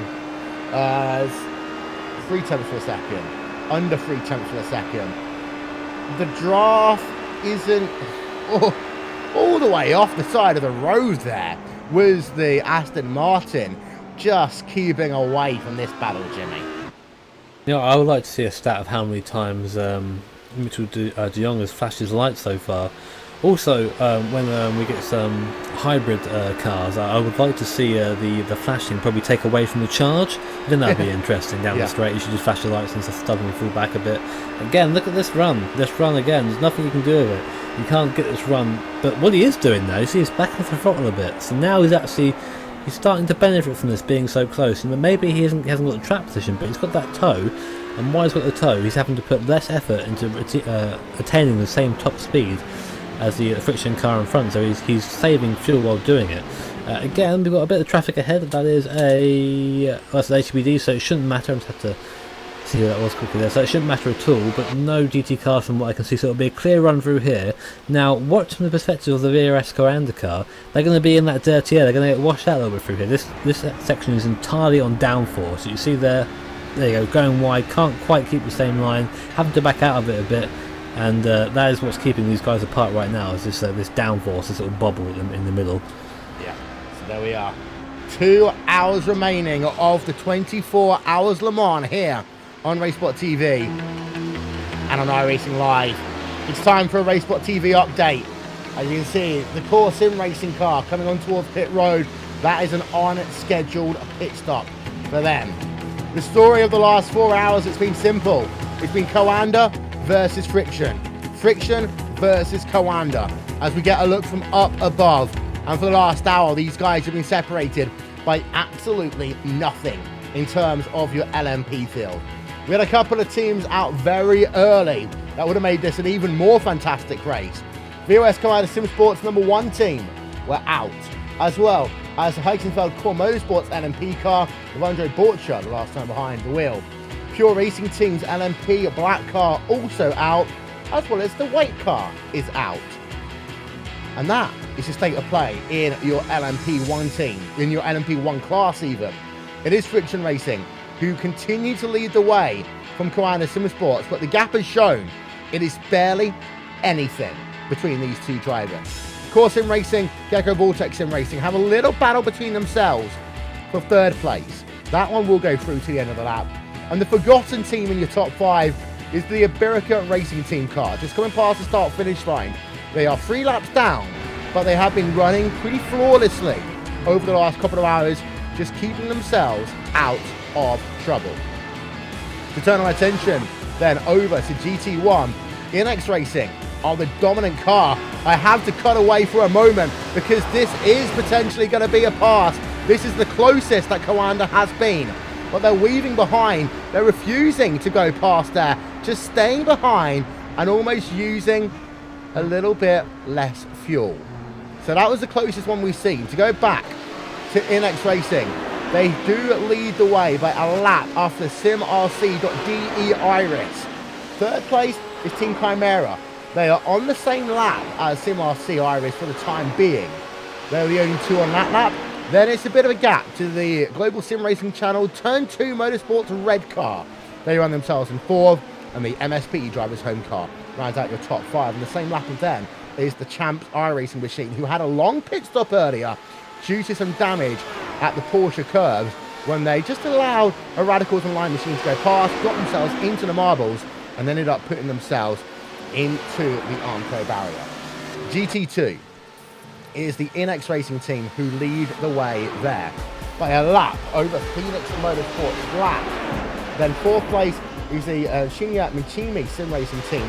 They are on the same lap as Phoenix Motorsports, and that one will be interesting to watch in the final 45 minutes of this motor race, because there might still be a couple of strategy bits in play there. Then in 4th place, it's the Gathering the Tweakers machine. They are 2 laps down from the battle. And then Bessie runs herself in 5th place. Zen Racing in 6th. Petronas Racing team has fallen down the last 3 hours. Team Heisenfeld Engineering round out your top 8. So, there's a look at the Porsche curbs. There's a look at your battle for the race lead. 2 hours remaining. Join the conversation. Oh my word, that was close. Both your top two drivers had to pretty much check up big time in towards the final part of the Porsche curves. Coanda didn't want to take advantage. Worth noting, Friction Racing should be on pit road next lap or the lap after. And after that, these guys have 2 more pit stops to make in total. So the one they're doing here, and then the one that they'll do... Actually, no. I say that, Jimmy, it's going to be close as whether or not they need to do 2 or 3 more pit stops. And when I say close, it is going to be pretty close overall. Friction might be a lap short. You say close, and then you think about what Mitchell de Jong's doing now. He's just sitting in the slipstream, saving that fuel. I think he knows this. I think he's known this all along, and this is why we haven't seen him pass yet. It's been a couple of times over the last couple of laps where he could have just put the move up the inside and had it done quite easily, but he's choosing not to. He's choosing to sit behind, get off to the throttle, sit in that draft of that Friction Racing car in front, and just save that bit more fuel. So at the moment, Coanda looking strong strategically. Right. A stint lasts about 43 minutes here. Once you include pit stop times within that, you're going to talk about 48 minutes. 48 multiplied by 3, that's 144 minutes, divided by 60, 2.4. They'll be very, very close, I'm thinking right now. 48 multiplied by 2 is what I was actually looking for. 96. I don't know. Cam, help me out here. They have to make 2 more pit stops, I think. I think I'm right here. 2 more pit stops they have to make overall. I believe it is at least 2 pit stops for Coanda, and I believe 2 pit stops and a splash for Friction. Also, why would you come to the American for help with your mathematics, Mr. Will Vincent? But either way, this is the first time I've seen that Mitchell de Jong's leaning a little bit out of the strict stream. Perhaps he's just trying to move Marcus Hamilton offline in the runnings. But you know, it's. I know full well that it's not Marcus Hamilton and Mitchell de Jong doing the number crunching here. They've got basically 2 full teams of very intelligent people running and crunching the numbers. If one of those intelligent people in one of those teams would like to let us know, you can. We won't tell anybody. I've got a feeling that if they can make it Friction, if they can make it past the next lap, they should be okay. I'm just trying to think on the fly here. People will know I'm not always the best in working out strategies in terms of the overall race. I think that it'll be worth thinking about the stints. I know that one, but it'll be interesting to see. Friction Racing, if they come in towards pit road this time by Jimmy, we're going to have to start, and ironically, as I say, thinking Toyota. But the gap is still nothing, and Coanda, they are playing that cat and mouse game right now. They are forcing Marcus Hamilton to use all the fuel. If you're Marcus Hamilton, what you kind of wanted to do was allow Coanda to go past, and if they want to slow the pace down, so be it. Yeah, I'm wondering if Friction Racing, maybe Hamilton will think about maybe getting off the throttle a little bit himself, but then again that allows Coanda up the inside and then pass. So like it's sort of a catch-22 situation here. I mean, something that I would like to mention on a personal standpoint is just flashing of the lights. Like I understand what light flashing are there for. What it's meant to be there for is say, look, I'm here. You know, be careful. But you have to sort of question the sportsmanship of the constant flashing here. It's just being used as a distraction, but that's a separate issue to discuss at a different time, I suppose. But I'm wondering now when Friction is going to come in. We're going to come past the pits now. Let's see if we have Friction dive to the right, as we've seen so far, just to avoid. There you go, coming now. So Friction are in now. So Friction are in now. Coanda are going to inherit the lead. They've got a GT in the way through the Porsche came. There won't be too much of an issue here. So the GT goes very wide there, gets a bit offline. Slows them down a little bit. Let's see now how much further Coanda can go. This is the important thing. Coanda just out for as long as they can, if they're hoping to make only 2 stops towards the end of the race. Right. I'm going to do the math on the fly here. I'm going to call it 112 minutes. The stint times have to be 56 minutes. That's not doable at the moment. So bear that one in mind. Friction Racing are on pit road. Coanda are starting the 10th lap of their stint. A lap time, as we know, is about 3 minutes 34 seconds. So that's 214 seconds overall. You multiply that by the 3 laps they've got remaining, that's 642 seconds. That's 10 minutes. That takes them down to 1 hour 41-ish remaining. So that is 100 minutes remaining, 101 minutes remaining. Cam, Coanda might be able to do it on one less stop with a tiny bit more fuel saving. And they've been able to save fuel this entire stint. Well, I have a feeling that's exactly why he was seated directly behind us. PJ Sturgios, a guy who was coming across from the pond, is exiting pit lane in his iNext Racing GT2 car. By the way, he's just sitting here on pit lane as the Friction Racing 24-hour demo car. It comes underneath the Rolex pit exit bridge. He is going to come out just ahead of that Core Sim Racing HPD of Isaac Price, and well, he's off and away, and the timing on it, well, it's another fair pit stop, 47.5 seconds in the actual stop, which if you look back to Coanda's last pit stop, it's about 1 second slower than Coanda's last pit stop. So I can only imagine that gap is going to increase. Right. It's going to come down to when the white flag comes out. I've done the math. It's going to come down to when the white flag comes out. Potentially a little bit of fuel saving required in that one as well. Because as I've just worked it out, Coanda will have, by my watch, enough to do about 102, 103 minutes, which I think is going to be what's left on the clock when they come on towards pit road. They are going to have to time this white flag absolutely perfectly, Jimmy, because you've got two options. Do you just cover off Friction, knowing the fact that you should have a car that at that point should be ahead, you spend less time on pit road, or do you risk it for a chocolate biscuit? I'm not really sure, to be honest. Like, if I were in their shoes, I'd go for the risks, because winning is everything, right? You know, you go for the win or nothing. But at the same time, to come, what will be at that point, 24 hours pretty much into a race, and then maybe do a Toyota, would be absolutely heartbreaking. So it really does depend when that white flag comes out, and I think it's insane that it's come down to this. Obviously, that depends on both these drivers having a pretty much flawless stint to get to that point. Of course, they both have to drive very well to get to that point. But from what we've seen so far, I have no doubt that will happen. There's been no doubt in my mind neither of these drivers can put in those consistent laps required for that. But we'll get a lot more information, a lot more of an idea when we see when Friction pits, which I believe will when Coanda pit, which I believe will probably be next lap. He's just gone past the pits now, so there you go. Two more after this one, I think. Two more, At okay. least two more after this one, and this is when it's going to become interesting. How many laps can Coanda go?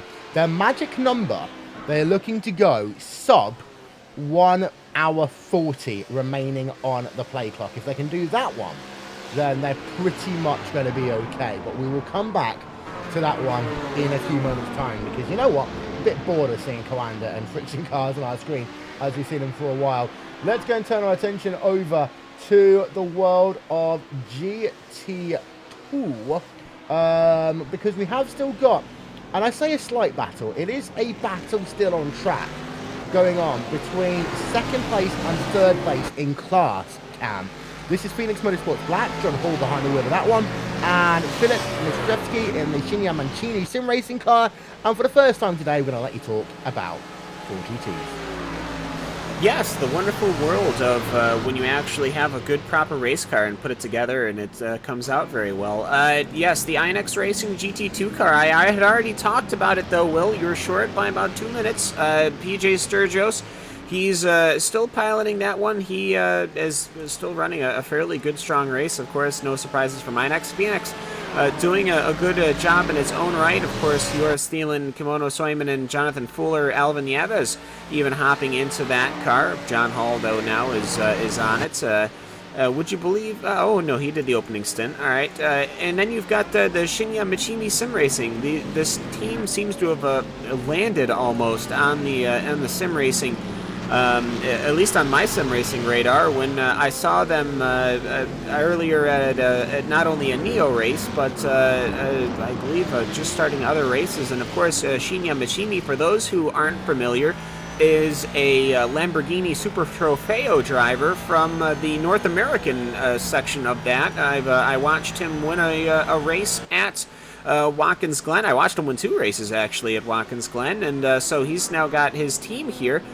He climbed out of the car not that long ago, and now Philippe Mitrasvis, That's the first one. Medrevsky is just trying to close in on Phoenix.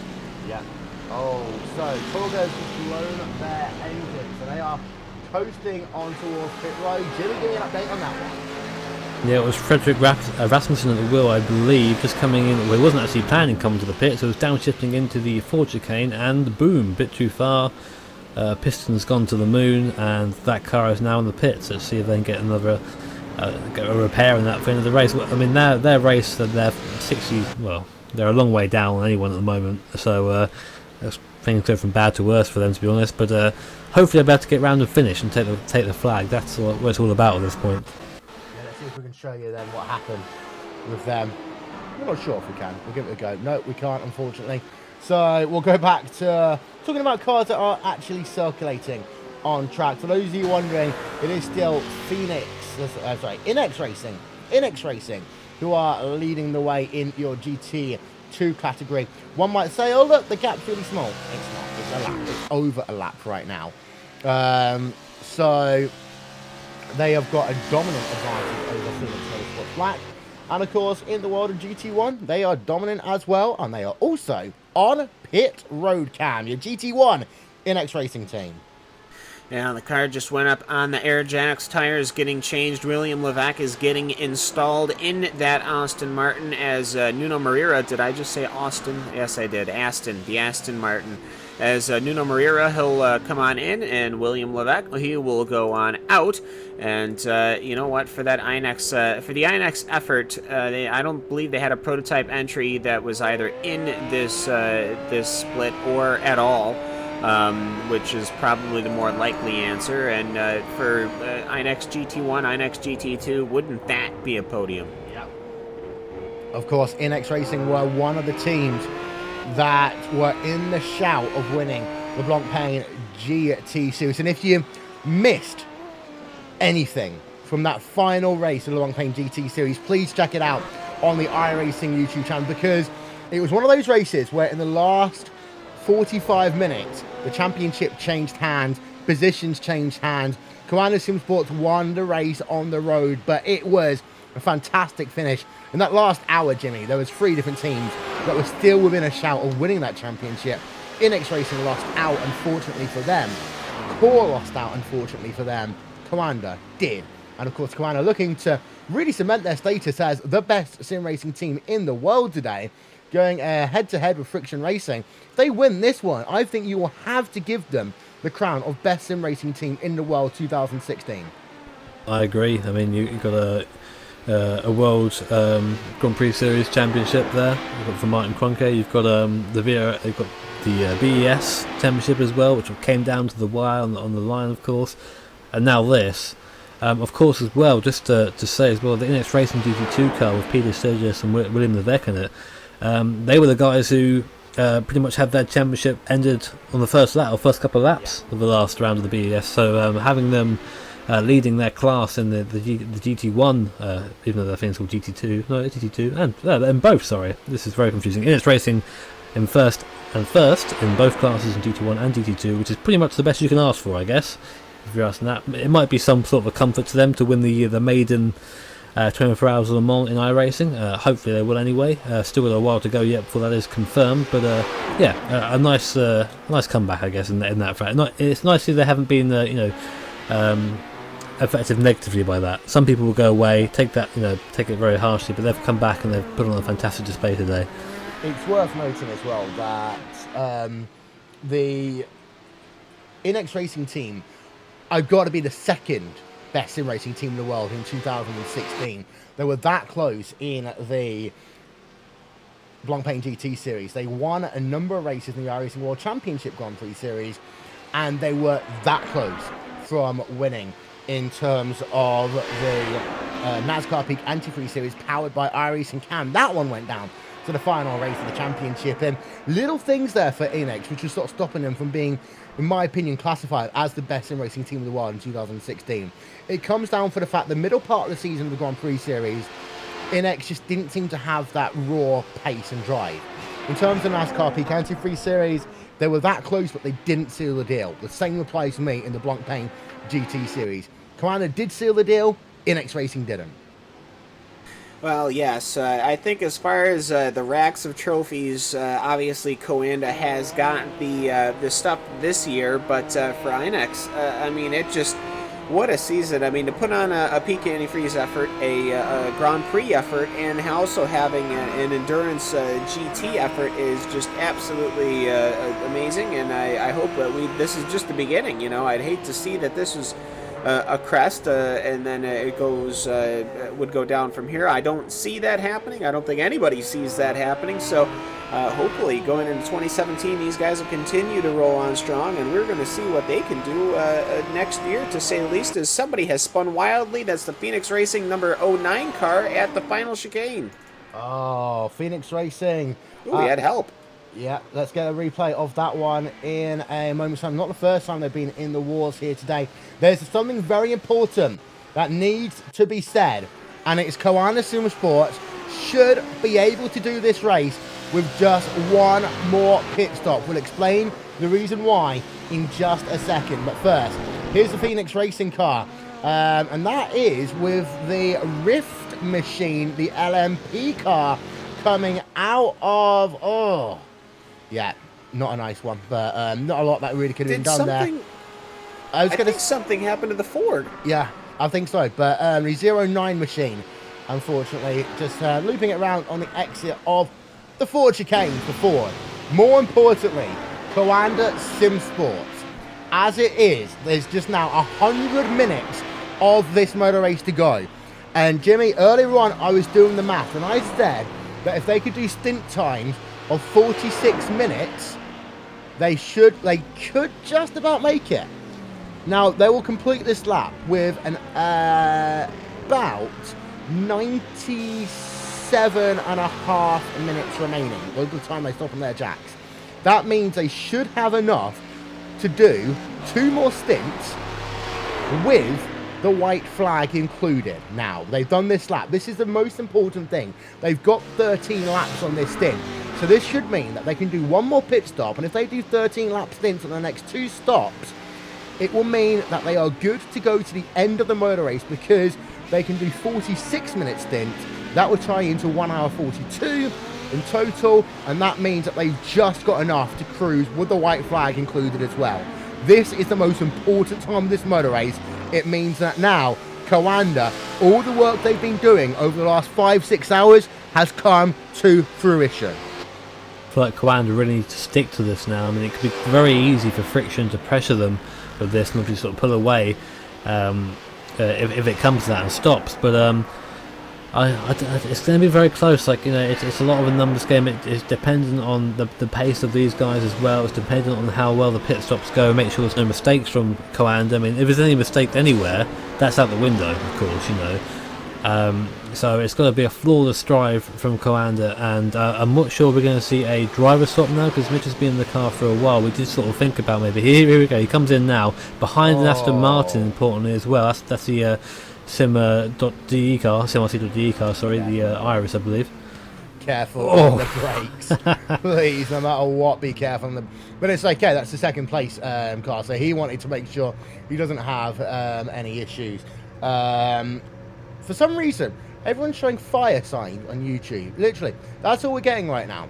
I mean, someone explain to me what this is, please. Coanda Sim Sports come in. I was about right. 1 hour 37 and about 30 seconds. I couldn't be any more on the money there if I tried, Cam. No, you couldn't, and they're all in timeout. That's what's happening. As Mitchell Jiang's getting the effort on his car, actually parked right behind the Shinya Mishimi Sim Racing GT2 car and the Team Catalina Motorsport red car. So Mitchell Jiang, he's sitting there, and we'll be sitting there for, well, let's actually take a look-see here, as that is the most active chat you'll ever see, and that'll be the most banned people you'll ever see. I have no idea what's happening. It's just fire. Fire everywhere. Most importantly, we want to see 2 things right now. Mitchell Young, when he come out ahead of Friction Racing in 1 moment's time. Well, we can show you there is Friction Racing. We're right on board through the Ford chicane with Marcus Hamilton. Not yet. Now we see Coanda coming out of pit road. As at the same time, Marcus Hamilton just goes wide at the last part of the Ford chicane, and that means we are pretty much guaranteed a new race leader. Pushing too hard there was Marcus Hamilton, and what it means is Friction Racing are now 6.6 seconds behind Coanda Sim Sports with an hour 36 to go, and it looks as though that the race has changed for Coanda Sim Sports. And here we are, a look. The back end just stepped out for Marcus Hamilton there, Jimmy, and it cost him another critical second and a half in what is being a fantastic battle. Really, though, if you are Friction Racing, you absolutely have to make sure that you get yourself past Mitchell de Jong and then push. There is no more waiting. You have to push like there's no tomorrow, because Coanda can win this race easily now. They are 4 laps to the good in terms of strategy. They can win this race if it finishes the way it is. You have to be Friction, and you have to make sure you get yourselves a huge gap here, but I don't think they've got the car to do so. Another thing to take into account as well is the Gecko Vortex car got in front of them during that through lap traffic, so that's someone else in the way as well. The Gecko Vortex car isn't going slowly. It isn't like a lapped car which is laps down. It's pretty much doing the same pace as these guys. Marcus Hamilton really needs to be in front of Coanda when they came out. I think this is where it matters. Coanda, they're in front, they're now off command. They've got their strategy set. They haven't got to worry about fighting Hamilton or the Gecko Vortex car. They can let that Vortex car go, they won't even mind about that. But I really think now it is Coanda's to lose. Yes, it is indeed. So here are your top 8 in LMP after this one. Oh, no, that's in GT2. Let's show you it in LMP, shall we? Okay, so it is Friction Racing now 7.6 seconds behind Coanda Sim Sports in terms of the situation. Core Sim Racing in 3rd, Gecko Vortex Sim Racing in 4th, Iberica Racing Team in 5th, Frostmaster Movano, CTC Racing Black and FDC Motorsports. They are your top 8. It's been a while since we really talked about your GT1 field. There is one of the drivers. That is the driver of Leonardo Corti in the SimRC.de Irish machine. And this is on the run down into Anage. Not into Indianapolis before Anage, of course. There we are. Here's Indianapolis. What's up, Indianapolis? We'll see you in May 2017. Into Indianapolis. Now that little short journey through to Anage. Jimmy, you've been waiting all day to do an onboard lap. Would you like to do an onboard lap with SimRC.de and commentate it with us? I will try my best. Let's do it. Where are we? Shall we start from here, or we'll wait till we get to the line? We'll give you 30 seconds. We'll give you 30 seconds or so. Do my exercises. Yeah. For those who are wondering, by the way, we will resume live chat in about 3-4 minutes' time. We'll let the fun stop there, shall we? We'll let them go find something else to spam. Yeah, it's okay. They'll be back here shortly. But CTC Racing Black, there we are, our 7th place in your LMP field. SimRC.de. Did I just confuse 2 names? I don't know. SimRC.de Irish, 2nd place then on the exit of the Porsche curves, heading towards the Ford chicanes, and Mr. Jimmy B. Take it away. Thank you very much. So here we are then on board then with Leonardo Corti for a lap of the legendary Circuit of the South, coming through the Ford chicane. To start that up now, nice easy. This is where you want to set up your lap. Concentrate not to go on the curbs too hard, the car will bounce. Now come nice and wide on the exit. There you go. Now down the pit straight. Wave to all the fans on the way past. Very numerous as they are here. Go underneath our legendary 24-hour billboard. Coming up now up the hill to the Dunlop chicane. You can see the bridge now just on the right. I've been over that. It's very scary to go over that, and race cars are coming through. Very difficult corner here. It's uphill. You can very easy to spin the car on the exit. Those rumble strips there on the inside do a bad job. There you go. Very nice and tidy through there. Now downhill through the Forest S's, as I call them. Get nice and tight to the right hand, and then throw the car over to the left. Bit of an elevation change here. It's caught out a couple of drivers today. They've thrown out to the left and gone into that barrier, but Leonardo's gone through there very nicely. Now Touch Rouge, you throw the car to the inside very violently. Then touch the curb on both sides. Don't go too wide on the outside, or you end up losing a little bit of time there. Now you're coming down the Mulsanne straight. This is where you get all your radio sorted out. Look at your instruments, make sure everything's still working properly.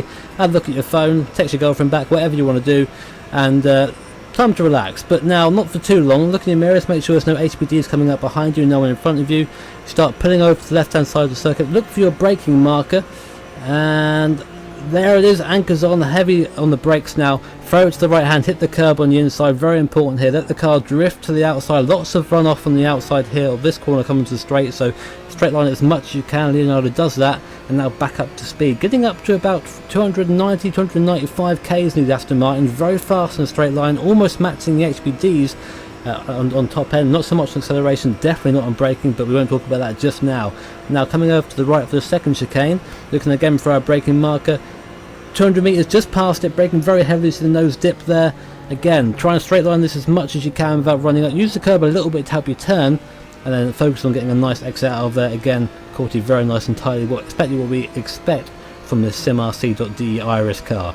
Now another little chance to take another break. Coming up to a very heavy braking zone now, and bear in mind you've been going pretty much over 290 k's the majority of this straight. You don't want to be getting this wrong. You can see the black marks on the track where people just smash on the anchors. Try and brake in as much of a straight line as possible. Go over to the left and then throw it to the right. Very easy to get a locked tyre here and go off to the side, maybe into the gravel, but again, Leonardo very neat and tidy. And now again another straight. Your throttle pedal is getting a little bit sticky by now, and your leg might be aching a little bit, but again, another chance to sort of make sure everything is okay. This isn't quite as straight as you think it is. It's quite bumpy. Gets quite narrow up here as well, so going side by side with two cars is quite difficult, so make sure you are aware of what is around you. Now, coming up to Indianapolis, in a prototype car, this is pretty much a flat bit, a little bit of a lift in the Aston Martin, and now braking very heavily for the second part of the complex. The corner cam is inwards, so use that to your advantage. Conti a little bit wide there, running over the dust from the outside, but nothing too loud. Now a nudge, very heavy braking zone, down to second gear, even first gear in some of these cars.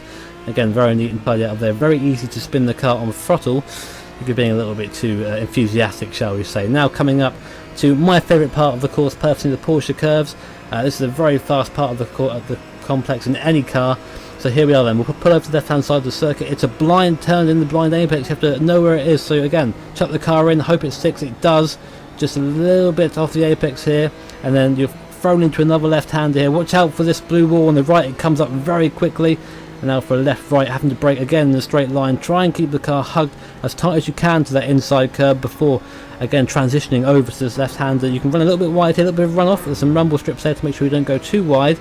And we're back where we started. We are back now, coming up to the pit lane, and that is a lap of the Circuit of the South. Hope you enjoyed it. Ladies and gentlemen, a round of applause there for Mr. Jimmy B. Yay! Yay! Right then, we've had some fun so far today. We're going to have a little bit more now, because Mad Cow Racing are here on Racespot TV and on iRacing Live. James Stevenson is here from the Mad Cow Racing team. I want to start off by applauding you, James, because we showed the graphic earlier on. Just the level of staying on trackness when you were in behind the wheel of Bessie. You were keeping, with the exception of one time when you decided to go and have a little graze, pretty much on the grey stuff without going off it the entire time. But talk us through your race, because you've just been fantastic today. Well, the race started off a bit poorly. We got turned around on lap 8, I think it was, and put in the wall. So we've had bent steering and a little bit of aero damage since then, and it's just been plugging away, working at it, trying to get back all the positions we can, and now we're looking at maybe securing a top 5 finish. Well, your race, as it stands right now, you're in P number 5. And the recovery drive for you has just been fantastic. You did a large part of that. Just how hard was it keeping the car on track, doing all of those laps, knowing that 1 foot wrong at this place and it's game over? It's mentally pretty tough, but physically, see, I'm used to racing endurance go-karts, so physically this isn't quite on that level, so it's reasonably easy for me. That's why I just get in and do the long stints. And Bessie got herself a little paint scheme for today. Not the usual black and white, it's a different one. Talk us through it for those who don't get the joke. Well, back in the day, they painted up one of the Porsches, I think it was a 962 Porsche, as a pig, a pink pig. And they divided up all the different cuts of meat that you can get from a pig. So our homage to that, since we're at Le Mans, is to do the different cuts of meat that you can get from a cow. I knew it. I knew it was something from that. I knew. Well, it does look fantastic. You are one of the most liked teams in endurance racing so far. Does the fun and the tweets, etc., that you guys have, does it help push you on much? Yeah, it's great. It's fantastic motivation knowing that people out there are getting behind us and really enjoying what we're doing on the track. Well, before we let you go, we've been allowing everyone to give motivational speeches to their teammates over the last few hours. It's now time for you to give a motivational speech to your team, to your teammates, as well as giving a shout out to anyone you'd like to. Oh, well, we've got Scott into the end, and in order to secure our top 5 finish, we actually need to get about 55 seconds ahead of the next car because we need to make an additional pit stop. So he's done most of that already, so keep it up, Scott. I reckon you can get there. And I'll just give a big moo to all our fans on the commentary here and on Facebook and Twitter and wherever else they're hanging out today and getting behind us. Moo. Keep on moving forward there. It's James Stevenson for Mad Cow Racing. Thank you so much for being a part of our broadcast and for all the fun that you guys show us on social media as well. Mad Cow Racing currently P number 5 in your GT2 field. And well, Cam, always fun seeing these guys on track. Well, absolutely, and of course I could recognize that paint scheme as soon as I laid eyes on it this morning, yesterday, yesterday, and I have to say it's I think it's a really good homage, to say the very least. Just having a look through some little pieces that's happening out on track. There is a battle going on I would say there is a battle going on in GT1 right now between the MSP Drivers Home and the GSRC Turn 2 Motorsports Red Car. But, Cam, they are separated by pit stop. That's the thing. So really that will come back to GSRC being about a minute ahead of the MSP Drivers Home car.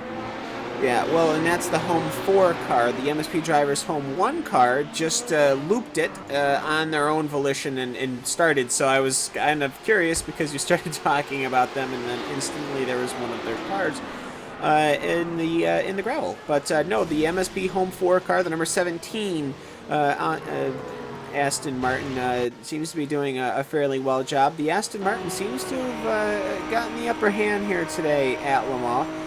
Which I'm not necessarily sure if that's because of performance or just because of how the cars are actually when they are coming here and how their races have developed. But the first Corvette is back down in 32nd position, 43 laps down, which would put them almost 21 laps away from your front-running Aston Martin. Right, couple of things. We're going to be joined by Alvin Nieves for the last 90 minutes of this broadcast soon. We're also going to be joined by a very, very special guest. We'll come to that one in a couple of moments' time. But, Jimmy, on track right now, it seems to be that Friction Racing are doing all they can to try and get themselves into a position where they can do this race in one more. I don't think they can. I think that they've wasted so much time at full pedal that they've essentially thrown their chance of winning this race away, because Commander can do this race in one more pit stop. Friction Racing were 4 laps shy of being able to do so. Doing 340 lap times is not going to help them. I'm not sure if they know something that we don't, but at the moment the last lap was 6 seconds slower than the Commander in front, and I had a look back at that lap to make sure nothing happened. Nothing happened. They had a little bit of traffic going through the Dunlop chicane at the start of a lap, but that was it, and they're really being very cautious in the front all the way around now. So I think maybe they're trying to go for this one more stop at the end, but at this point, this gap of 18 seconds is the gap. You know, even with one stop, that'll still be the gap at the end of it. So I'm not quite sure what they're meaning to gain from this. If I were them, I'd say that maybe Coanda have out-strategized them. Maybe just push as hard as you can and do what you can on your current strategy, because I don't think you're going to catch them matching it at the moment. Yeah. Still got ourselves 90 minutes though remaining in this event, so still got a way to go. First of all, good morning, Mr. Alvin Nieves. Yeah, well, yeah, good morning, good evening to afternoon to everybody still watching here today. You know, an hour 22 to go. Lots of action. Great opening races. Great opening hours that we had in today. I even got a chance to jump into this battlefield here, and gotta say, it it wasn't easy. The strength of the field here today was really high. I knew I wasn't the fastest today, but you know, I kind of did my best to try to keep the car clean. Fortunately, we at the Phoenix Motorsports Black 4 GT, we definitely that second place is pretty much pretty well secure. We just have to make sure that we make sure that the next pit stops are done great. Maybe we may need a splash of gas, maybe not. Kind of depends on how John Hall does during this stint. But you know, overall, it's been a fantastic race here today. Indeed so. There's the gap then between iRacing Sports and Friction Racing. It's now 21.8 seconds. Enjoying the conversation on Twitter. Use the hashtag iRacingLeMans24. Let us know if you think Friction have thrown this race away because they were just pushing too hard earlier on in this event. It is also now my privilege to welcome to the Racebot TV booth the one and only Mr. Le Mans himself, Mr. Jonathan Boutel. Bonjour. Good morning.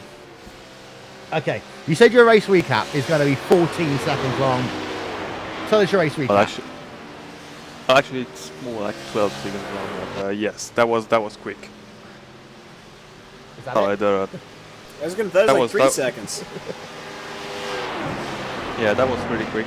Incidentally, early in the second stint of Rennes, and then well, the steering was bent, and they didn't feel like continuing. Just tested the car. It's fine. I could go run safely, so I just made a few stints by myself.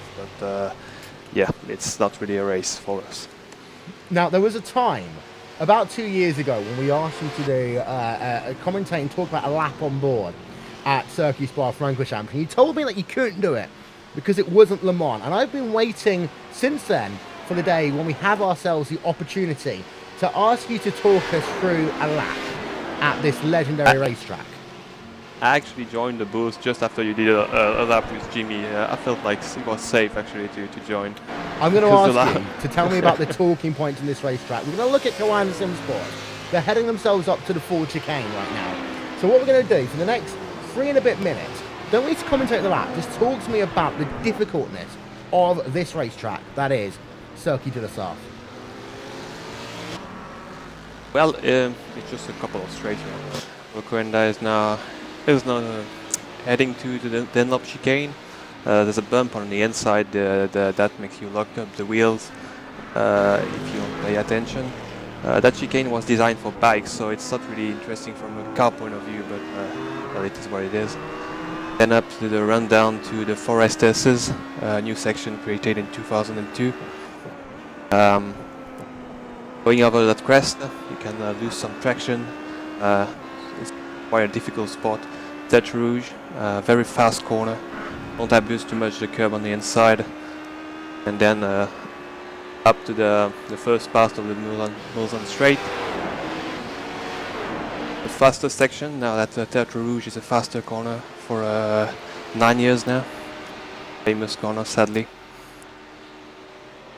Going into the first chicane, we're gonna call it the iRacing chicane. Braking just 150. Not using too much curb, they're very high. And back again on the second part of the Mulsanne Straight. Not really a lot to say about that. This is beautiful. A really good scenery. Yeah, these chicanes were put in place in 1990, so it's been already 26 years. Second chicane, same braking point, 150. Finding the curbs. Gotta be careful in exit because, well, if you go at shoulder, there's a slight bump on exit. The tarmac is not really designed to be run over. On the Mulsanne hump, which was flattened 15 years ago, into the Mulsanne corner, hard braking. You miss your braking spot, you're definitely gonna go into that sand trap. Go in Dakar, so no problem. On the run to Indianapolis, into the Gulf curve. They added those shoulders on each side a couple of years ago for increasing safety. I don't like it personally, but it indeed increased safety. Into Indianapolis, one of the most exciting corner in the world. Very, very difficult because the car is not set up to maximum downforce, so that first curve is very loose. Into Arnage corner, probably the slowest corner on the course. Very easy to lock up the brakes because the too slow for the how the cars are set up. In the run to the Porsche corner, speaking about on that AstroTurf, going to pass the Aston Martin outside into the double bridge corners, that new safer barrier, very close.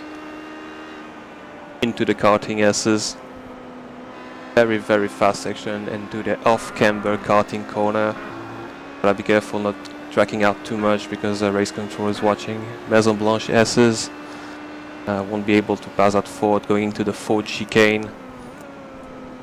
Usually using a lot of curbs, but not on the Sigon, the Raccordement chicane, because these new curves are just...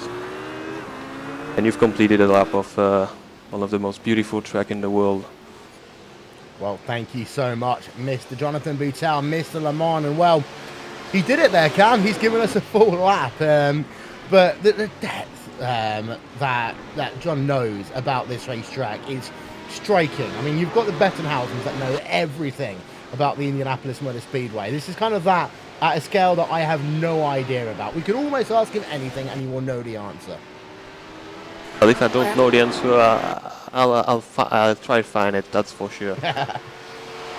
Yeah, it's one of those things where you get people from all over. That's one of the things I love about the iRacing service, because you can have people that are obviously have been loving stock car racing and IndyCar racing forever and know every little detail about it, and then you can have in the exact same service people who know pretty much all there is to know about places like Le Mans or places like Watkins Glen, and that's only going to increase when, of course, when that dirt racing, that dirt track racing comes along, and both the oval dirt racing and the rallycross too. So I mean, it's great to be a part of this iRacing community because the cars are amazingly simulated, the tracks are laser accurate, but I love the community.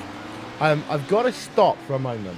Friction Racing came on towards pit road. They've done a driver change, but their pit stop was 1 minute 28. And also, they only pitted, 5 laps into a stint? Jimmy, any updates you can tell us? Because this is huge in terms of the motor race. And first of all, they're pitting when they did. I can almost understand it if Frederick Evers has got to do his fair share. But a 1 minute 28 pit stop, I do not understand. Do you think they sped on pit road or something? I don't really know. I'll have a quick look and see if I did, just see if them coming in now. I was wondering if they had damage or something, but I didn't really see that either. No. So this is an interesting one. I'm just watching Carnival Line. Give me 2 seconds and I'll have it. What it does mean, and we are getting word that there was no speeding there by Friction Racing. So it must have just been a long, long stop for them. Something was wrong with that car, maybe. But we talk about how certain moments can be a game changer. That is it. Because whilst Coanda Simsports, we know, only need to make one more pit stop, Friction Racing do still need to make one more pit stop. And if they have got an issue, then it does mean that Core Sim Racing could still get themselves second place in this one. So this is the thing about Le Mans here, Jimmy. You don't know until the checkered flag flies as well. Coanda decided to just make it 3 wide for a moment on the run down into Indianapolis, just because they could. I'm not quite sure on the fuel tank of these things. If I were a more ignorant person, I'd say they'd come in and top the car up to the end. But I know these cars can't run for that amount of time with fuel. And I don't know, unless you mega fuel save, that can't give you another 20 minutes. Surely not. I'm really confused after this. I mean, maybe they damaged the car somewhere. I didn't notice any contact of anywhere somewhere. I can't see any physical damage on the car either. So I'm wondering, maybe some sort of technical issue? I don't know. Hopefully they can come in and enlighten us after the race, or maybe we can get someone from their team coming in if they are in chat. Or maybe we won't get to hear that because it's some sort of top secret strategy. We'll just have to wait and see, I guess. Yeah. So, Koanda Sim Sport, 7 laps into a stint. Core Sim Racing will be on pit road this time by Cam. They are still embroiled in that battle with Gecko Vortex Sim Racing, and I think Gecko, this will go to the wire with Gecko, because 8 laps is the difference in terms of stints. Gecko only needs to pit once more. Core Sim Racing needs to pit once more after this pit stop. So this will be one that will come close to the wire, and this is what I often say. Don't just look at gaps in terms of where people are at certain points of races, because it does expand and it will contract and it will change over the event. Well, absolutely, and excuse me, I don't know why my voice has to wait until that moment and to let me know that something's wrong, but for Isaac Price, I mean, he's just really got to focus on his lap times. Both of, I think, Core Sim Racing and Gecko got to start entering into that absolute on-it sprint mode. And it's just it's one of those things. I don't know who's necessarily going to be. Whoa. Koanda, wait. Oh, no, I take that back. Sorry. That's the other Koanda car. That's the other Koanda car. They're just on pit road, just ready to scare me there. The other Koanda machine, the one that has been out of this event for so many hours, it seems as if they're wheeling it out to kind of do the final. You know what they're doing here? They're getting it ready for the formation finish in case they need to. Okay, yeah, interesting enough, Frederick Everett's in that car now, which I thought he was getting into the other car. I think he jumped into that car for a second, then popped back. So he's been very busy today, Frederick, hasn't he? Yeah. It's just to let you know, Bessie did come on towards pit road. Now, it's worth noting that at the point they came on towards pit road, was it 50 seconds, James, that you said you needed? You are still here. 50 seconds. I think it was about 50 seconds when you came on towards pit road. It looks like you guys are on schedule. Yeah, so we've still got one more stop to make after this one to get to the end. Yeah, so Mad Cow Racing Bessie in 6th place right now, but they are still in that battle with Zen Racing, and it'll be worth keeping an eye out on those times between those two drivers as we get ourselves just over an hour to go in this event. Core Sim Racing will be on pit road this time by. It's pretty much certain they're going to be on pit road. They're working themselves down into Indianapolis and into Naj Corner. For just before, they have got one more pit stop they'll have to do after this one. So there is Core Sim Racing. Isaac Price been on the car. Well, Core Sim Racing have kind of been in and out on this one before. So worth keeping an eye out to see what will happen with these couple of drivers. Core Sim Racing versus Gecko Vortex Sim Racing. It is one where Gecko Vortex should be right behind at the very end of this motor race. With Core Sim Racing having to do a stop and a bit more. So keep an eye out on that one. It will be very close, really, Jimmy, between Core and Gecko for that final step on the podium. It's another close battle that's just come down to the wire with strategy and the way the race has panned out.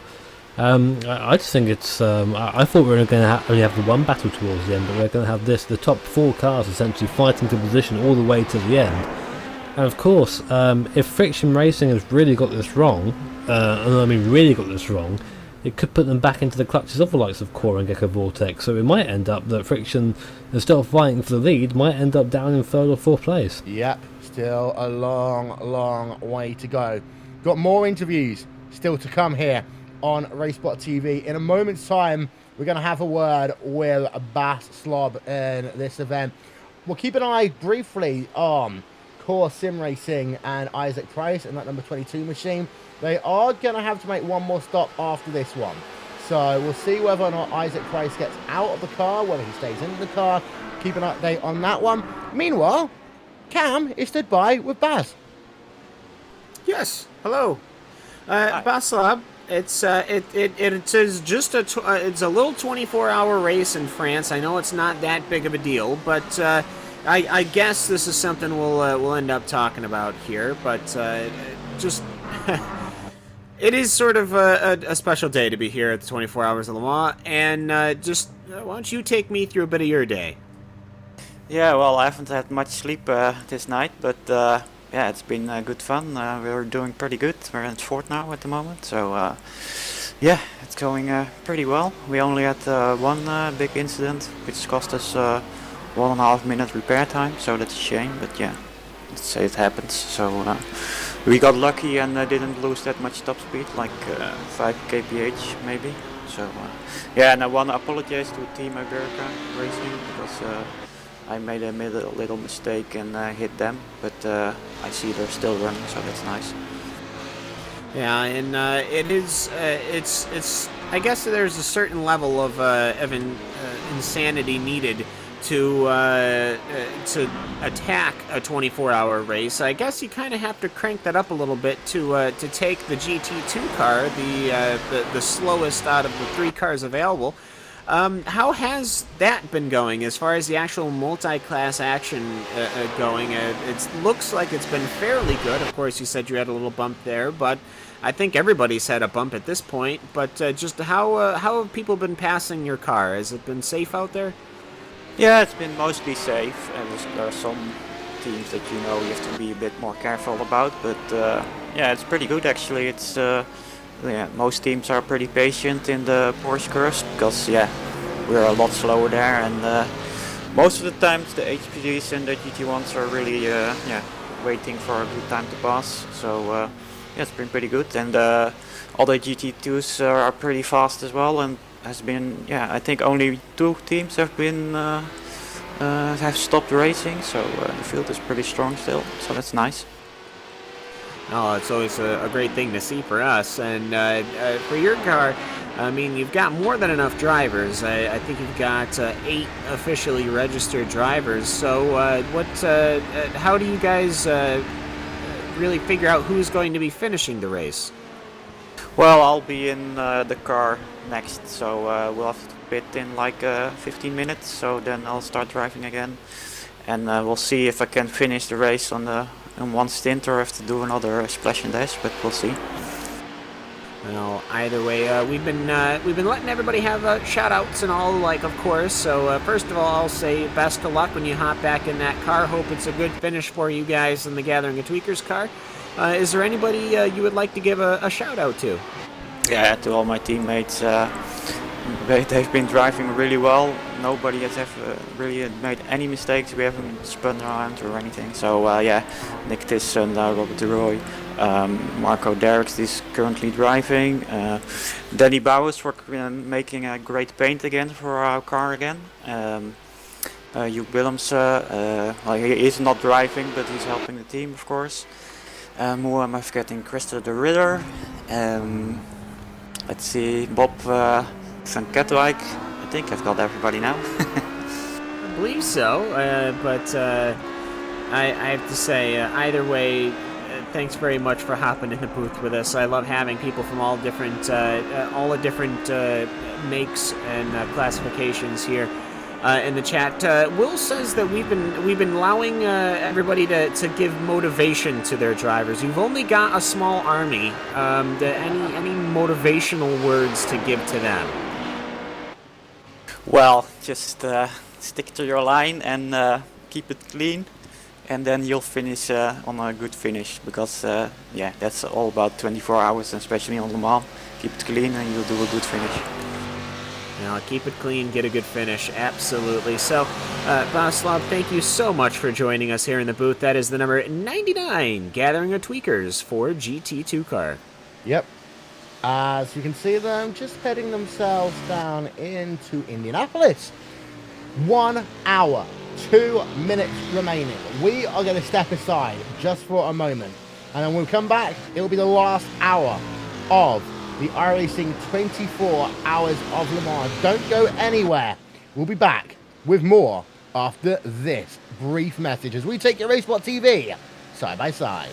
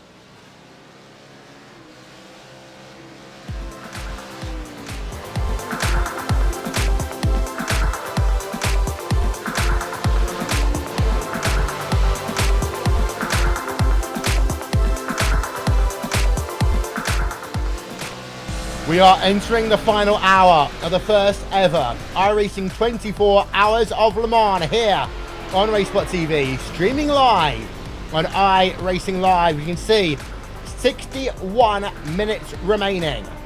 It's time for a race update brought to you by And1 Design here on RaceSpot TV, as it's worth noting that Coanda Simmersports, after being on the coattails of Friction Racing for the last 3 hours, have now taken control of this motor race. Reason being, they can make it to the end with one more pit stop, and Friction Racing couldn't. It then changed again. Friction Racing came in on towards pit road after only doing a handful of laps. You think they might have got a little bit of damage, or it might well be they had to change drivers in order to do fair share. But Marcus Hamilton is out of the car. Frederick Evers is into the car. But they are now 2.5 minutes behind Coanda Simsports. It's still all to play for between Core Sim Racing and Gecko Vortex Sim Racing. They each have to make one more pit stop, although Core Sim Racing's pit stop, when it comes, will be about 10 to 15 seconds shorter. So they currently have the advantage over Gabon X, who is in the Gecko Vortex Sim Racing 108 machine. In terms of GT1, it has all been about Inex Racing. They are a lap and 30 seconds ahead of SimRC.de. Team Chimera, they run in third, but they're 2.5 minutes almost now behind SimRC.de. Then it's a Global Sim Racing Channel Turn 2 Motorsports Red Car that runs itself in 4th place. In 5th place, it's also then going to be the MSP Drivers Home Car. It's been a slow day in terms of overtakes for the GT1 field, but the key point to note is that the Aston Martin has been head and shoulders above your field here. So you can see 2nd place overall, Friction Racing, moving himself past your race leader in GT1. Aston Martin has dominated over Corvette here today. It's the British manufacturer taking one over the American manufacturer.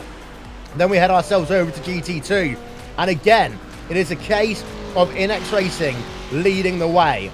They lead by a lap and 30 seconds over Phoenix Motorsport Black. John Hall currently behind the wheel of that car. But you've got yourselves 45 seconds between Phoenix Motorsports Black and Shinya Mancini Sim Racing. They are within a lap on strategy, so it will take some massive doing there for Phoenix to lose that 2nd place as it stands. Gathering the Tweakers and Marco Derricks is 4th place in that class. Zen Racing in 5th. Mad Cow Racing Bessie is in 6th place. It's worth noting that Bessie thinks they can get 5th with Splash and Dash at the end, but they need to be pushing the lap times and moving forward if they want to get themselves that number 5. No real crazy strategies left to determine in GT1. We've got a couple in LMP that's worth thinking about. So, it seems okay. It seems that we've got everything under control as we welcome you to the final hour of coverage. Will Vincent here, along with Jimmy Broadbent, Mr. Jimmy B.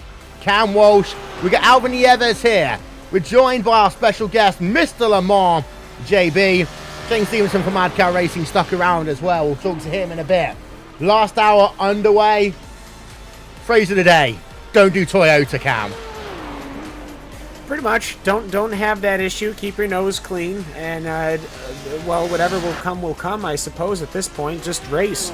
It's a fairly. We're smaller than we have less time. I guess I should say we're not smaller than, but we have less time than a standard IMSA race, a 2-hour 40-minute race. We've well gone underneath where a standard stock car race would be. And so we're just entering that territory where everything, just all the strings that have been laid down need to be starting to be pulled, and to be pulled in the correct order. For some, that is going to be easier than others. For Coanda, it's a 2-minute and 21-second gap. That is, to say the least, from whatever was going on. That has come to fruition, and for Mitchell de Jong, well, he's gone from racing to now having a completely open strategy for Friction? Well, it's just sort of a planning. Perhaps they're trying to set themselves up for something. What I can't figure out, but that's not necessarily because I'm smart, but then you've also got Core and Gecko in 3rd and 4th racing. So there are definitely an insane amount of storylines, to say the least, and I can say from having only done so much of this race, Will, that when this is obviously being our first, that it's going to take us a while until we start learning how exactly to tap into those storylines, to say the least. And it's worth noting here, Jimmy, we've been saying it for the last 4 or 5 hours or so. The difference between this racetrack and other racetracks that we normally go to is that these LMP cars can go nowhere near an hour at this track. They can only do about 42 minutes if you are Coanda SimSports. Now, Coanda, they are currently on their 11th lap of a run here. And I expect them to come on towards pit road in 2.5 laps time. That equates to about 9 minutes or so. I'm actually thinking, have Coanda got enough fuel in case of the white flag here? It's actually a little bit tighter than what I thought about 30 minutes ago. Doing the math in my head, it can be so confusing to work this one out. We know Coanda being Coanda, they'll have this one under control.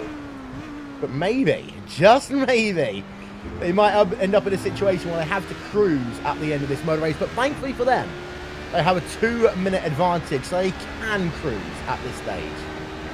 Yeah, that advantage is pretty much what's going to be the decider here, I think, at the moment. They've got 2.5 minutes nearly to sort of chill out, and if there is a matter of fuel, they can always be a little bit less on the loud pedal, as we say, on the way round. They can afford to lose 2 minutes of time by going around slowly and just save that fuel.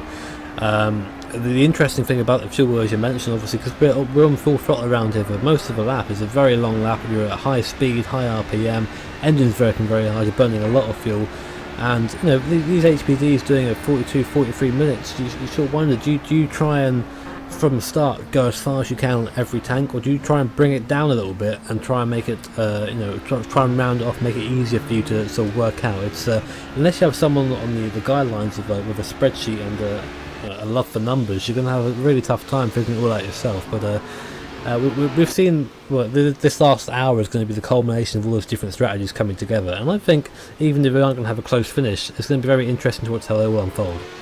Yes. And it's that point where really what you want to do as soon as you possibly can is count backwards, Cam. That is, count yourself backwards to the point where you know you can get to the end of the motor race. My magical mark, I've said before, is about 46 minutes.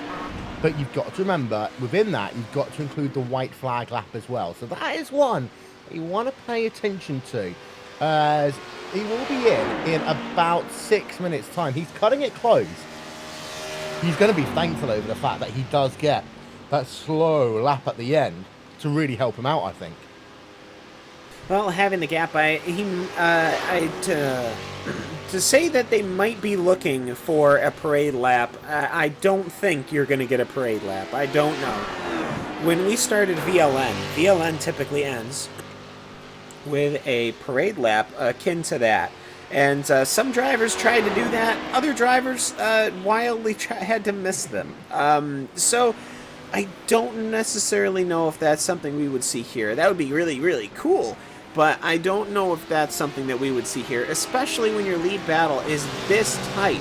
Of course, you recall the Porsche car ended up coming in for tires on an unscheduled pit stop, and that's widely now been to believe that that was to allow Toyota to have their photo finish, to have their cars together. But then, of course, the car blew up, so that didn't necessarily work out that much.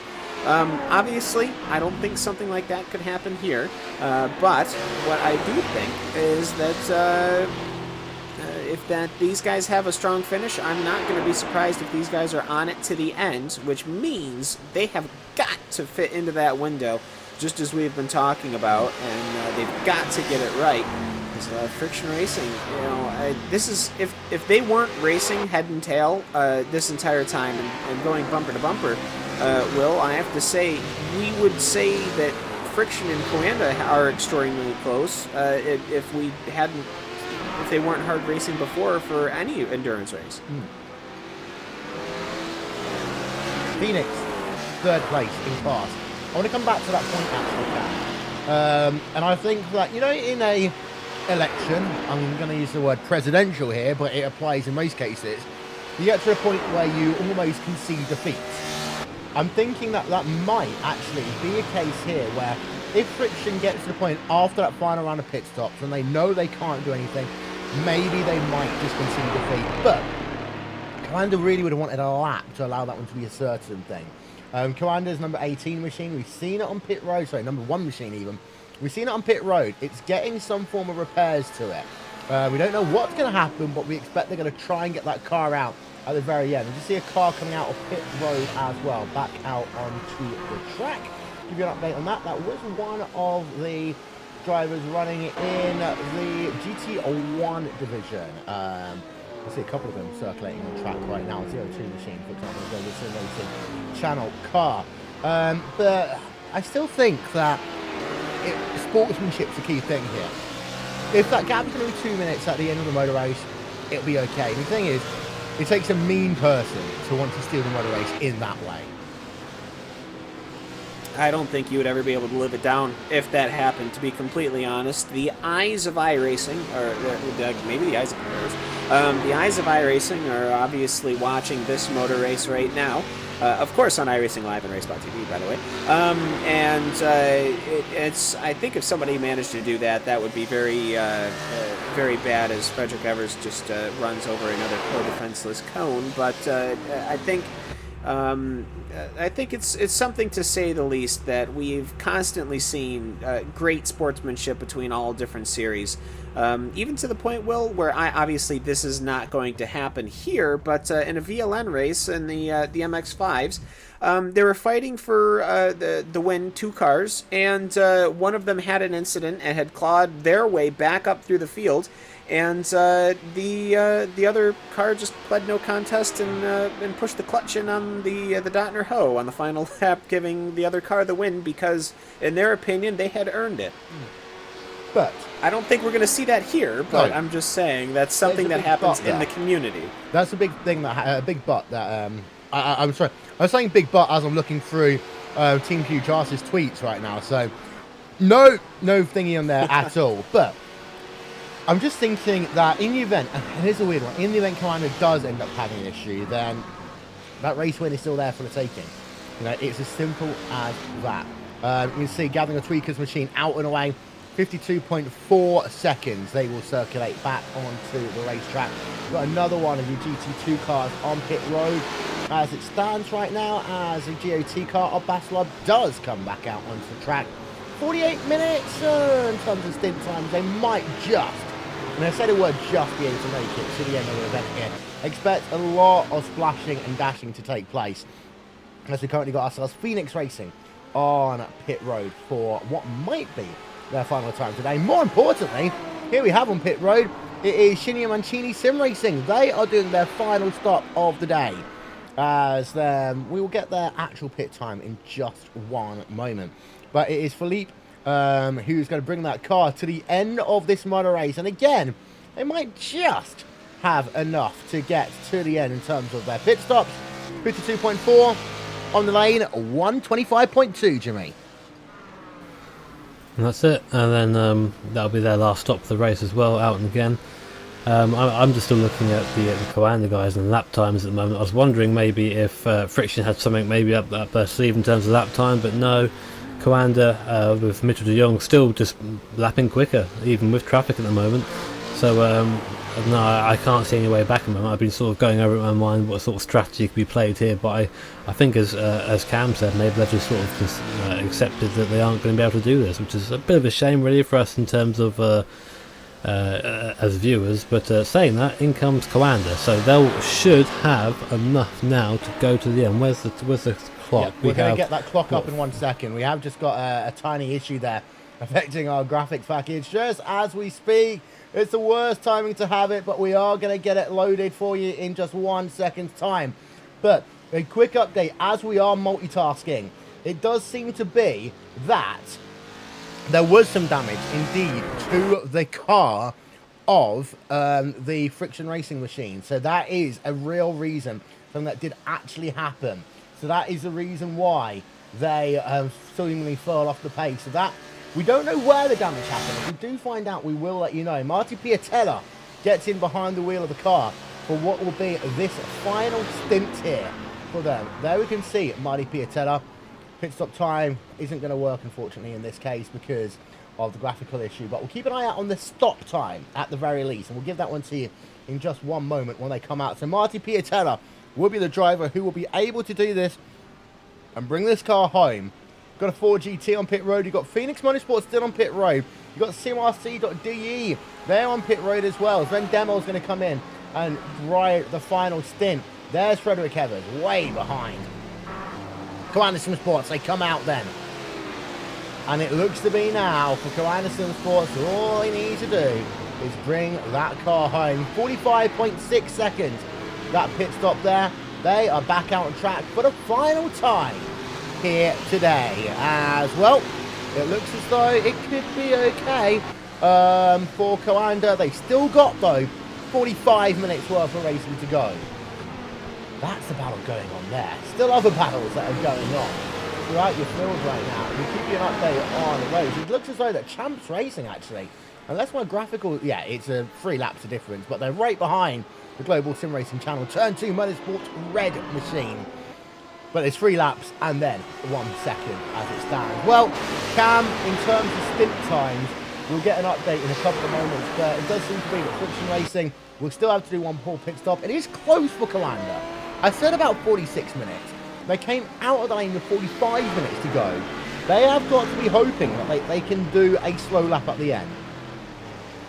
Well, they have to, or at the very least, pinpoint when about on track where they are going to be when the time expires and kind of work their way around to see if they can modulate it to where they'd have to do one last lap, which is certainly possible, especially with 2 minutes and 12 seconds left to go. But I have to say, Will, being here on pit lane, I'm noticing something here. I'm noticing cars starting to be wheeled out of their garages. Patrick Wolf is climbing into the PRT LMP white car.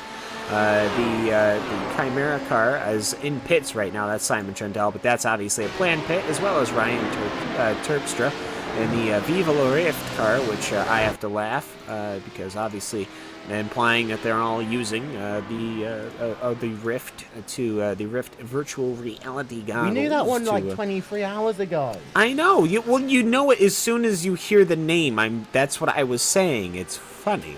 But it's clever. As I have to say, cars are starting to get wheeled out of their garages.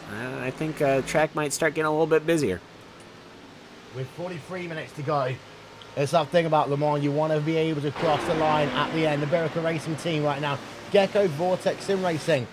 This is a lap and a little bit, shall we say, to Gecko Vortex. Our timing's still a little bit messed up. Actually, no, that's the actual one. It's a lap and a second from Frostmaster Movano to a Berica Racing team. Berica pretty much have been running in no man's land for the last 6 hours or so. We've got to give them credit for just sticking and being determined to what they are doing. Commanders worked themselves past Iberica and Frostmaster Movano over the last couple of seconds.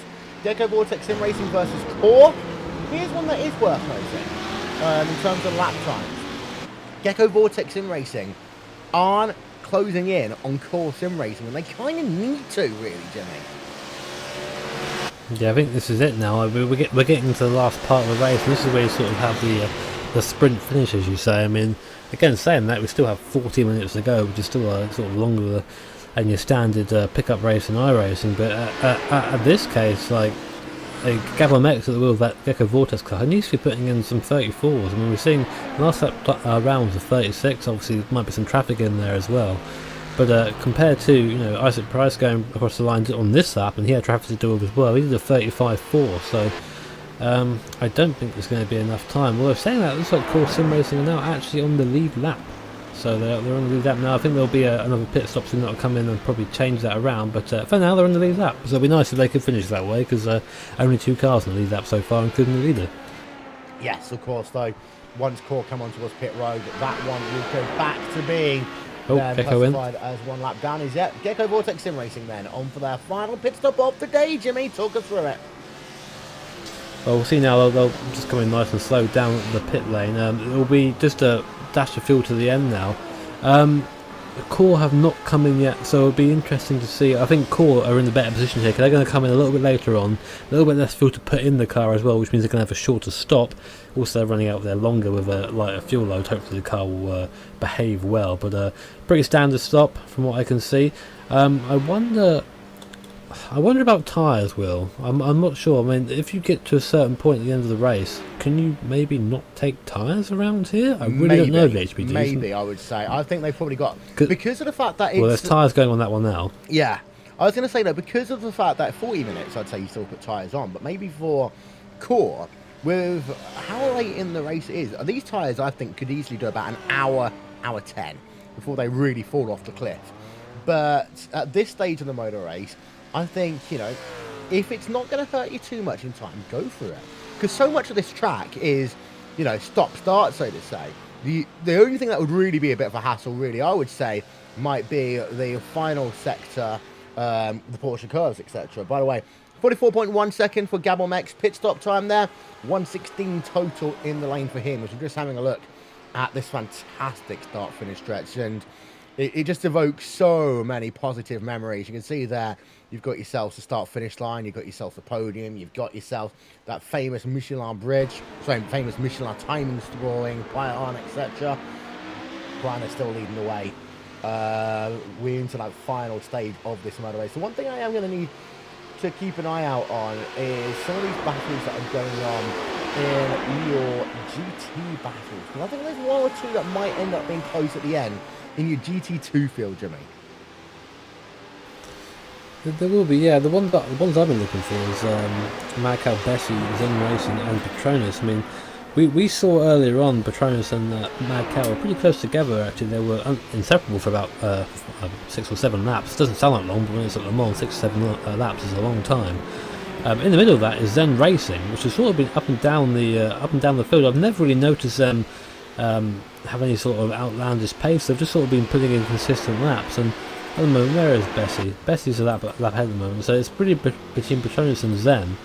And there's a good deal of time between them. I mean, it's about 50 seconds or so between the two. So depending on the last pit stops and what will end up coming from that, will depend on what the results are going to be, I guess, at this point. But I can't really say anything bad against Sim Racing, because whilst they've been sort of anonymous, they haven't really put the foot wrong, have they? I mean, there's a bit of damage on that car at the front there, but they're still running. They're running 6th in class at the moment, which is still an impressive feat, especially when you are the slower class in this field. So good job by them so far. It is. And in terms, so we haven't yet talked about our favourite liveries of the day. It's been a while since we got to this. I do like, more than anything else, though, there's so many, especially the Fords, are harking back to some of the classic 4GT liveries of what we've seen over the years. I still have to say, one of my favourites, I am going to be biased, Betty looks fantastic. I do also love the Zen Racing car because of just how true it is to a real life 4GT, Sometimes there's no need to copy anything because it's just fine as it is. Any ones that you think are any good, maybe Joe? My favourite is going to be the quote-unquote Halloween livery from SimRC. Not Halloween livery. The SimRC.de Iris car. I just really any car with a nice combination of yellow and black is a winner for me, and that's a livery that's had time put into it as well. So I really enjoy it, and I appreciate the effort put into that livery. That's my favourite, I think, on the grid at the moment. Yeah. In fact, let's ride a couple of corners on board. Then with this driver. It is Sven Demel. He's made his last pit stop, 53.1 seconds. And he's just heading himself down to Tete Rouge corner. Let's spend a couple of moments on board with him.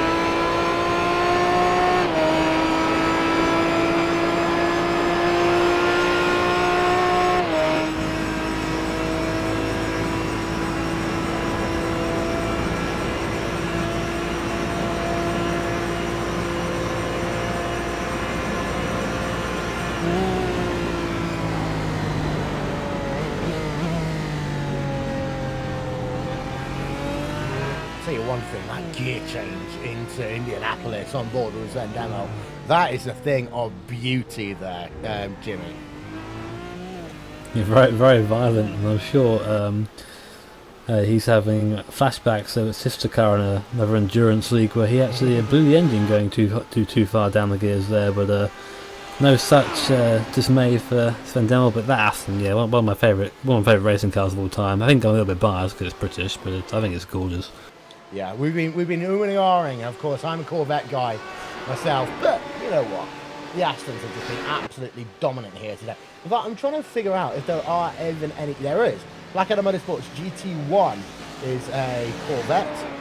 Pretty much so everyone else in terms of your top 8, they are all Aston Martins. So just to show a little bit of parity, let's go on board the Black Adam Motorsports for a moment.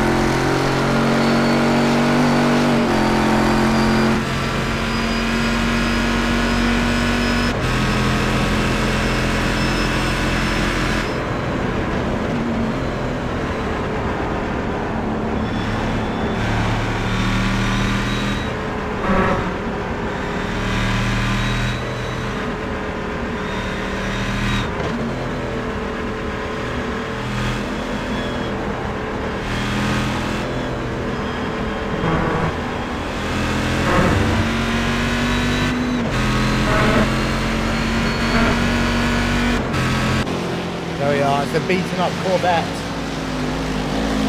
But it is a Corvette. Running in P number 9, Cam, it's our first Corvette in the field. Yes, I know. If you want to know though, the Ford is winning in GT2.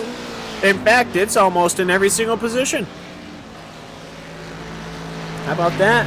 See, that's American power going on right there. I got nothing on that. Just a note on that Corvette. I wanted to say it's pretty banged up, as you saw. It's so banged up, in fact, it's actually lapping slower than the GT2 cars around it. So not a good day for the Corvettes today. Not a good day to be an American sports car fan.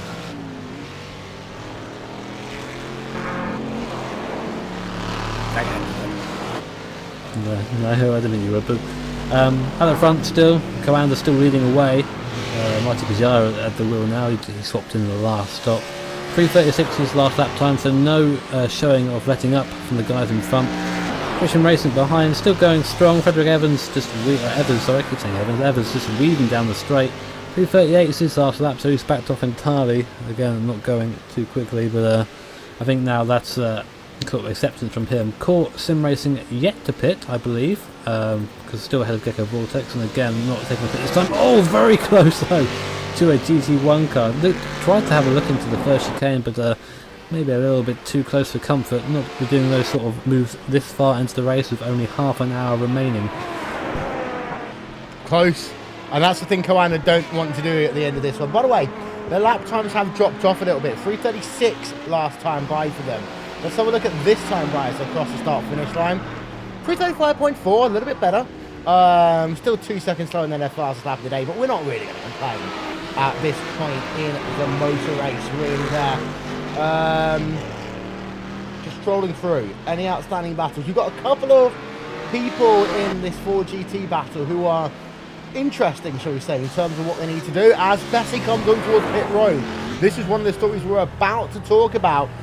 They are embroiled in this battle, and I'm not going to use the word broil literally there. Oh yes, I am. In this battle right now with Zen Racing and Mayor Ready.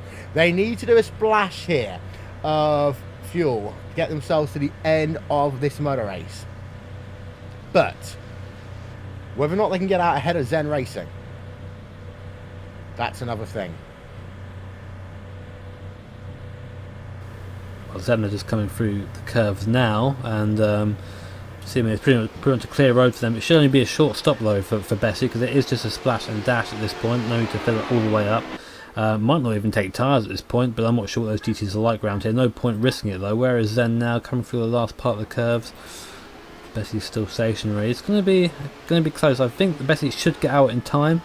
Well, they are taking tyres. There you go. That shut me up. So they are taking tyres, and I think that's going to give the position to Zen actually. Yeah, where are Zen? They are actually, well, they're entering the forward chicane as it stands right now. We were told this was going to be close. Of course, Mad Cow Racing are right at the front of pit road. So here comes Zen Racing, and Bessie is still on pit road. Zen Racing looking as though they will get this one. So more work will have to be done with Bessie, but they'll have fresh tyres. They come out of pit road. The gap is going to be about 7-8 seconds. This is the battle. That's going to be worth watching towards the end of this one, Jimmy. It is, and we know that Bessie does have pace in her, the old girl.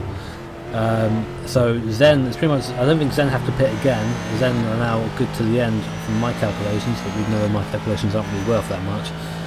But we'll keep an eye on this. I think that we'll see Bessie slowly reel Zen in. I don't know if they're going to have enough time. The car is going to be light, they are on new tyres, so the car is going to be faster than it has been during the race. I think we'll probably see a faster lap from that car during this stint.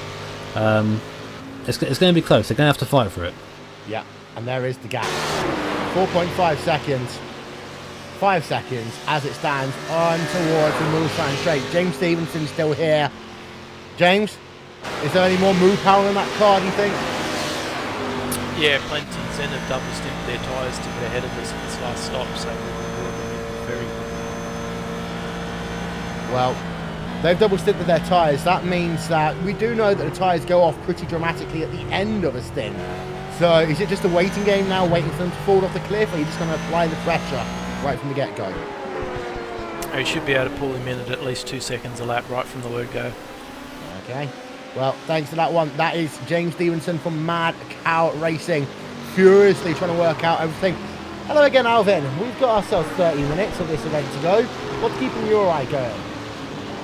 Well, I'm kind of pretty much keeping an eye here on the battle for what will be second place in the GT2 class with Phoenix Motorsports Black and Shinya Mishimi Racing. The advantage right now for Phoenix Motorsports Black is around 52-53 seconds.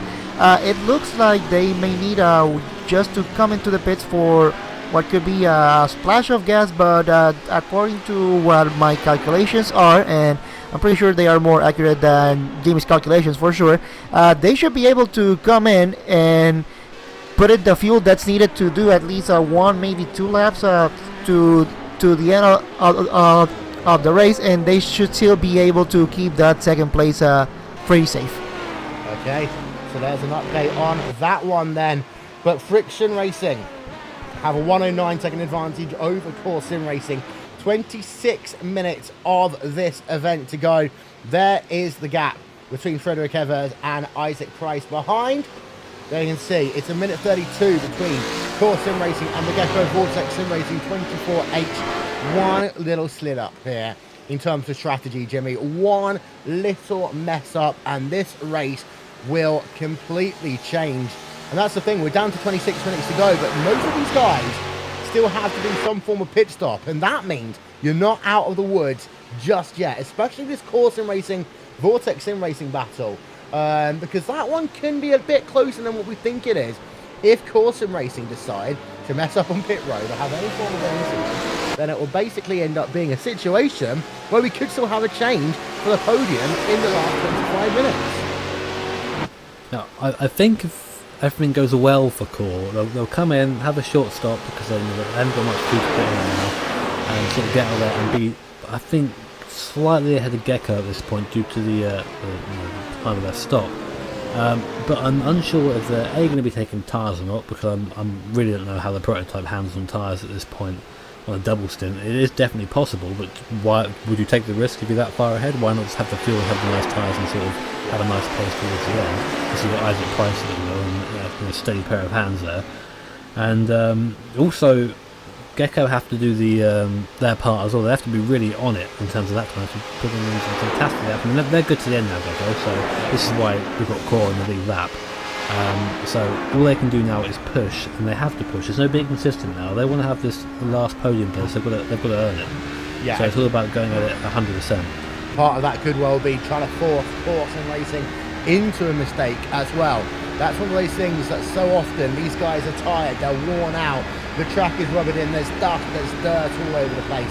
Anything is possible in this event, and we're not going to mention it one more time, I promise. So, you know what I mean. Sometimes things happen in the last few minutes of the match, that's 24 hours long. GT1 is pretty much all wrapped up, I think, in terms of drivers' cam, unless there's something that I really can't see. Everything seems fairly straightforward. I mean, obviously, there's always something, you know, one prototype can make contact with one GT1 or GT2 car, and we can just flip the table over, because you never know. But everything seems to be fairly simplified and straightforward. The GSRC car, I believe, wasn't that car posturing to get past the MSP driver's home car maybe about an hour ago? Yes. So then that's huge, if I remember correctly. 57 seconds. Well, the GSRC car was the one that was trying to pass the MSP driver's home car, and now they seem to have done that and have gotten almost. Because MSP's come on to pit road 2 laps ago. That's right. Okay, so that would be okay. That begs the question, though. That's not enough gap for GSRC to pit then. Other than that, I mean, it seems fairly straightforward. I mean, SMRC and Team Chimera are on the same lap, though they're on basically polar opposites of where the actual racing track is. So, again, if there is one hiccup here that causes damage that requires a trip to pit lane, somebody is losing a position as far as when it comes to your top 5, your top 6 even in, no, your top 5. I was right the first time in GT1. GT2, Phoenix Motorsports Black versus Shinya Michini Sim Racing.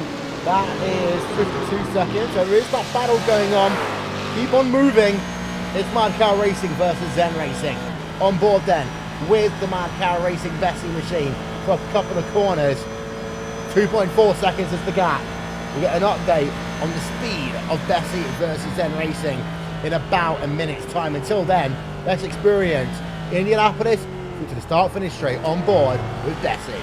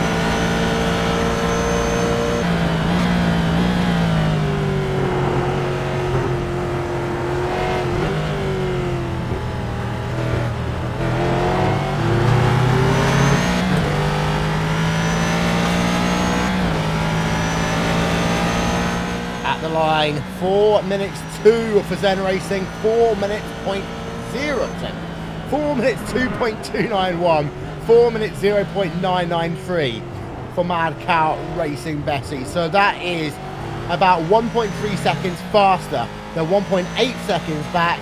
Well, Alvin, if they can catch them, it looks like they've got good speed, good tyres, and maybe do something down on the Mulsanne straight. Yeah, he definitely Mad Cow Bessie really there. It kind of looks like the tires that they took, even though while we may have been questioning their strategy, trying to change tires, definitely with the fresh tires and Zen Racing double stinting their tires, that is definitely an advantage. And from what I kind of recall from the testing that I did for my team, I think the difference could be around 2 seconds per lap, give or take, just kind of depending how the person that's able to double stint the tires can handle them, but it can be around 2 seconds, so this could be really over. Yeah, in terms of fair share, is we okay? Coanda, they seem to have done enough of the drivers who have raced, we think. We'll keep an eye out on that. We think. We'll keep an eye out on it. There's 4 drivers that have posted laps. 3 of them are in the clear. 1 of them is not, and that's Philip Stam. But I'm not sure if you have 3 drivers that make fair share. Does the 4th one really matter? Yeah, and also, of course, the others that didn't race, Werner, for example, Williams, and Grolman. We're definitely okay on those. We'll know in about 23 minutes' time, so to say. But Commander Sim Sports, in terms of their race, they've still maintained that 2-minute 8 lead. In terms of this race, really, Jimmy, it, for me, came down to the last 6 hours. And I said that Commander are the best teams in the world in terms of sim racing right now in thinking through a race. I think they did that once again here today. By the time Friction Racing caught on to what they were doing, it was too late. It seems to happen a lot in Commander's races. I mean, there have been a couple of times where they haven't necessarily been the fastest car. I mean, here they've been pretty on it, to be fair to them. But they've always had the strategy, and it's always worked out well for them. There's not been a case where they've had a bad strategy call. It's always very well thought out, it's calculated. And you see it paying off time and time again. And as you say, this is one of the reasons why they're one of the, if not the, best sim racing team in the world at the moment. You know, they're just going from strength to strength. And again, we mentioned this earlier, we've got 2 world championships, and what will be, if everything goes well for them in this last 20 minutes of the race, the maiden 24 hours of Le Mans victory under their belt. That's something that no one will be able to take away from them. So it's just been a fantastic year for them so far. Yeah, it's been a fantastic 2 years in terms of endurance racing. They won the first ever 24-hour endurance race in iRacing that was hosted by Racebot TV at Spa almost 2 years ago to the day. They won the first ever official iRacing 24-hour event that took place at Daytona. Again, in terms of Spa a year on. And now they're looking to try and win the first ever 24 hours of Le Mans. They are just about, I say just about, 17 minutes away from that one. So I'm just trying to think. Yeah, we'll get to that point, Cam. We'll get to it at the point that they get disqualified, if they do. More important thing we need to go back to is Zen Racing, Mad Cow Racing. Mad Cow Racing has gotten past Cam, and they did it quickly. They're moving. I guess you could say, is moving on over. Well, it was a straightforward. Actually, you know what? It wasn't really that straightforward of a pass at all. They came out of Mulsanne. They came alongside for almost 2 or 3 corners. There was a fight back from Zen, but no. Mad Cow Racing's Bessie ended up coming away with that position. So for chalking another one up to Scott Gray. Yep. So there is Scott Gray round the outside. In the end, and I say, it's always bold pass is what you do here at Le Mans. But once they got down into the meat of it, seemed to be Bessie was able to be the victor. Doing that one on the track down at Indianapolis. Got the move done in towards Arnage. Moved themselves up into 5th place once again. And well, Jimmy, they said they could do it. They did it. They did indeed, and whilst they are going very fast, you have to also remember that Zen Racing is on old tyres as well, hence why the last lap for them was a 4:02.8, pretty much a 4:03, and Bessie did a sub 4-minute lap, so it goes to show the difference between old and new tyres, so good job by them. But yeah, that'd be a top 5 for them, and bear in mind they had a very difficult start to the race. The incident took them right pretty much out of the running from the top 3 anyway, or the top lot. They've come back to 5th place, which is an astounding effort. Yep. So Bessie's up to 5th place. InX Racing GT1 continue to lead the way in their class with 15 minutes of this motor race to go. Your top 3 of each of your classes then on the left-hand side of your screen. Notice that in GT1 and GT2, InX Racing are a full lap ahead of the field.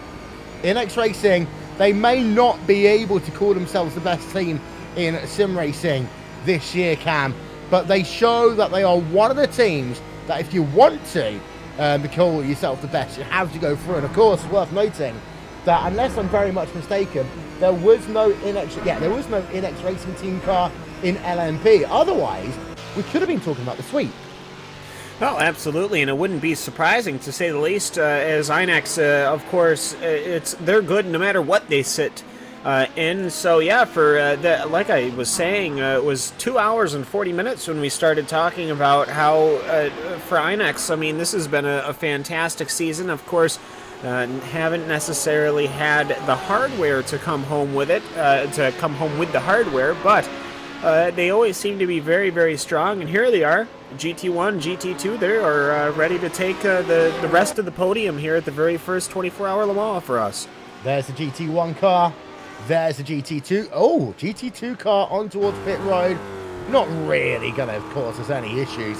They've got a lap over the field, but they're coming in for a splash and dash. There are a couple of others that might need to do this as well. Shinya Mancini Sim Racing, I think, are in the same boat, as well as the Gathering of Tweakers machine might need to do a splash and dash there, Alvin. So a couple of these cars have got to do splashes, but I don't think any of them really is game-changing.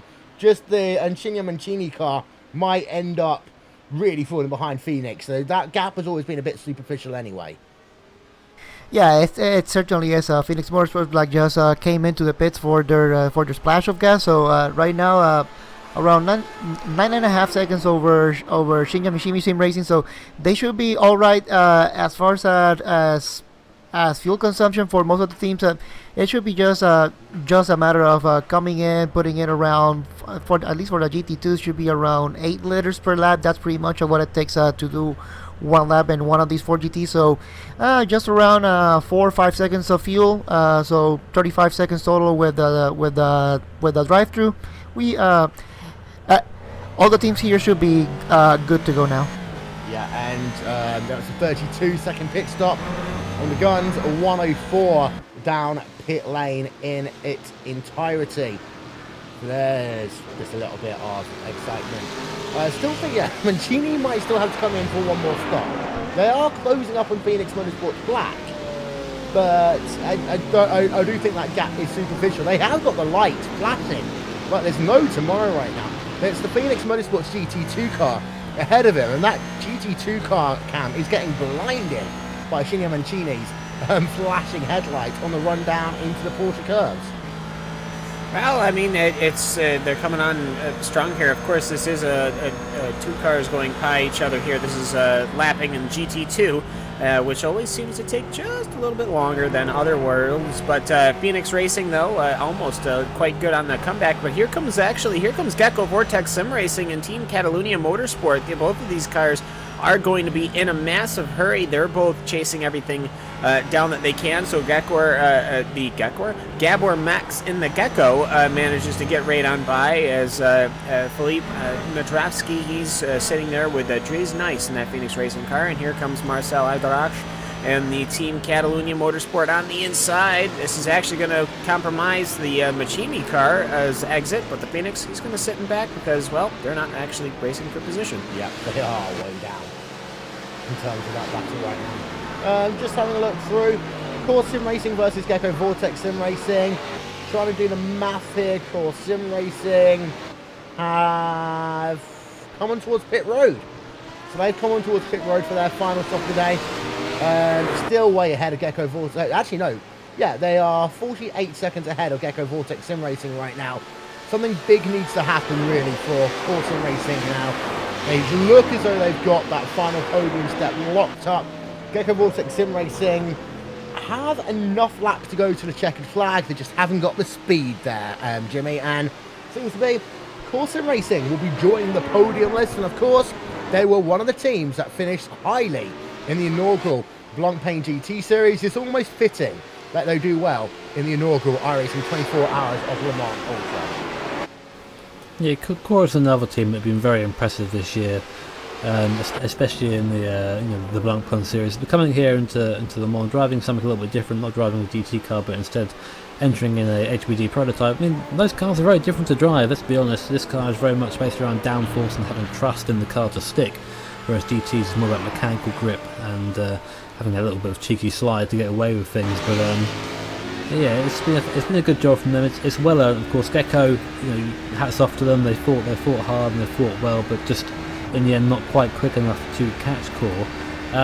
Just going back to the DT2s very quickly, I was looking at the sort of past lap times of Phoenix and of Eurosealand. Before he had his pit stop, he was lapping pretty slowly as well. Like I think it was like a 4:04 his last stop, and whereas the Shinya Mishimi car was like a sub 4 minutes. So we'll keep an eye on that as well. But I'm wondering if there's actually pace in that number 18 car to catch up. It's a pit stop in that car as far as we can tell. The 18 machine, I think, still needs to do a quick splash anyway. In fact, we just see the Radicals and Line machine go past. And while we're talking about Team Catalunya and Motorsports Red a moment ago, they are being hounded, and I said the word hounded, by resurgent Radicals Online, Miguel Martin. Well, earlier on, Jimmy, we did speak to the Radicals Online team. We spoke, of course, to Rob Cuss, and he said that they're looking for P10. If they carry on at this rate, they're going to be right on the rear of Team Catalunya Motorsports Red with a lap to go. And they're catching them hand over fist. It was like 5 seconds there. Difference in lap time last time around, and Miguel coming around to Indianapolis now. We've got the number 85 car just coming out of Arnage, just dealing with a little bit of GT traffic that I think the Radicals Online car is going to actually encounter during the Porsche curves if he's unlucky, but he's running out of time to do it. We're down to, I think, 7 minutes now. But where 8 minutes 31. 8 minutes. I can carry on doing this for the next 8 minutes or so. But no, just over 8 minutes remaining in this event. It's Radicals Online, of course, a team that when they come into these events, Cam, they often look for so much. Sometimes it goes their way, other times it doesn't. Whilst Coanda we call the luckiest team in endurance racing, Radicals are anything but often. Well, typically what ends up happening is that cars crash around the Coanda cars crash into the Radical cars. That just seems to be what happens. It's all just a matter of positioning. As the Radicals car will snip around that Phoenix Motorsports black car of Doris Thielen, and he'll have a pretty clean run, so he's got time to catch up here in the closing stages of your first 24-hour of Le Mans. But for Coanda, they always just seem to put together a great strategy. I think that's the big thing. They always have the pits planned, they always have the runs planned, and they always manage to execute it so very well. I can't remember the last time that Coanda had a real big trip up. I'm thinking, I didn't really know if I count that much of the 24 hours of Spa, but maybe Daytona they had a big trip up? Yeah, and they've had a couple in terms of the Blancpain GT series as well. They were able to kind of work that series to them in the end, but they have had the odd one. That's the thing, it's easy to remember Radicals and Lions having misfortunes. It's very hard to remember Coanda Sports having misfortunes. Team Tortoise, where we started, so we're going to finish it. Interestingly, with the double N in there, so maybe they are going to be finished about it. Just in the middle, laps missing. So Team Tortoise are back out. However, there is one driver who is a little bit unhappy with that one because, JB, I need to tell you this. If you don't want someone to steal your car, take the keys out of the car. Yeah, I'll remember that for the next time. Yeah, Renz Brokeman in behind the Team Tortoise one. Renz Brokeman, if you'd like to come on towards pit road and hand the car back, feel free to do so. There are a number of drivers who will probably want to do this final lap. So, battle for P2 in GT2, well, it's still going. We'll find out for sure. I still think it's going to be close. It's going to be a pit stop, unless my timing is a little bit wrong here. So we're just going to have a quick look through. The gap is 8.6 seconds between Phoenix Motorsports Black and Gino Mancini. Any updates on that one, Cam?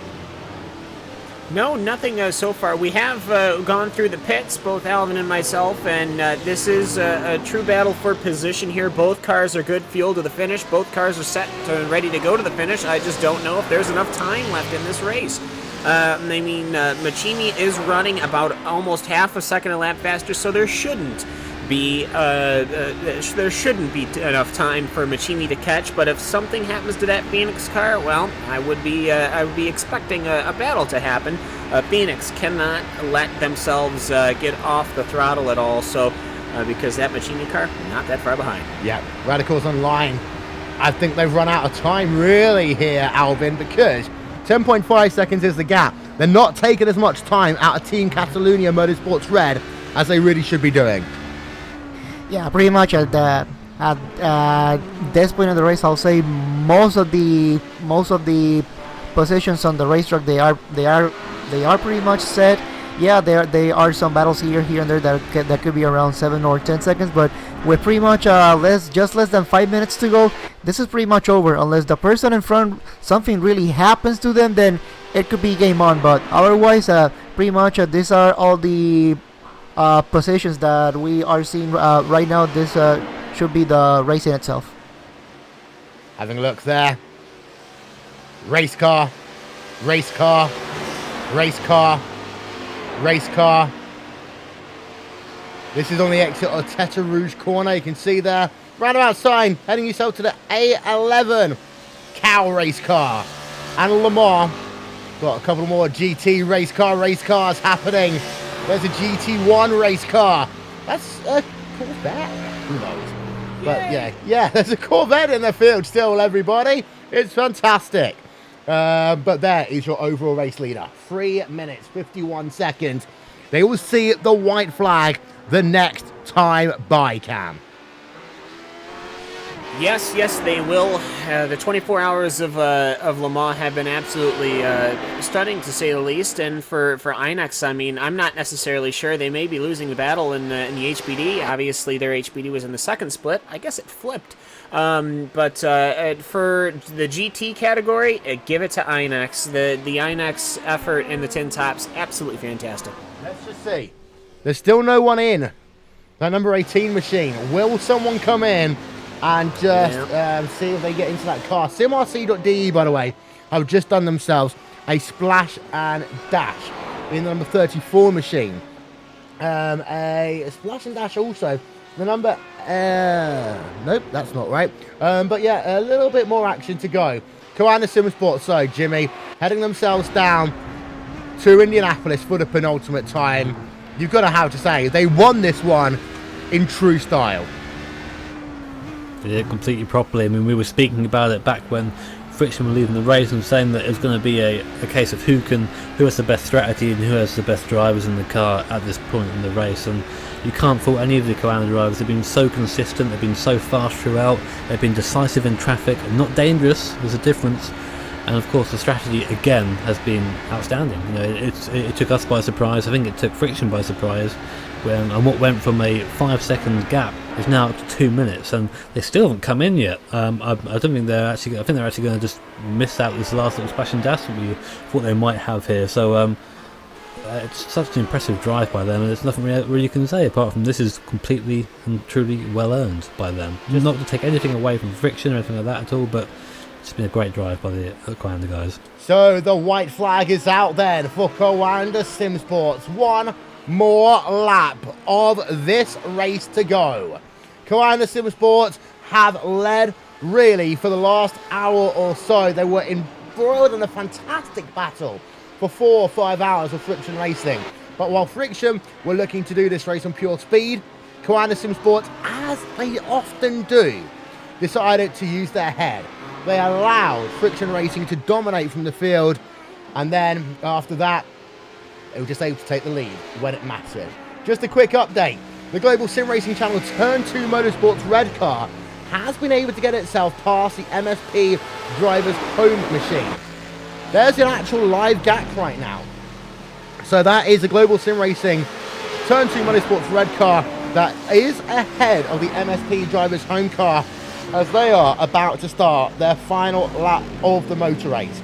One must turn our attention though back to Koanda Simsports as they head themselves on to the Mulsanne straightaway for the final time. They start to cruise it. They know that if they can finish this lap, that is all they have to do. A little bit of a slide there through the first of the 2 chicanes at Mulsanne. A quick update on any outstanding battles. Just having a look through the field. Mad Cow Racing Bessie has been able to eke out a 6.4 second gap over Zen Racing at the end of this event. Radicals Online, they are 5 seconds behind Team Catalunya Motorsports Red, but it's going to be one of those cases where it's just a little bit too little, too late. Core Sim Racing look as though they will get the final step of this podium. They are currently 46 seconds ahead of Vortex Sim Racing. 24 hours have now elapsed in the 24 hours of Le Mans. This is the final lap, and in at Le Mulsanne for the final time comes Marty Piatella. Now just half a lap to go. Let's ride the run down onto Indianapolis on board with Coanda.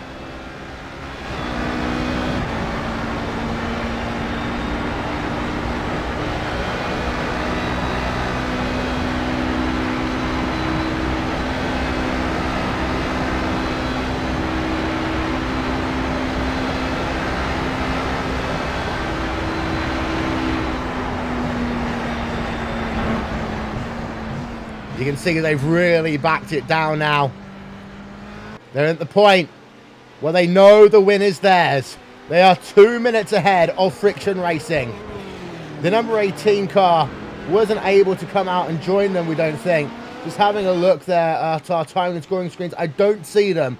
But it doesn't matter, because when one Coanda Sim Sports driver falls by the wayside, so often there's another one that's there to pick that team up and take them towards victory lane. This year, Coanda Sim Sports has won the iRacing World Championship Grand Prix Series, breaking the dominance of Gregor Hutu for the first time in 5 years. Then Coanda Sim Sports this year won the first ever Blancpain GT Series. And now, after winning the first endurance race on iRacing almost 2 years ago to the day, they head themselves out of the Porsche curves. They head themselves down to the Ford chicane. They will be the winner of the first ever 24 hours of Le Mans. And after 24 hours of long, tough racing, Coanda Sim Sports can be the first to say, I have conquered Le Mans. Coanda Sim Sports win. Here in France, Coanda Sim Sports are the first ever Le Mans 24-hour winner here on iRacing. But there's still 2 more classes to see. Here's Inex Racing and their GT1 car. Here's Inex Racing and their GT2 car. The GT2 car is going to be the first one to come past the start-finish line. Inex Racing didn't have an LMP entry here today, but their GT2 will say, I'm a winner at Le Mans. And now we simply wait for the GT1 team to come and join them. They are heading themselves halfway down the Mulsanne Straight right now, and they are about half a lap away from GT1 victory. Friction Racing, they tried. They led for about 4 hours when we came on air, and they overtook Coanda on the road. But sometimes you have to go back to the hare and the tortoise race. Sometimes just because you're fast at certain points doesn't mean you're going to be fast overall. Sometimes if you save a little bit of fuel here and there, it can make the difference. And that is what was the case for Coanda Sim Sports here today. Because when one looks at the number of pit stops, Friction Racing did 29 stops in the end. Coanda Sim Sports did 27. And a big part of that is the difference that is between them on track. A pit stop takes around a minute. You add in the time getting on and off a pit road. Friction Racing could have had a chance of winning this race, but they arguably threw it away by being too aggressive in the latter 6 hours of this event. Friction Racing come home in second place. Core Sim Racing, we saw dance past Coanda Sim Sports earlier. Inex Racing now just heading themselves through the Porsche curves for their final time. Just a couple more corners to go and then they'll be into the Porsche curves. This is Arnage. And let's listen in to the GT1 team and Inex Racing.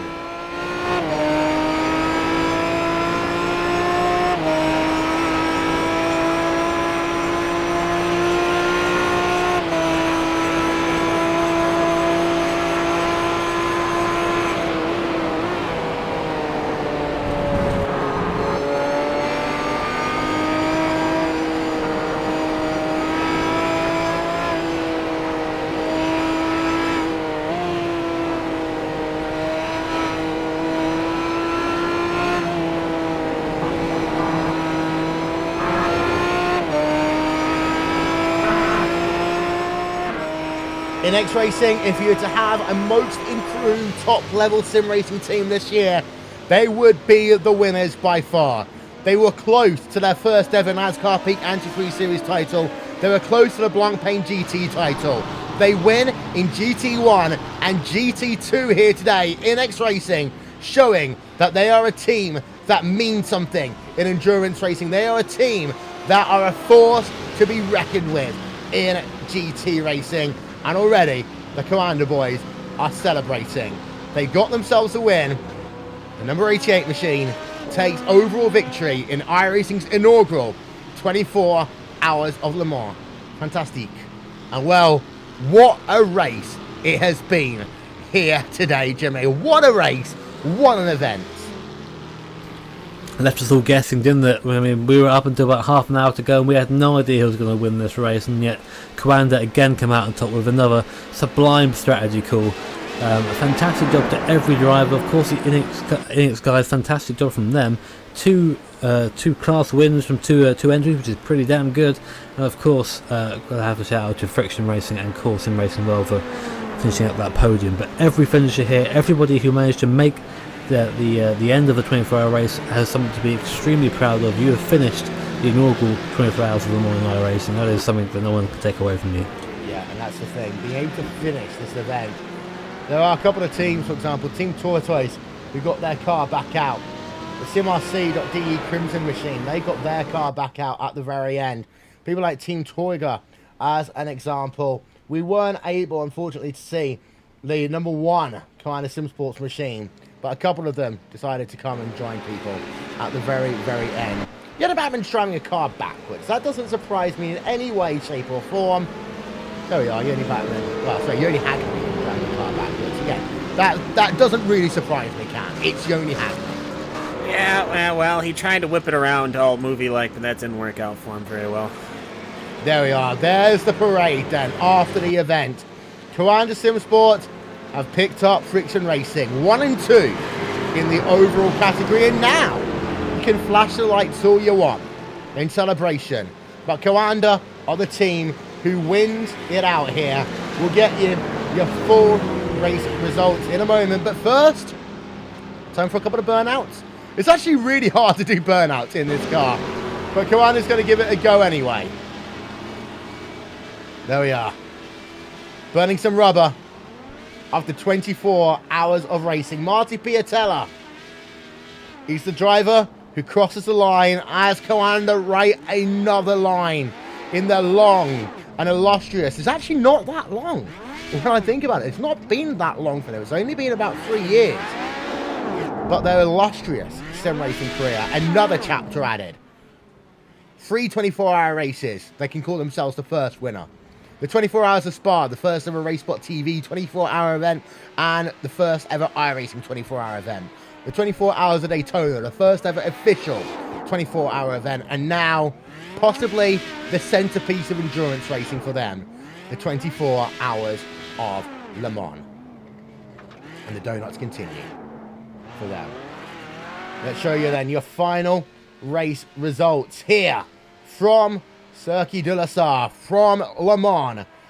And we start off with your prototype class. And you will see that out front, it is a name we are oh so familiar with.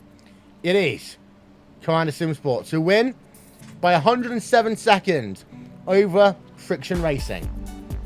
Then you've got Core Sim Racing in third, Gecko Vortex Sim Racing in fourth, Iberica Racing Team in the 5th place, Thrustmaster Movano 6th, CTC Racing Black and CTC Racing Red are sandwiched by FDC Motorsports and Team Catalunya Red round out your top 10. There you can see Radicals Online in 11th, Vivolo Rift in 12th, and Virtual Drivers Home in the 13th position. Just going to show you the rest of your your LMP field for you. There are the other drivers, some of those that didn't make it.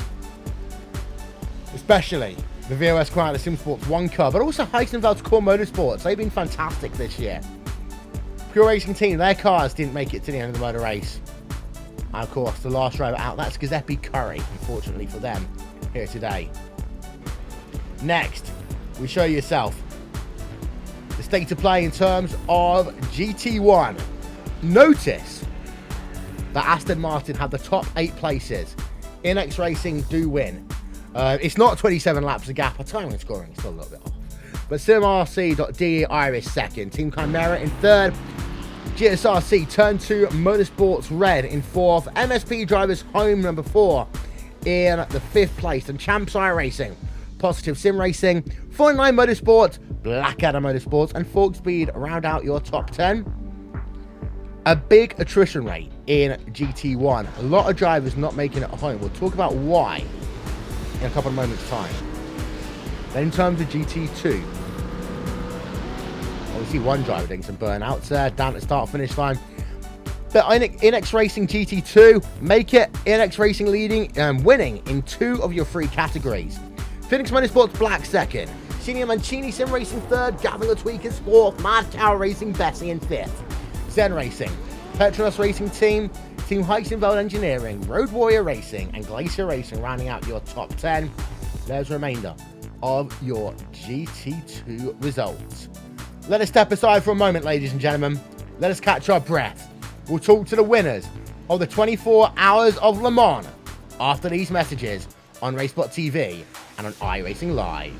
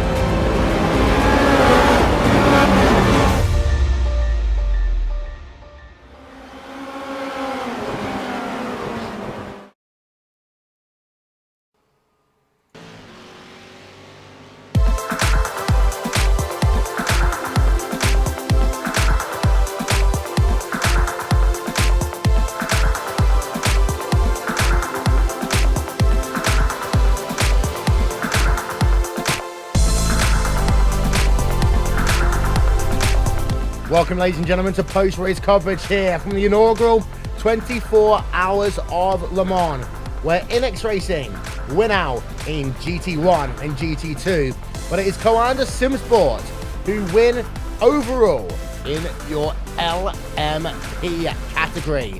We have Marty Piatella and we have Mitchell de Jong here from Coanda SimSport. We're going to start by talking to the driver that brought the car past the start-finish line, Marty Piatella. Congratulations again on a historic win for Coanda SimSport. Thank you, thank you so much. It was really an experience.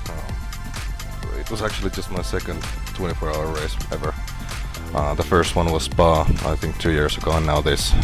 In both of those I got to drive the car on the last lap on the first position. It's something amazing. Well, you talk about the emotions of being able to cross the start-finish line in the race lead. It has been a close-fought race, though, between yourself and Friction Racing. Was there a point when you realised, wait a minute, we've got this?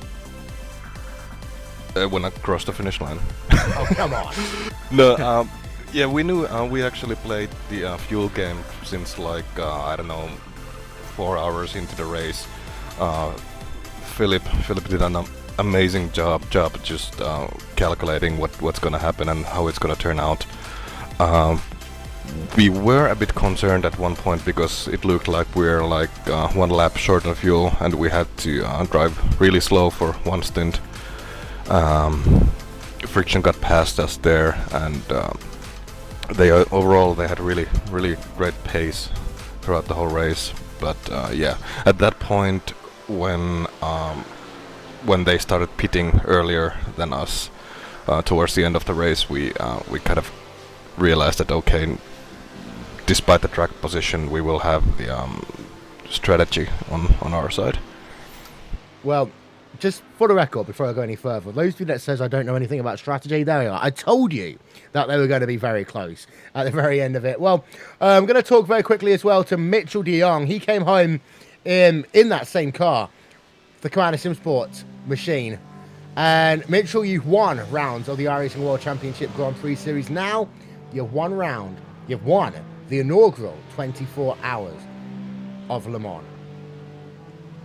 Yeah, it's a great feeling for sure. I kind of had to take a 4-week break after Nürburgring and the WCS race due to some real racing stuff, and got the opportunity to come back and have some fun here. And it was quite an up and down day for sure, with the main car kind of getting crashed out right away, and everything, all the plans kind of changed, and it was really fun.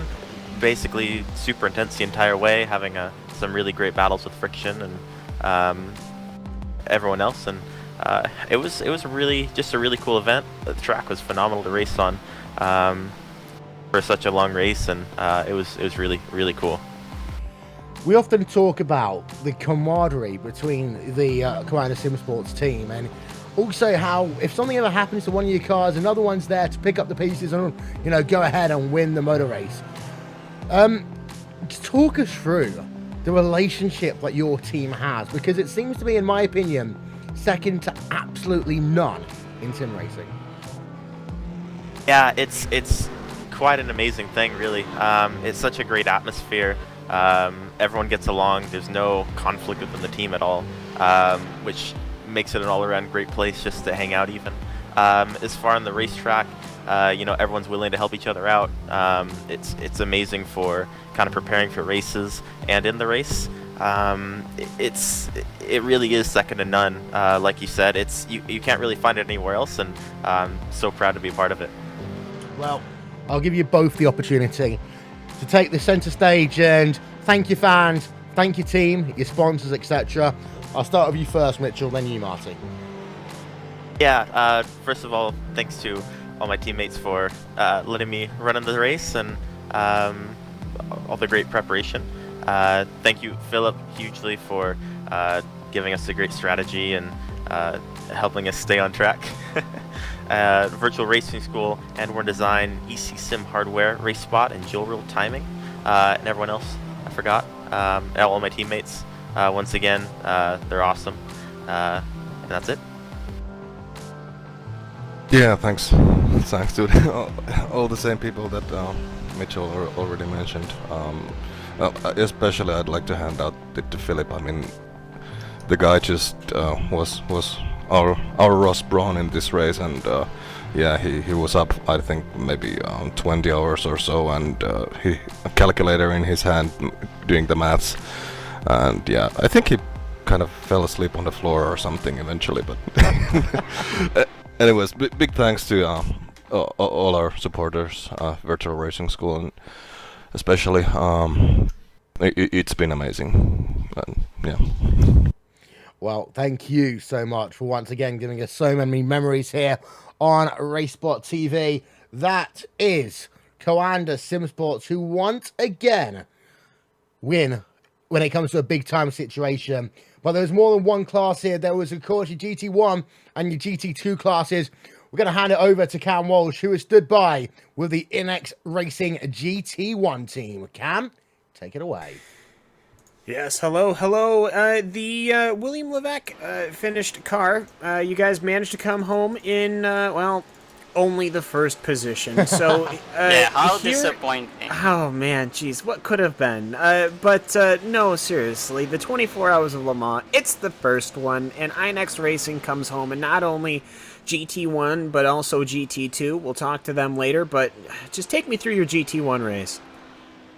Well, there was a few issues at some point in the race, like probably everyone, but I think most of all we kept out with bigger problems. First stint, Ellis did a great job with the traffic and that massive draft lock. The guys were racing like it was a sprint race at the start. It was quite crazy, but we kept out of contacts and other shenanigans, and after that it was just doing laps, and yeah, I think overall we can be happy with that. We mostly kept out of issues, and other people fell off the road or had mistakes, and that's why I guess we won.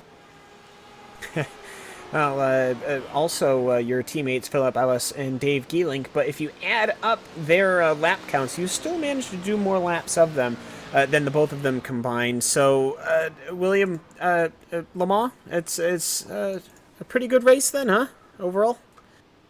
Yes, it was pretty easy actually to just do stints here. It was quite surprising. It didn't feel like it took forever to just do one stint. I don't know. You could just log laps, and it was quite effortless. Well, either way, we had quite big battles going on, as you were saying, all in the beginning, and a couple of four-car trains that I believe you were a part of. But at the end of it, coming away with the win in the 24 hours. So, anyone you would like to give a shout out to, thank, anything? Well, I guess the whole team for being so supportive and for being such a great bunch to hang around with. Our sponsor is V-Racing, SimLab, iAnalyze, and I think that's pretty much it. If I forget one, sorry. And Dave built a pretty good setup. He wanted to put it out there, but it was pretty decent in the end, so that made it easier. More than pretty decent. You guys came home in first. Go enjoy it, William. I'm sure we'll talk to you at some other point. That's William Levesque of the number 57 Inex Racing GT1 car, who has completed the 24 Hours of Le Mans and has come home in first position. Over to the wonderful world of GT2, and again, it's time to talk to Inex Racing. Sup, Isaac? Nope, nothing. Okay. Awkward silence. There's PJ's here. Yeah, PJ's. I'm not in Inex. Yeah, so that's the one I was you kind thinking of, about. You kind of screwed I've got yourself that one. over I've got that there. one completely wrong. Hey, it's been a long day. PJ Sturgios, hello. Hey guys, yeah, really cool to pick up that win. It was a long race. I mean, these 24 hours is just, you feel like you're going forever, and it's like, oh, I guess we're only halfway so far. But yeah, cool to pick this one up, the inaugural version of it. Going into this, we really didn't know what to expect because it's course, first time here at Le Mans, and this is kind of its own animal here with these long straightaways, lots of tricky slow speed corners, and I struggled pretty bad my first stint with almost getting tangled up with a couple of GT1 cars, but was able to kind of pick it up there and get some nice consistent runs in over the night hours, which really helped us out. And then all the rest of the guys, Nathan, Justin, Phil, and Alexi, really dug and brought this thing home. So cool to be a part of it all, and of course congrats to Levesque and the guys in the GT1 team and Coanda for the overall win in the prototypes. Well, I just want to ask you a question here about comparison, because you were that close to winning the NASCAR Peak Entry powered by iRacing. You did win the final round of the NASCAR Peak Entry Series at Homestead Miami Speedway. You've won here at Le Mans. Is it possible to compare this race to others? Yeah. I mean, this is the one endurance race everybody wants to win. So yeah, definitely. Even though I didn't get that Peak Antifreeze Series championship, and the GT Series ended on a very sour note for us in yellow, but yeah, cool to. This means a lot to pick up this win. My actually third 24-hour win in iRacing now, so I really enjoy these races, and yeah, this is a big one to have under my belt. So really cool. Of course, saying that, you do know now that you've got one part of the Treble Crown. The NASCAR Peak Entry Series will be another part of that. Does that mean that one day you're going to try and win the Indy 500 as well? Hey, who knows? Every year it seems to always be a conflict with a real-life racing event, or the one year it wasn't, the entire server crash. But one of these days I'm going to try to make another run at it. I mean, that'd be a big one to win, and of course so would Daytona this year in the Peak Antifreeze. So yeah, this is a good one to finally cross off the list here, and hey, you never know what can happen, so you gotta keep at it. Thank you so much there, PJ. Before we let you go, floor's yours. INX Racing, GT1, GT2, fans, sponsors, the world. Who do you want to thank?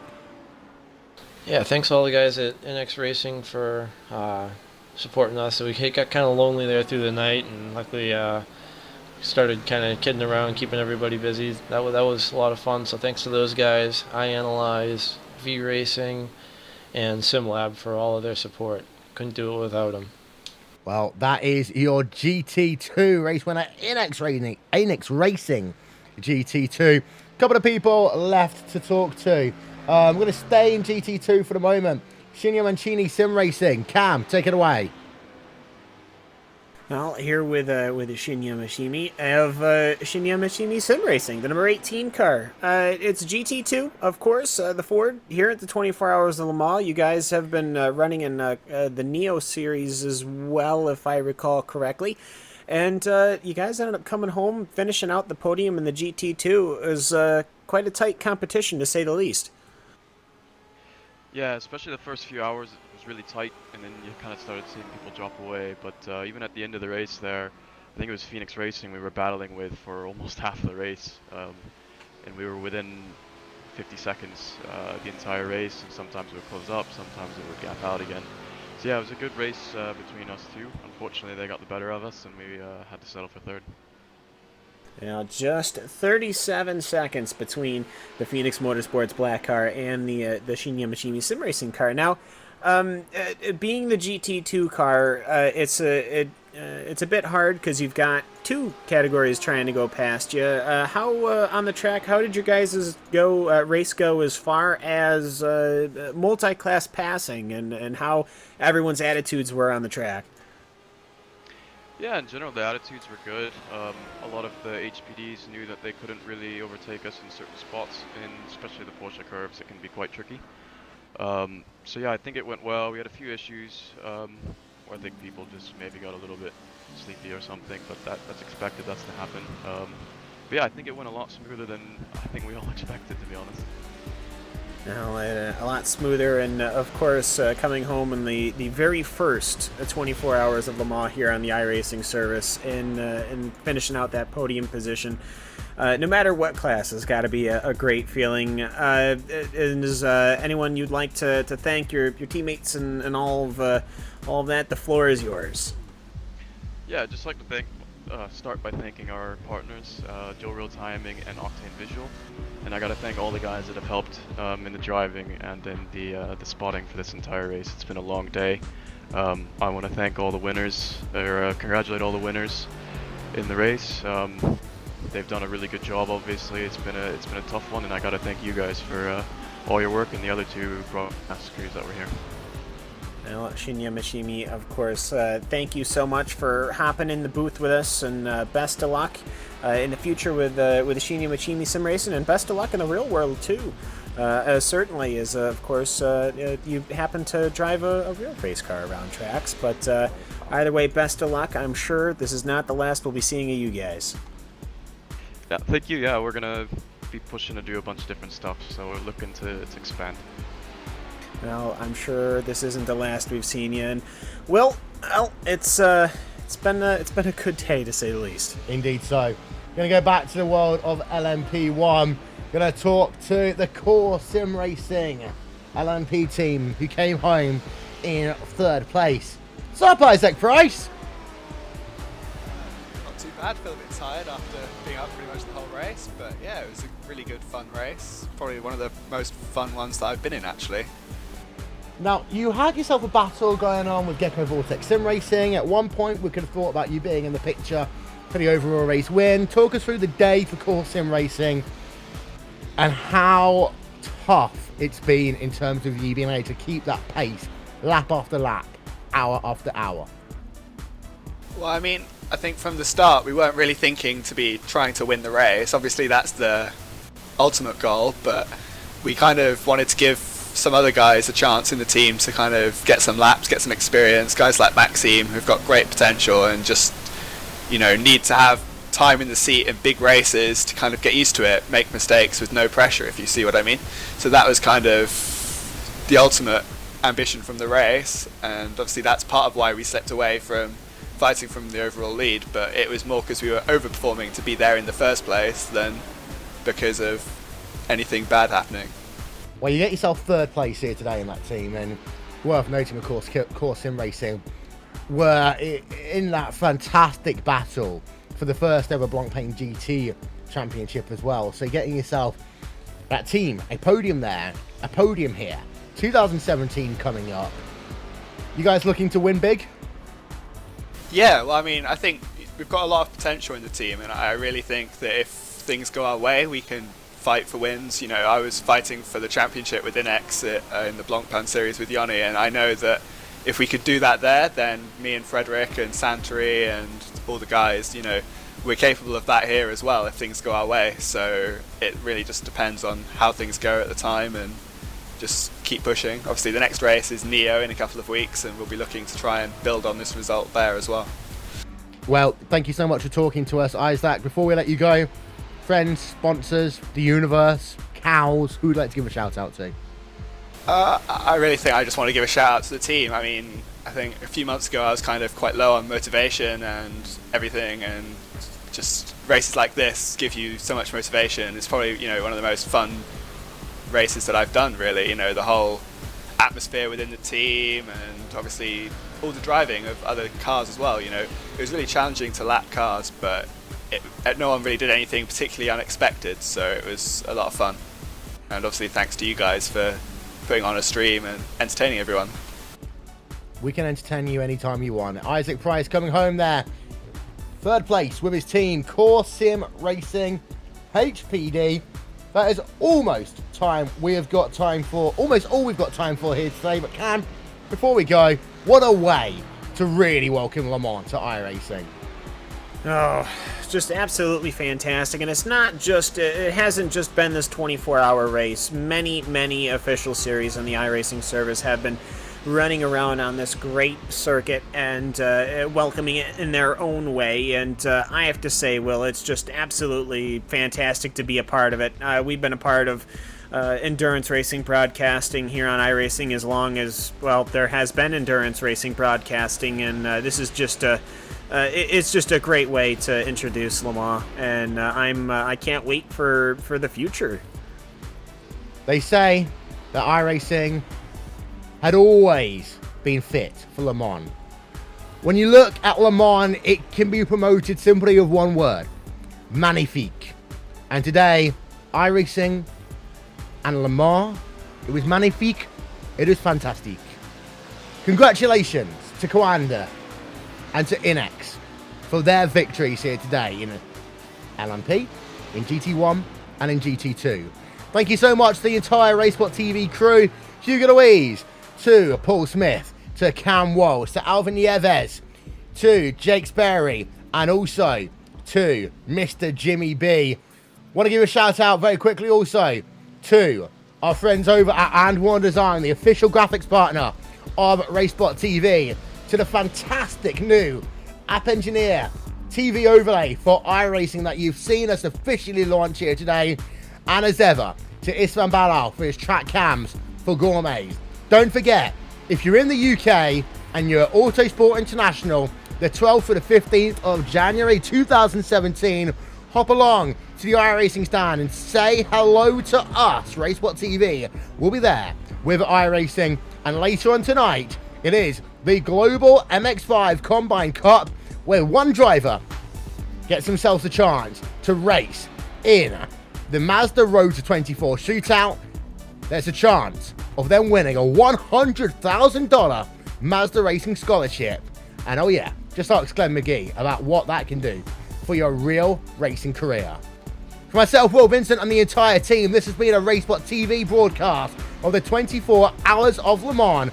We will talk to you all next time. Goodbye.